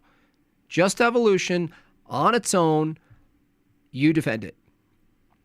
Prepare for something like this, where creatures are built with the ability to have. You probably forgive me. Well, I did all of that already, so I'm building back up, Tony. So I don't know about this turning blue thing. I'm still working on the tech. So many options, by the way. I should just make it crazier, honestly. I should make the zoom in and it like shaking like crazy. Like I'm so excited. I debated Taco and 3 other atheists last night in my first debate, and it was trash. They kept asserting infinity and P5. Wait, was this is this on the panel, Casper, or post-debate panel? Was it?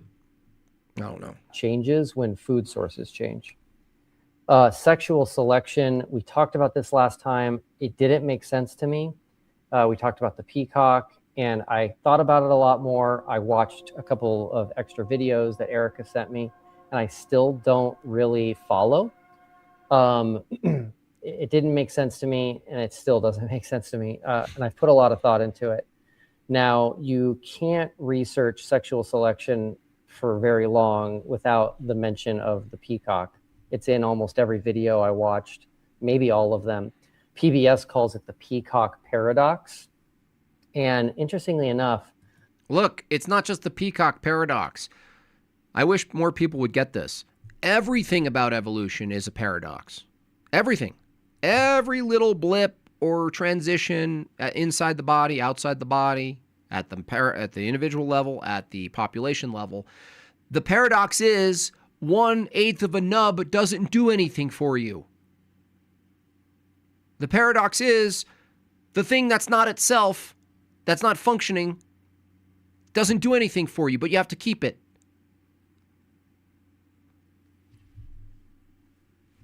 Everything that works from their view was evolved to work in a process where each of those things didn't actually work yet.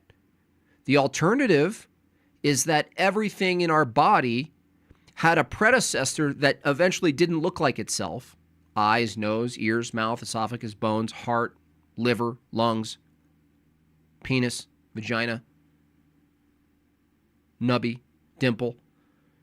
All of those things had a past that represented, that looked nothing like it, that didn't even operate the same way. But every single step towards what it is, maintained what it was on its way to becoming something it's not. That's the paradox. Something is what it is on its way to being what it's not, but maintains what it is while becoming something it's not. But it has to work every step of the way. There has to be a justification for keeping it. Well, it kept it because it worked. What did it do? It worked on its way to becoming some other thing that works. So the liver was always a liver? So the heart was always the heart? What are you talking about? Someone alerted me to this article called "Peahens Do Not Prefer Peacocks with More Elaborate Trains." And it says there in the text... You want to debate Mark Reed? Well, that shows how cruel you are, Eli. That just shows that your cruelty is something that you're focusing on. We found no evidence that peahens expressed any preference for peacocks with more elaborate trains, i.e. trains having more ocelli, a more symmetrical arrangement, or a greater length. So it appears that this actually might not be the case, that peacocks are a good example of sexual selection based on this study. See what I'm saying? And they always talk, and Will's doing the same thing here. He's granting Erica that there's a population of peacocks to begin with. Forget the fancy feathers. You know what I mean? That's one thing. Fancy feathers from not fancy feathers. Why do we have fancy feathers? Oh, well, because it's for sexual selection. Well, didn't they have to produce the fancy feathers from not having it? Yeah. Well, wasn't their sexual selection completely sufficient at that point without the feathers? Yeah. So they didn't need, it was an accident that they produced such beautiful, attractive feathers. No, it's not an accident. It's natural selection. No, dude. The production of the fancy feathers itself is accidental.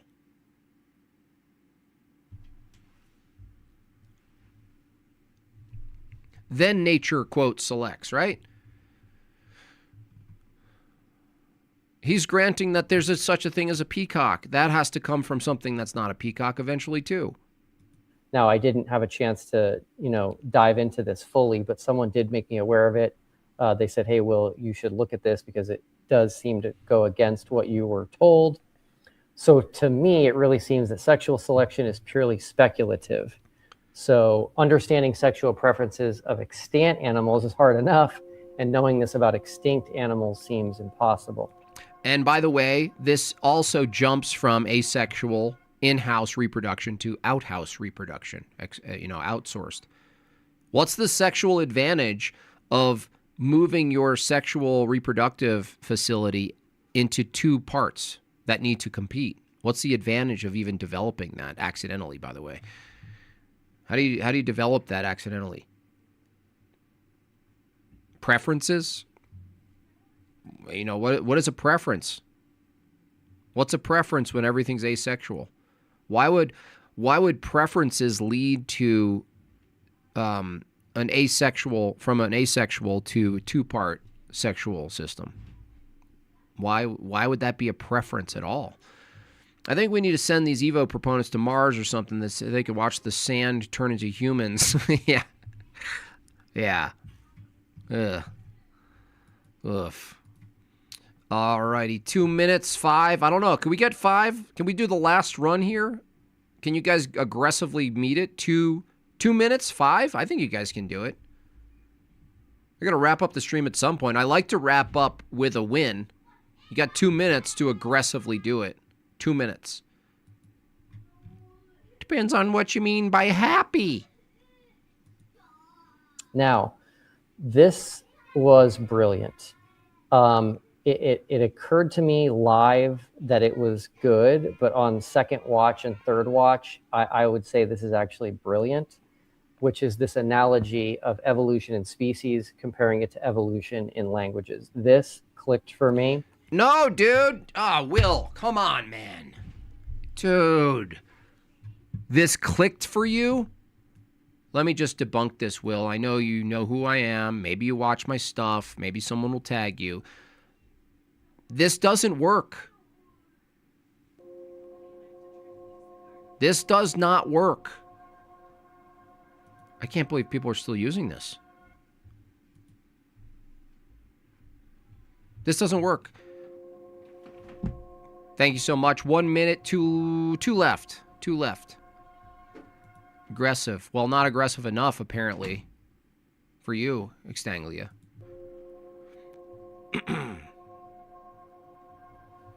It clicked. This shouldn't click, Will. Will!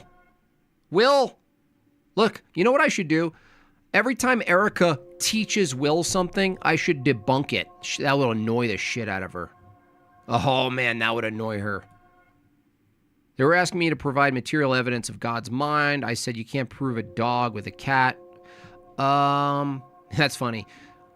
No, you would say prove material evidence of your own mind back to them, because evidentialists, materialists, empiricists, They believe in a bunch of things without evidence, Casper. Knowledge, ask them if they believe knowledge exists, Casper. Watch them freak out. Thank you so much. We hit the goal. Appreciate you all very much. Thank you so much.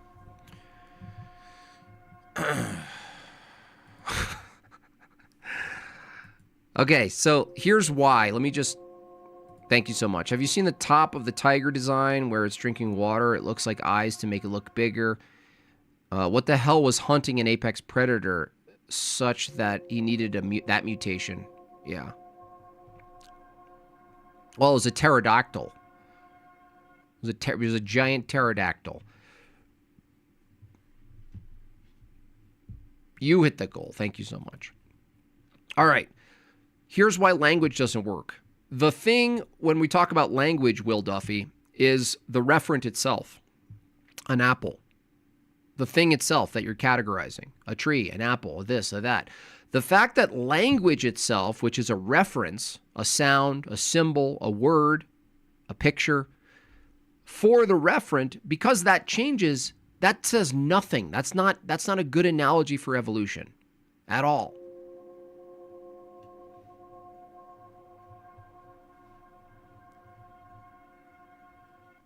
Because the thing that would be changing, if that was analogous, wouldn't be the reference. It would be the referent itself would change.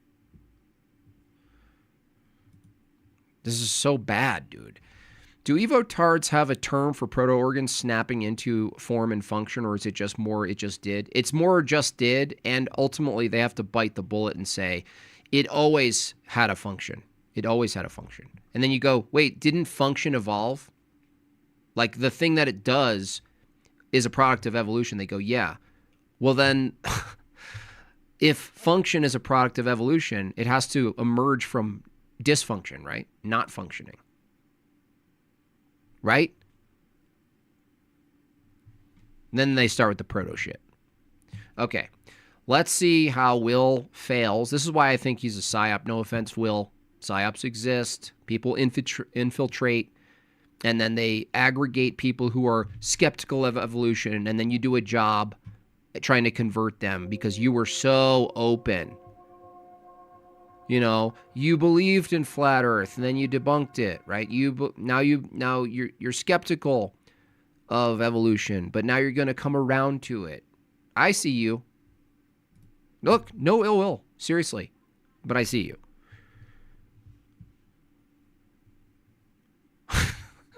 You evolved. Look, Extengly evolved. Okay, let's listen to what he says about language. And I'm going to demonstrate why this is not a good analogy. He says it just clicked for me. And I think it's a fantastic argument. It's a terrible argument, Will. You're terrible argument. I have no rebuttals to this. Oh, gosh. It makes total sense to me. Oh, my gosh. See? He's a plant. You're a plant, Will. During our conversation, I mentioned something. Even if evolution isn't true, the creation story is even less convincing. Well, we don't care because you don't have a standard for what's convincing or not. That's pure incredulity. You don't even have a... Dude, Mobius, you don't even have a standard for epistemology that you could know is true. You have nothing. In which I was... And it's done and it's not randomly. Right. Was railed in the comments for, which is something that I had heard a long time ago about Hebrew possibly being the first language. So I messed up with what I said. I hadn't thought about this in well over 15 years, but it was that Hebrew might be the first alphabet. So there's a bit of a difference there. If anybody... What the hell are you talking about? Anybody's interested in this, I have not read this book, but Douglas Petrovich wrote this book, The World's Oldest Alphabet, Hebrew as the Language of the Proto-Consonantal Script. And so anyway, I'm not saying this is true. I'm just trying to say I've heard people talk about Hebrew possibly being the first alphabet, and so it's fast. And saying the Bible is the standard is not arbitrary. No one said the Bible is the standard for epistemology, dude. What are you talking about? Gosh, you're coming in way late to this game. I mean, you're coming in with training wheels. What are you saying? Fascinating to me. So The Bible itself, we don't use the Bible as the standard, the epistemic standard, the criteria. There's a book if anybody wants to look into that, but I wanted to correct the record for everybody. The Bible is a liturgical document, bro. You've been debating like Protestants and all sorts of different people too long. That obviously know more about language than me coming down on me. Now, I ended up down a very long rabbit trail. Question: does everyone need to consider epistemology? Do common people regard epistemology? I claim the nearest access to ideas of knowledge is how useful it is. Well, I mean, if something's useful, it doesn't mean it's true, though. So, you know, when it comes down to how do you know something's the case, you wouldn't appeal to usefulness because certain hallucinations or fictions could be useful.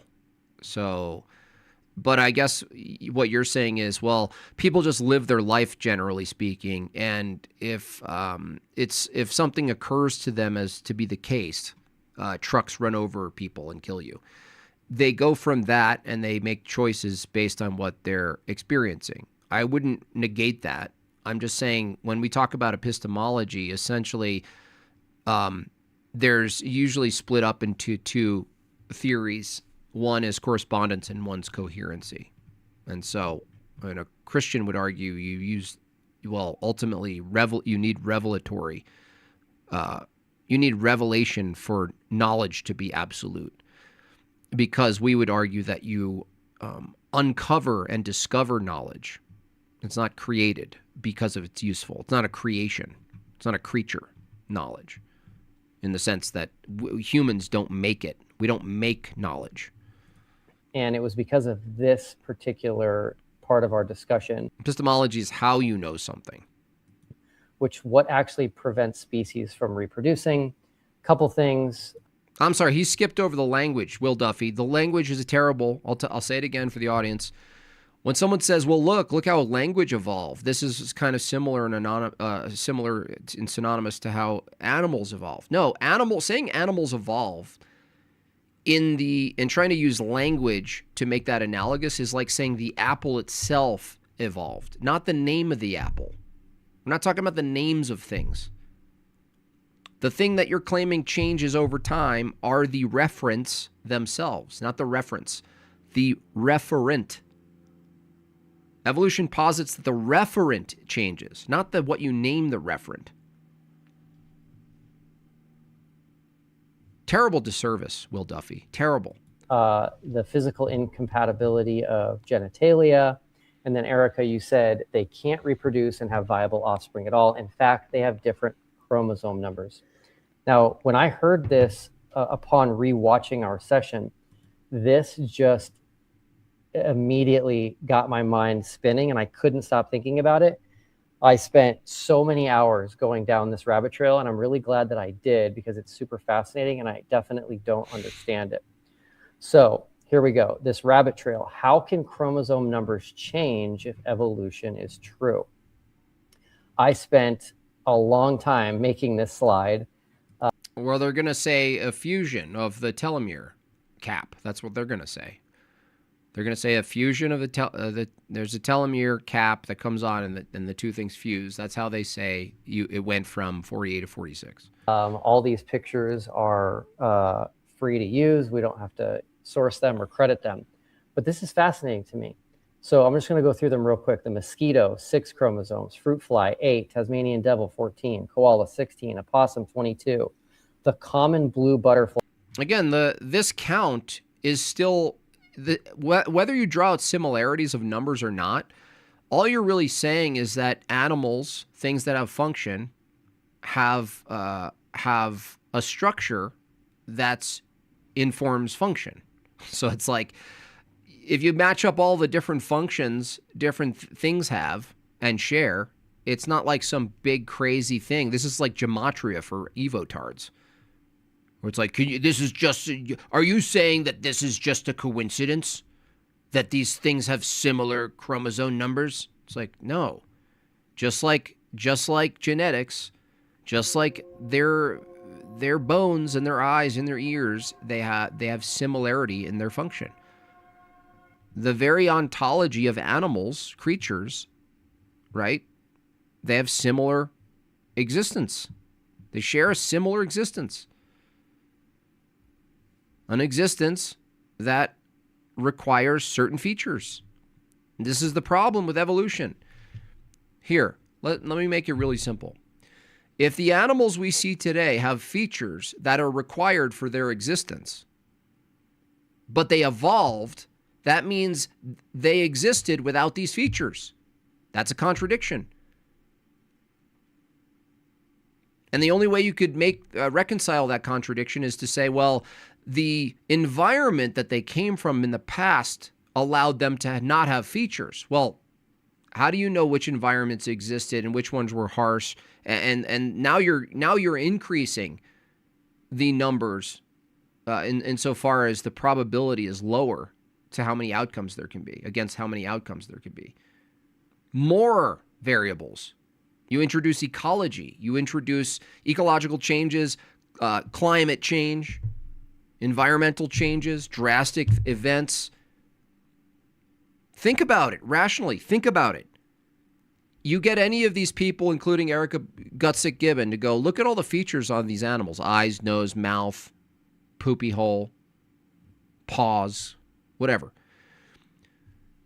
Why do they have these features? Because they evolved to have these features and natural selection rewarded them for having these features. So they have the features because the features are advantageous to survival and natural selection made the case for that.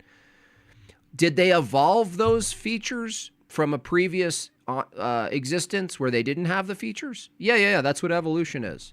Oh, so they lived long enough to not need any of these features then, right? Right.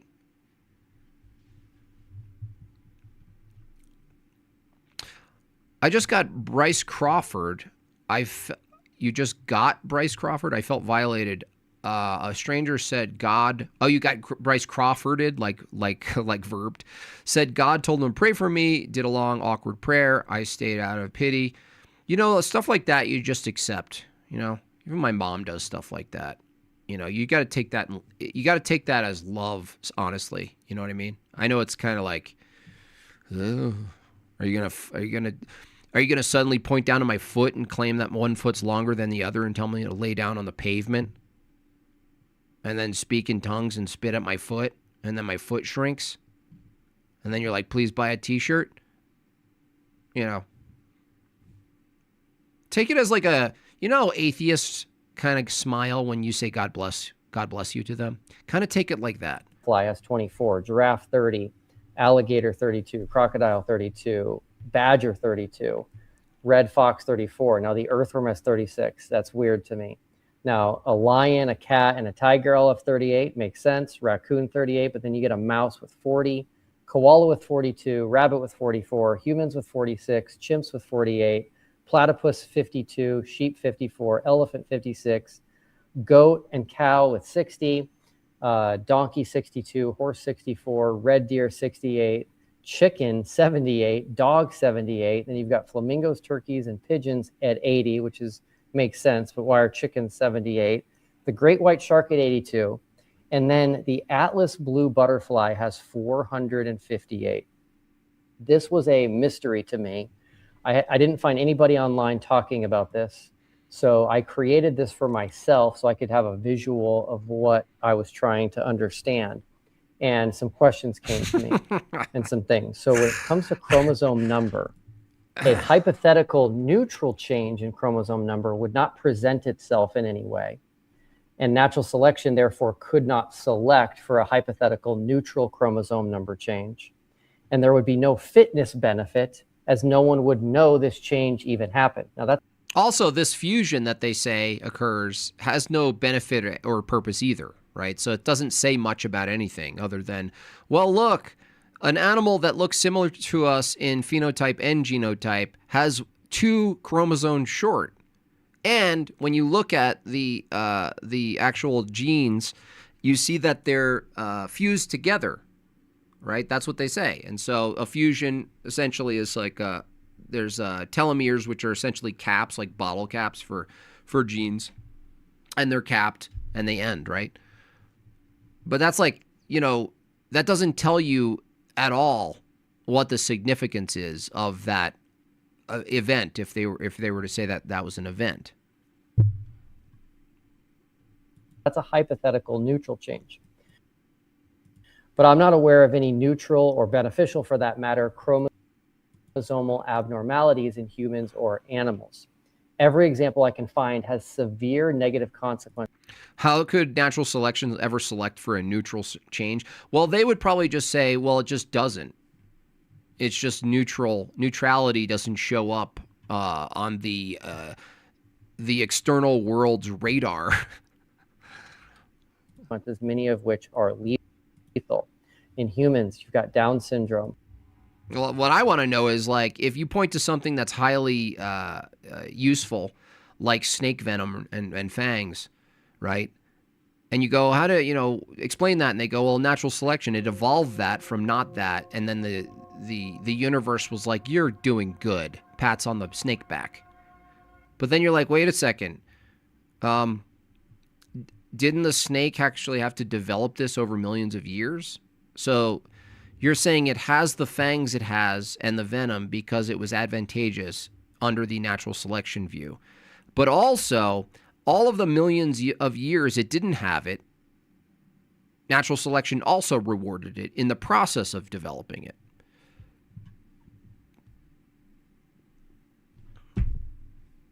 Okay. Edwards syndrome, Patau syndrome, Turner syndrome, Klinefelter syndrome, Triple X syndrome. Klinefelter syndrome?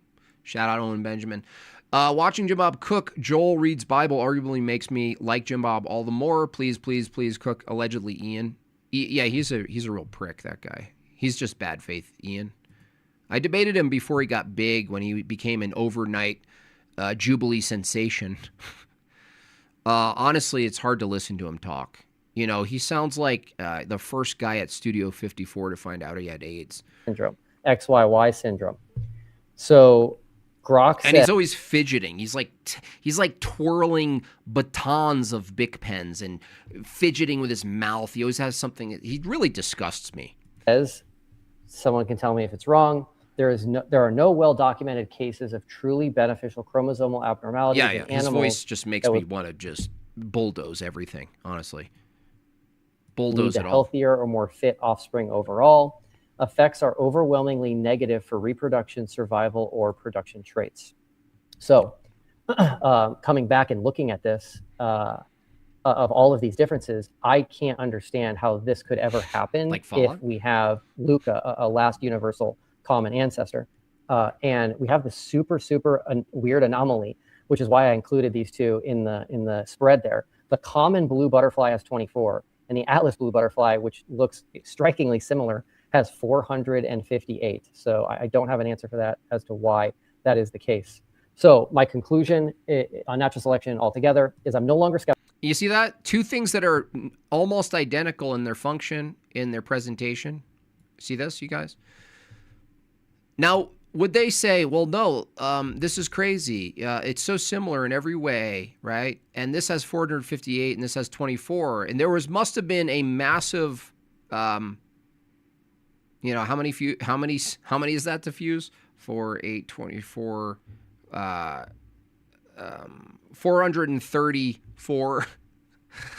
There was 400. You wouldn't say, there must have been 434 fusions that took place, and this was the beginning. Atlas blue butterfly existed first, and then this one did, and there was a fusion event. But because 48 and 46 are so close, they say that fusion must have happened. But why? That's arbitrary.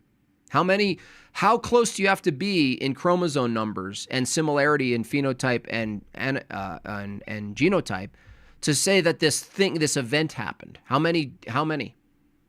Because obviously 434 is too many to make that assumption. And 48 to 46, that's reasonable. Why? Very quick math. Sorry, yeah, I'm not actually good at math. Especially looking at my kids, how they're teaching kids to do math now. I'm not surprised. I'm not surprised at the downfall of civilization. Why that is the case. So, sorry, 13. Hit the like. My conclusion Did you say 13? on natural selection altogether is I'm no longer skeptical concerning natural selection. It does make sense. I think the language analogy is a great example of why evolution in species does not have distinct lines. Again, that's just a brilliant analogy. But I'm still struggling to see how the examples given of natural selection would disabled butterflies be in the long line of changes. See, he's not asking the right question, dude. This is incredulity, right? Will Duffy, you're like, dude, I get it. You're bringing up the chromosome. You have to argue within their view, Will. The proper question to ask is, look at this similarity between these two butterflies.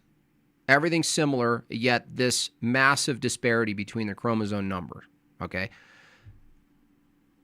You have a minor discrepancy, a minor disparity between humans and what you call their cousin, and you say this event must have happened. Why are you concluding one versus the other? And when?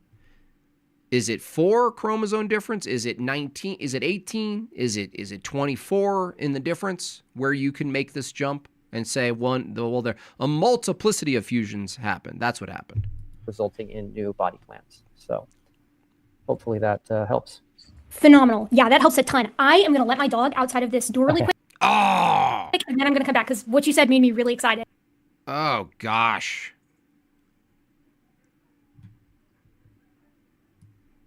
What is this? What is this? A Tinder date for science people? What is this romance?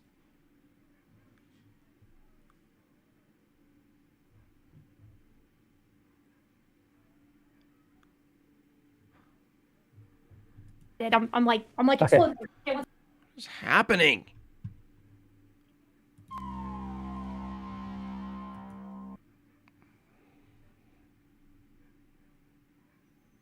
I do want to hear her butterfly justification. I don't trust any of these people. Dating that literally took me, I think, 4 or 5 hours. I appreciate it, Will. And part of the Okay. reason why I appreciate it is because I know how irritating PowerPoint can be. I have become a whiz with PowerPoint animations, as you will hopefully see today. So first and foremost, I'm absolutely ecstatic about the natural selection stuff. That's the kind of thing that I love. And How's it going? I'm just about to go through the roof excited that you like the language analogy, because that, believe it or not, like the reason that analogy is used, or why I've used it with my students too, is because it tends to work, right? It's intuitive and it makes a lot of sense. No, it doesn't make any sense. You liar. You liar. No, Erica, again, I'll say it one more time for you, Gutsick Gibbon. The language analogy doesn't make sense because the reference, the things you're calling names, the names that you're using change. The thing that you're calling and the names doesn't change. Doesn't ever change. Oh, because the name of things change. Look, I'm holding an apple.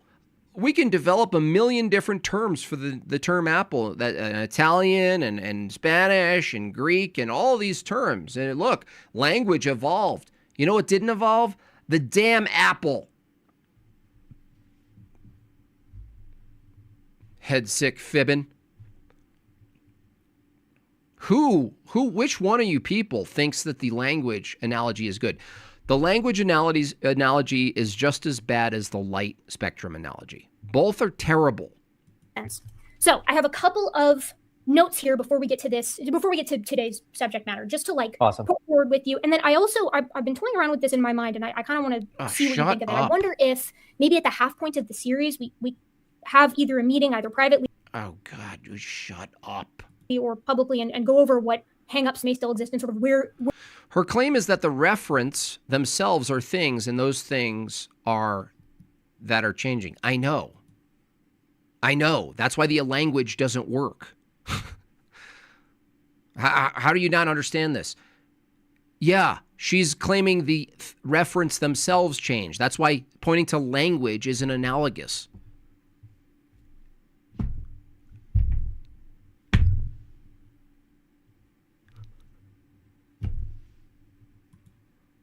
where you've come on some of those ideas, right? So like maybe if you have some time to look at sexual selection in the interim, maybe we don't do that. It's just something I've been toying around with. You didn't know.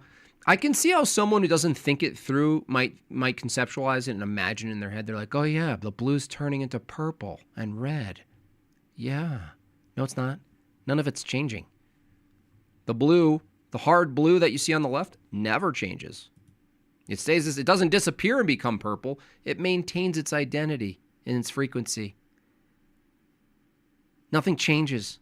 None of it's changing.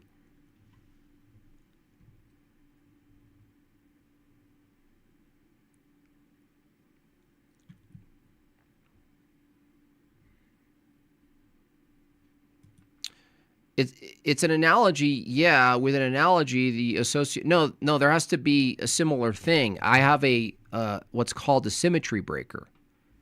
Now, no analogy is perfect. That's why it's called an analogy. But the thing is, if you have a symmetry breaker like I do, you can't use the analogy. It's called disanalogous. It's a question of the relations between the associatives. No, it's not. Not in the language. Not in the language sense, no. If you were to try to say in fact, there's nothing that could be analogous to evolution because it denies universals. There's nothing that could be, because the thing that you're pointing to, by pointing it to it, you're assigning its universality. So you can't point to it. That's the whole point of the cross-examination, dude. So no, it's disanalogous. So is the color. There's nothing you're pointing to that could be analogous with fundamentally identities changing over time. Language requires, in fact, the opposite. Will Duffy, Erica Gibbon, and all your students, language requires the opposite of what evolution posits. Language requires that the reference stay the same while the sounds change. The sounds change, but the reference stay the same. The apple, the tree, the rock, the sun, the earth, people. That's like saying, this is how stupid this is. That's like saying if we change the names of people, Erica, Will, Jim Bob, Teddy, Donnie, Miles, if we change the names of people enough, then humans change. Does that follow, everybody? Class? Anybody? Does it follow that if we rename things enough, that the things themselves will change? No. Okay. Design versus mutations. I talk with a lot of like theistic evolutionists, of course, all the time. And my question when I hear that is, why not both, right? Like, why couldn't it be both? I don't see a problem. I don't think that those two things necessarily have to go head to head, as in they're necessarily in opposition. Of course, I believe in naturalistic evolution, but I don't think that what we see necessarily precludes a directionality, as I've said many times before on this show. Actually, Erica, evolution requires directionality, which you don't have. You can't say random mutation as the mechanism produces directionality, which is why what's so funny about debating these people is that ultimately they have to bite the bullet and step in the trap that they don't see coming, that their own brain has no purpose. It wasn't directional. There was no purpose in developing the brain from an evolutionary perspective. JB just doesn't understand the language example. See, when we say, for example, lime, that sounds sour. So it is. And if we start calling them loams, it wouldn't be the same anymore. Struggling to see how this leads to macroevolution? Yes, you should struggle to see how that leads to macroevolution at this point because we haven't gone over any cases of macroevolution, right? We've gone over, well, I shouldn't say that. We've gone over a few minute cases of macroevolution because macroevolution, remember, is just defined as a change in species or speciation, which we went over a couple of examples in the case of the salamander ring species where we're like watching reproductive isolation develop over. Once again, not actually addressing the macro claim of evolution. To say species change, like dogs can produce different types of dogs or salamanders can produce, different types of themselves or whatever. That's a variation in the species.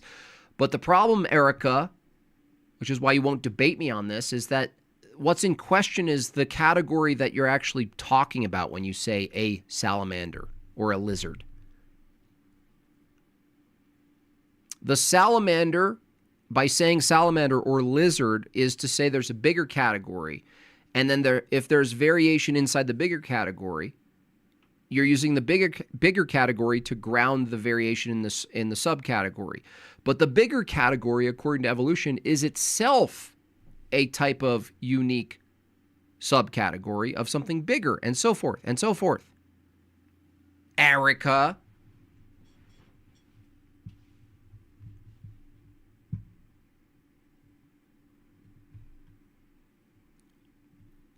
I meant to say before, the symbols are the things which are evolving. Yeah, symbols still have a referent that doesn't change, though.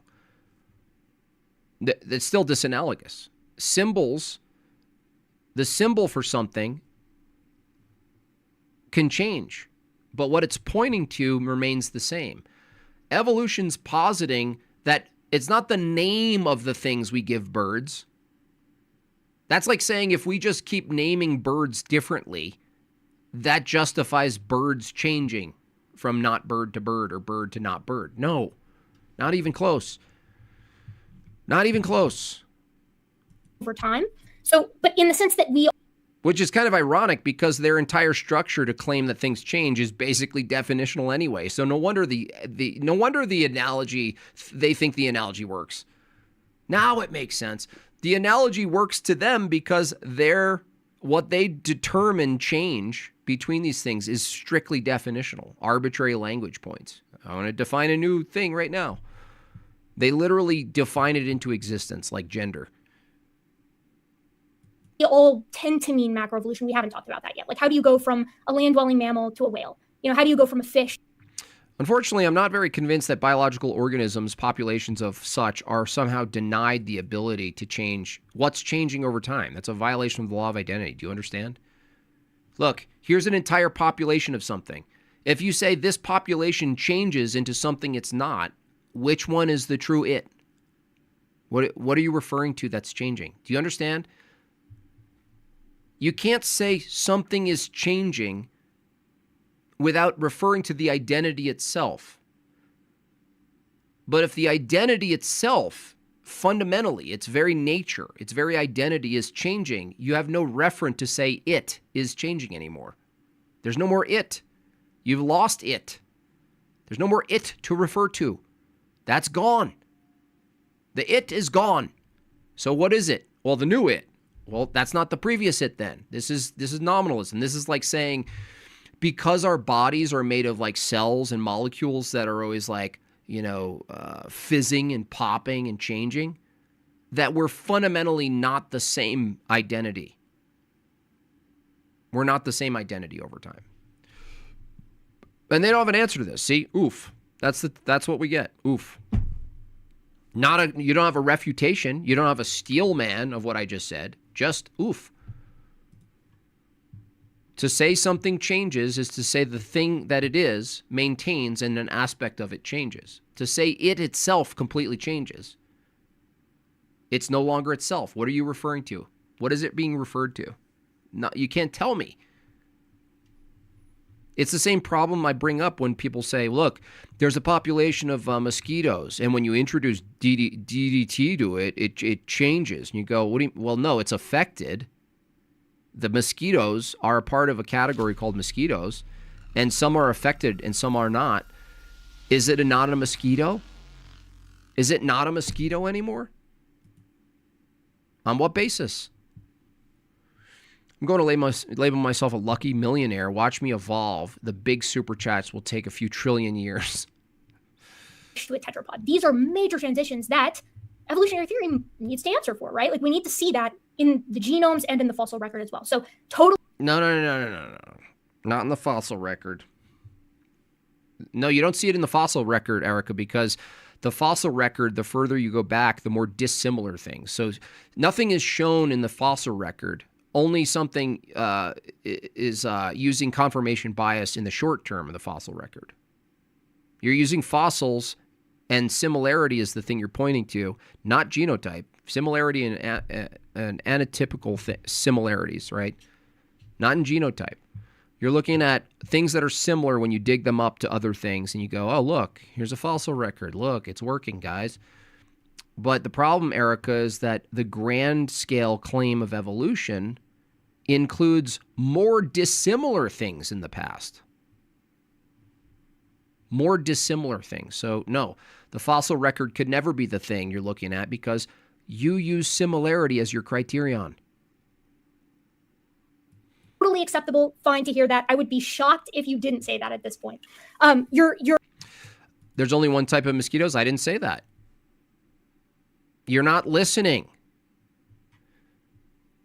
To say there's different types of mosquitoes is to say there's a category called mosquitoes. You can't say there's different types of mosquitoes if there isn't a universal category called mosquitoes. What would you say if I told you I was mentally retarded? You didn't listen. I said changing mosquitoes. It doesn't follow that the thing is no longer a mosquito. It's still a mosquito. Dummy.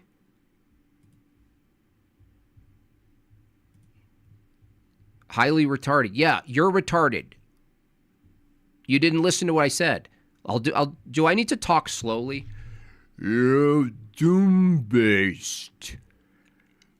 If you change something in the population of mosquitoes,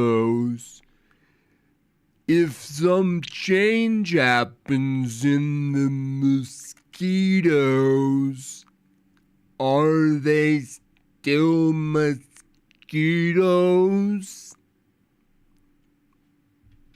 Fucking idiot. Your explanation of natural selection was almost spot on, right? Like, yes, you're absolutely right. If the environment changes, just like a pendulum, the condition of the organism will change back with it. That's all. That's the main takeaway that you needed to pull, is that the environment does dictate what is beneficial. If the environment The environment dictates what's beneficial? How did the environment dictate that producing something beneficial was beneficial? What are you talking about? You're pre-supping me? They don't understand. They don't understand. The environment dictates what's beneficial. Oh, that's once you have something, right? Yeah. How does the environment dictate that producing something that's beneficial is beneficial? That's why she won't debate me on this.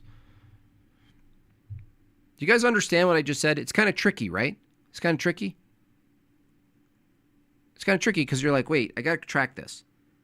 The external environment dictates whether the X trait that was produced from from some sort of process is beneficial. Okay? Okay?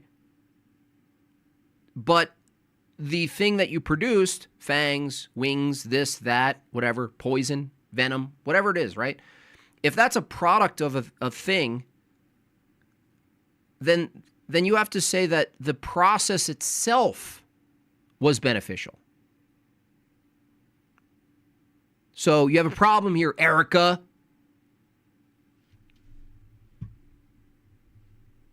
How can the process itself of producing the thing that will be beneficial in the future itself be beneficial in the here now? You need it slow, Bob. Erica. environment moves in one direction, it'll pull a population in one direction based off of the variation that's present. And if it changes, it pulls a population in a direction. This is not biological terms, dude. This is poetry. It pulls a population. How does that happen mechanistically? You hear her, what she's saying? the environment does dictate what is beneficial. If the environment moves in one direction, it'll pull a population in one direction based. Why? No, it doesn't pull. It doesn't. Come to what is this? What is it like that? Who's that flute player in the cave? It pulls. Is that a biological term? Based off of the variation that's present. And No. The variation, when the variation's not present, what does it do?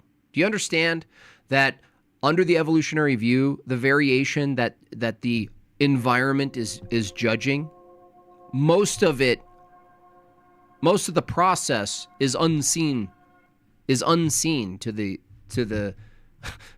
this Sauron environment that's making judgments, that's doing its thing. It's just always the same with these people. And Will Duffy, oh, God bless him.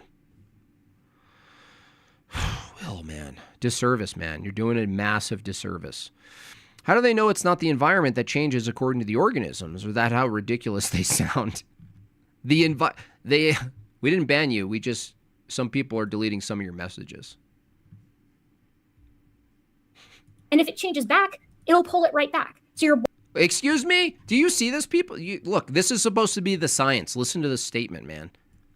This is a quote. Listen, let's listen to it slowly.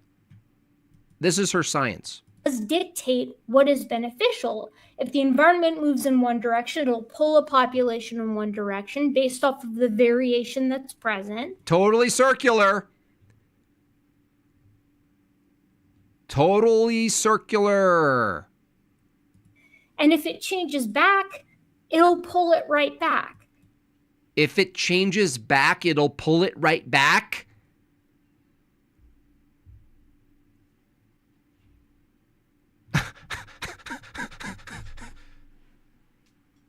Let's do it one more time, 0.25. She's earned it. She really earned it, this one. Back with it. That's all that's the main. We need to see that in the genomes and in the fossil record as well. So totally acceptable. Fine to hear that. I would be shocked if you didn't say that. See what I'm saying? All you have to do is listen to what they're saying. Listen to the words that come out of their mouth. At this point.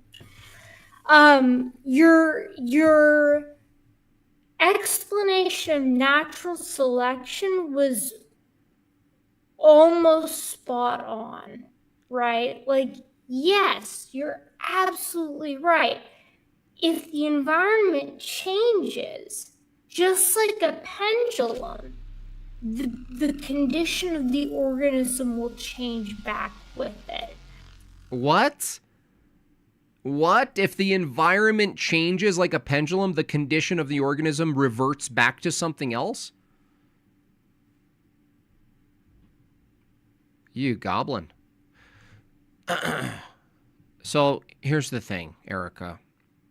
If it takes millions of years for an organism to produce something that could be compatible and advantageous to its environment, then the environment itself has to maintain for it to see the fruition of the hard work, the fruits of the labor of the animal producing a thing in the future that it doesn't know what it's going to do, by the way. That's conducive to the environment. See, they go back and forth. They're nut jobs. They're nutcases. They're nutters. In two different contexts, these people say the environment is the thing that's dictating the changes. And in the next sentence, they're saying random mutation produces the changes and the environment just simply reacts how the environment does. Mindless execution of you either survive or don't. But they keep changing. They make the environment the independent variable, and then they make the random mutation itself the independent variable. And they get to pick and choose depending on the question.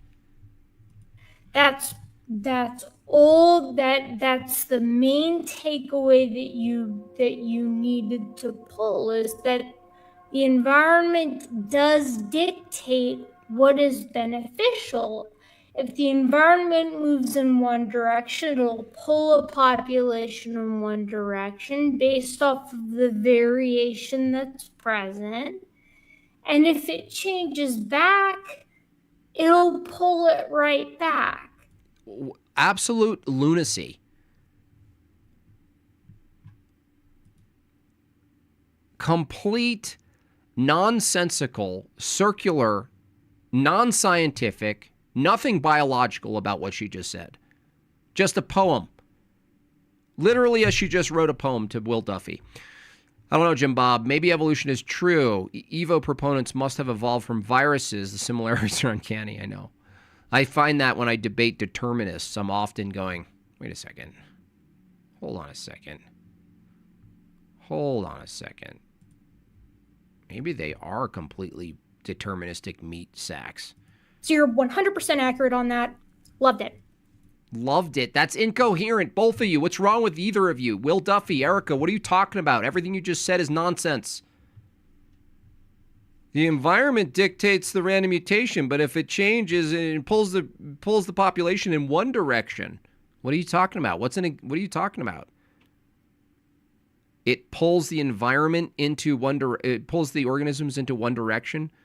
But if the environment changes, the organisms go back to where they came. What are you saying?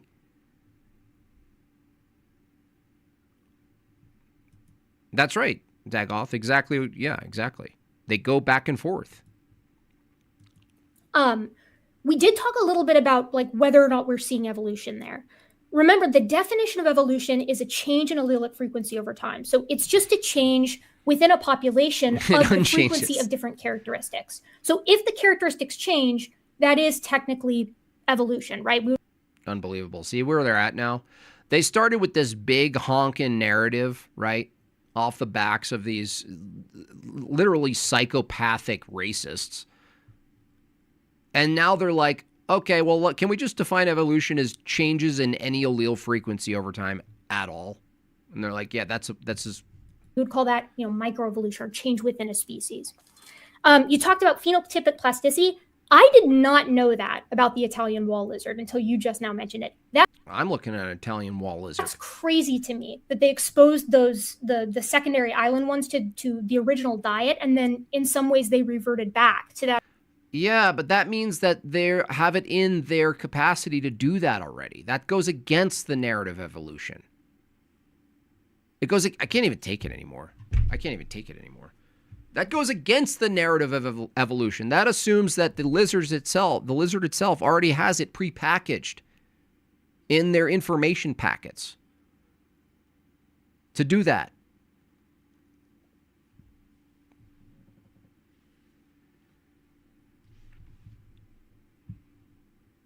It's actually worse evidence. It's worse for evolution because you're actually looking at something that's not random. It's fucking idiots. Well, it's amazing. If we look at the animals and they have somehow the information embedded in them to react to certain environments, and then you put them back in the other environment, and they also maintain the information to react to that environment. I guess that means they were a different animal at some point. Okay, Becky. Devin Stack. He's just a black pillar. He's pretty entertaining.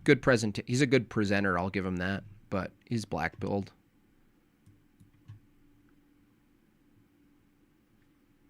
Freaking people, man. Makes me nuts. Makes me absolutely nuts. But, that's why I offer them debates, honestly. Just complete gibberish. Honestly, just gibberish. I can't even believe what she just said. These people just talk, and they're just like... And unfortunately, most of them are talking to, no offense, Will Duffy, but I had a lot more confidence in you. I thought you were going to kind of go in and carve some shit up here. Okay? I thought you were going to carve some shit up, and you're not. You're just smiling. It looks like you're on a freaking date, man. Maybe I have a chance. I wonder if she likes Legos. Like, what are you doing?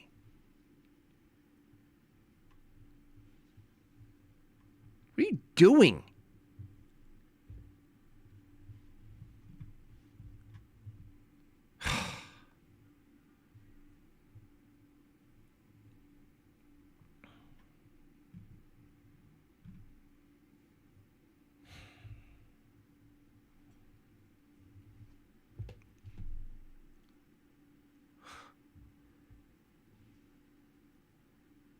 Will Fluffy.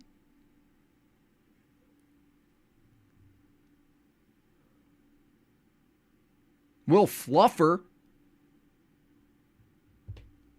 What happened? What are you doing? Why are you simping? Why don't you crawl over to her apartment and have her teach you evolution while she has her feet up on you like some sort of ottoman? Oh, now it makes sense, Erica. Now it makes sense. Yeah, I love the language. Now it makes sense, Erica. Yo, I'm sorry, Erica. Hit me one more time.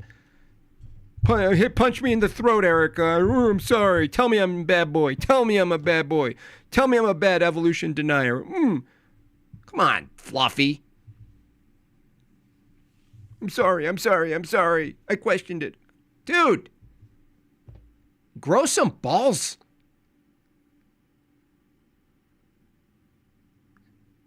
Grow some balls. Simping for Milhouse. Can I see your feet? Can I see your feet?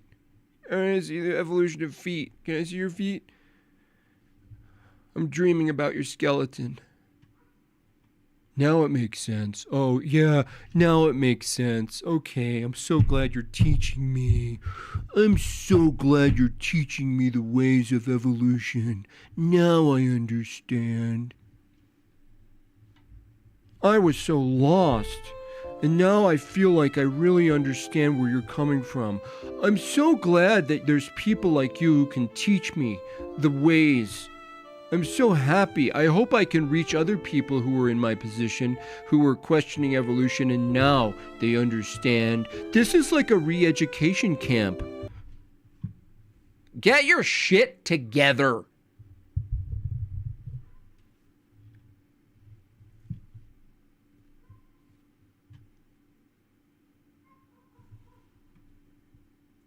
Uh-oh, okay. Yeah, I guess you're right. Yeah, I can see how stripping is empowering. Yeah,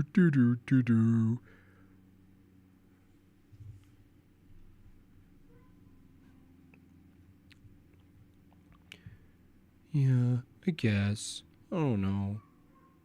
I mean, I guess. I'm so glad I found you.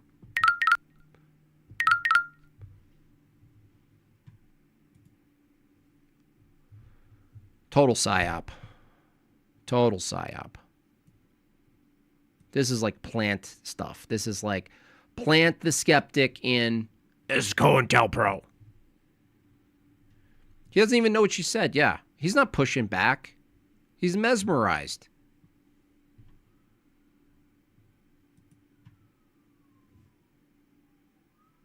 You guys understand why I get so mad, right? You guys understand why I get so mad, right? You understand, right? You guys, you understand, right? You understand why? I just get so mad. I just get so mad. I just get so mad. I just get so mad. I just get so mad. I just get so mad. I just get so mad. Can I see how your feet evolve so beautifully, Erica?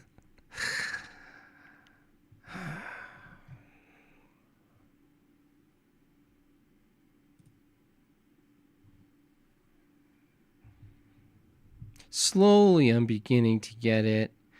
Yeah. That's why I think conversations like this are really important. I really think we need to understand each other's points of views. And you've really given me a lot to think about tonight. And I promise you I'm going to go to bed tonight. And instead of reading my little bookie book, I'm going to think about all the things you said with my night light. And I'm going to dream to the stars. And I'm going to think about the changes that took place, and the changes in me are like the changes in the animals. And one day, maybe I'll be able to teach someone else, and I'll carry the torch that you gave me. And that is what I believe. An essay by Will Duffy.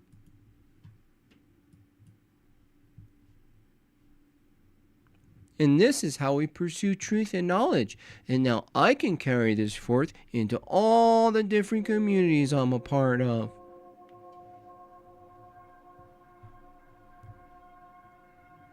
Yeah, serious.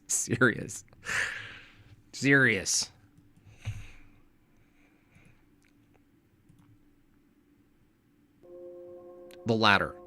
Dude, this whole situation here, this is making Breakfast Tacos song sound like Tool. I think I have to make an evolution song. That's what I have to do. I have to mock evolution in a song. That's what I need to do.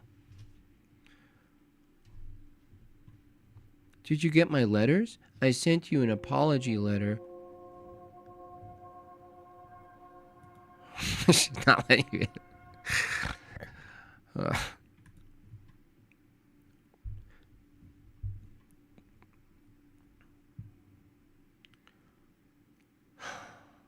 Anyway, let's get you guys going.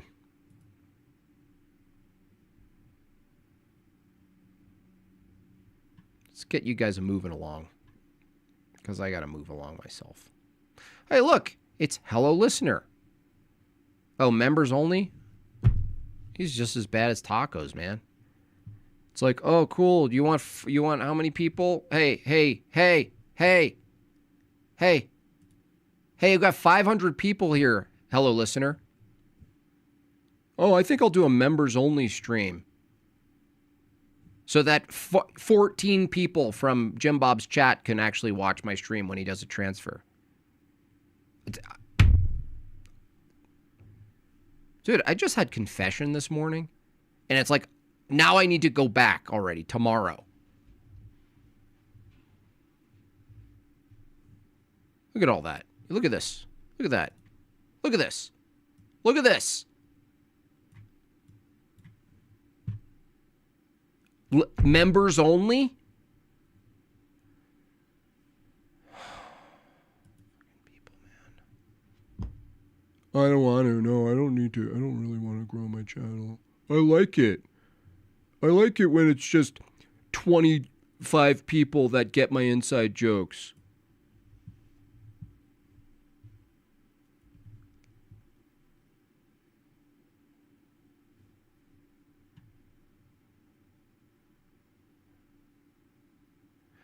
Oh, okay. At least he has a reason. Okay. I get it. Remnant? How's Remnant? Don't be scared. It's actually quite edifying.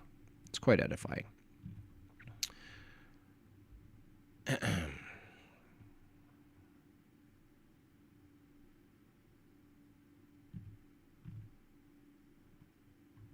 It's edifying. All right, let me choose. I'm going to choose. I'm going to choose myself. I get to choose. Austin's on it. Are you going to tell him to undo it?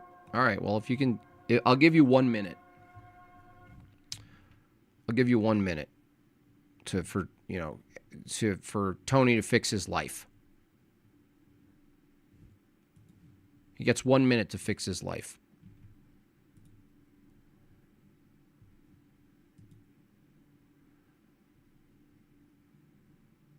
One minute.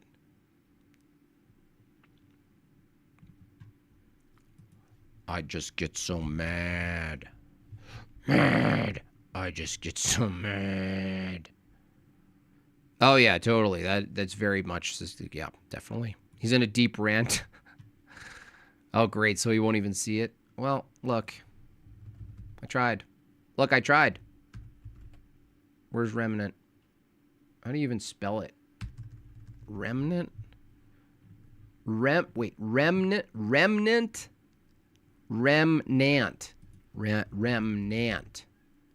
Remnant. 777. Also, losing out. Tell that. Someone go over to Remnant and yell at him, and he says, and tell him he has his chat transfer raid off. People are really losing today, huh? People are really just losing. I'm gonna have to go back. I'm gonna have to go. Don't spike your cortisol.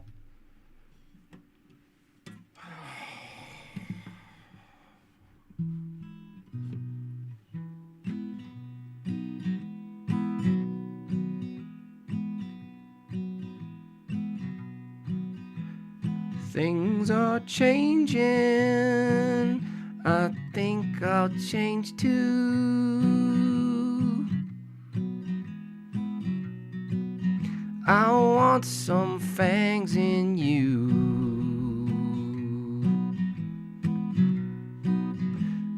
Things are changing. I think I'll change too.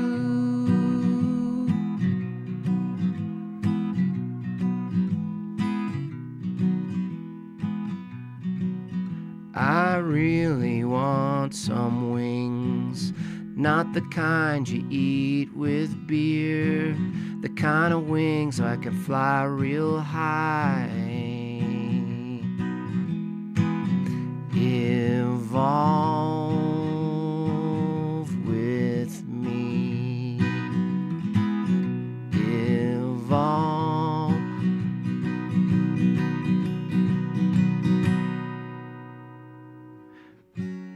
Used to be a fish, but now I'm a dog.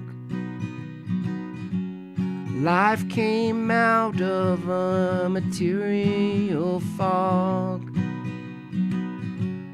If you want something, you just have to wait a million years.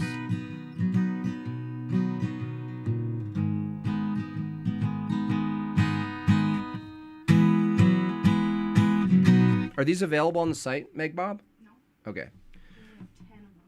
You guys are in for a treat. Now, actually, I'm going to have to look. A rare moment where I actually change my black and white to show you something special here. We're going into color. Here's a color. You guys ready? You see this? We made ortho stickers. I designed a bunch of stickers. I'm going to show you them. They're not available yet. This is just showing you what they are. They come in a little pack, finally, pre-made pack. It has like a backing to it. Here's one that this is probably one of my favorite, actually. So simple. This is a Orthodox cross that's like sort of illustrated old wood.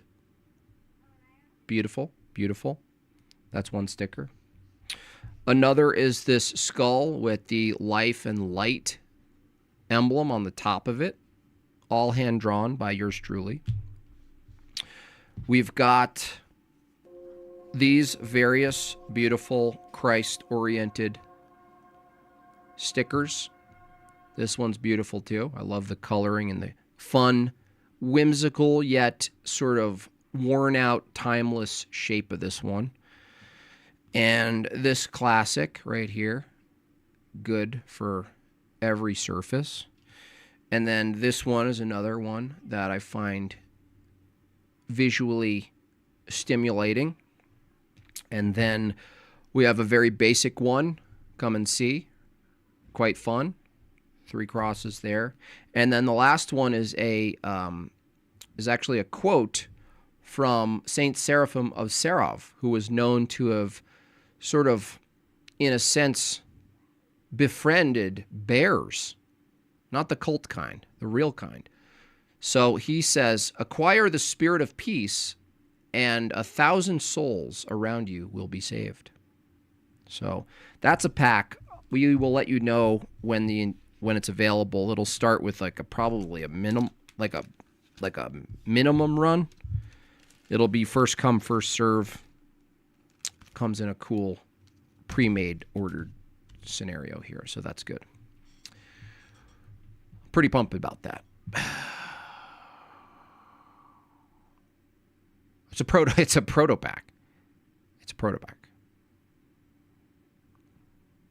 Yeah, they do look good. They look good. And this stuff is needed, yeah.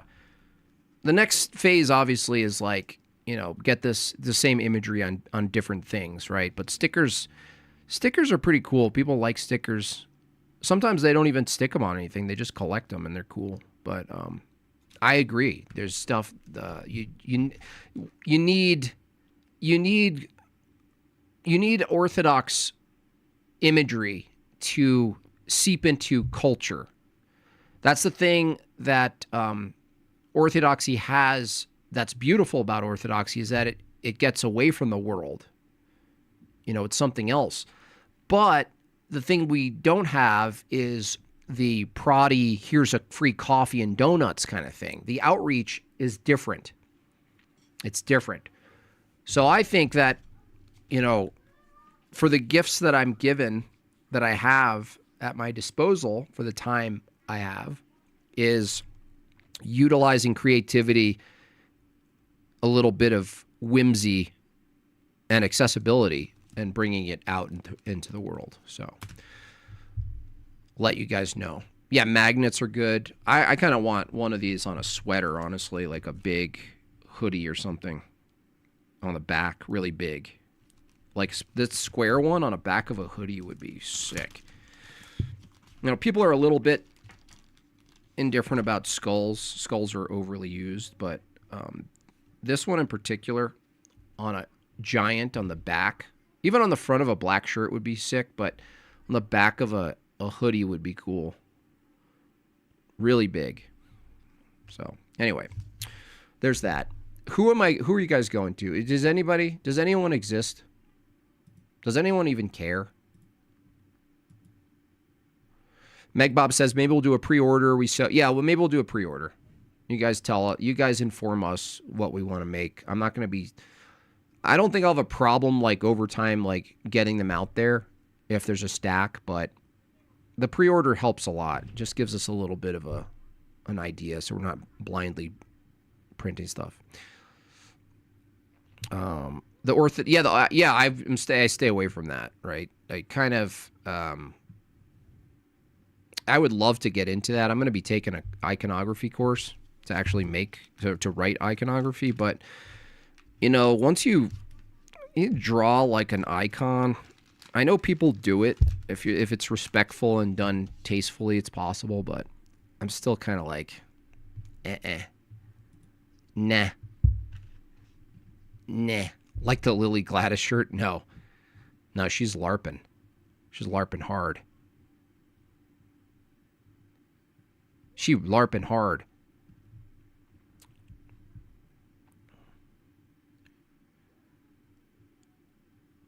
Anyway. That's it. I still don't see anybody. Did Remnant change his tune or what? Remnant? Nope. Hello, Glistener? Look, I can transfer 2 of you over there. It's not a big deal. Look, I'll transfer 2 of you over there. It's fine. It's fine. Can you send a design of the Ortho Cross I made? Wait, can I send you, and you'll think you'll really like it, to get some opinions? Want to put it on Odie? Yeah, you can email me, bruh. All right, Tony's ready for y'all. Okay, good. I'm glad we figured that out, because that really annoys me. Lost almost 70 people, though. Ah, Tony. I'm going to beat you up. That's what I'm going to do. All right. That's it for me. God bless you all. Thank you for all the support and for being here. I really appreciate you all. And I'll keep you posted on the stickers. And I'll change my camera back to what I like, which is black and white. There you go. You guys have a wonderful rest of your day. I'll see you guys tomorrow. God bless.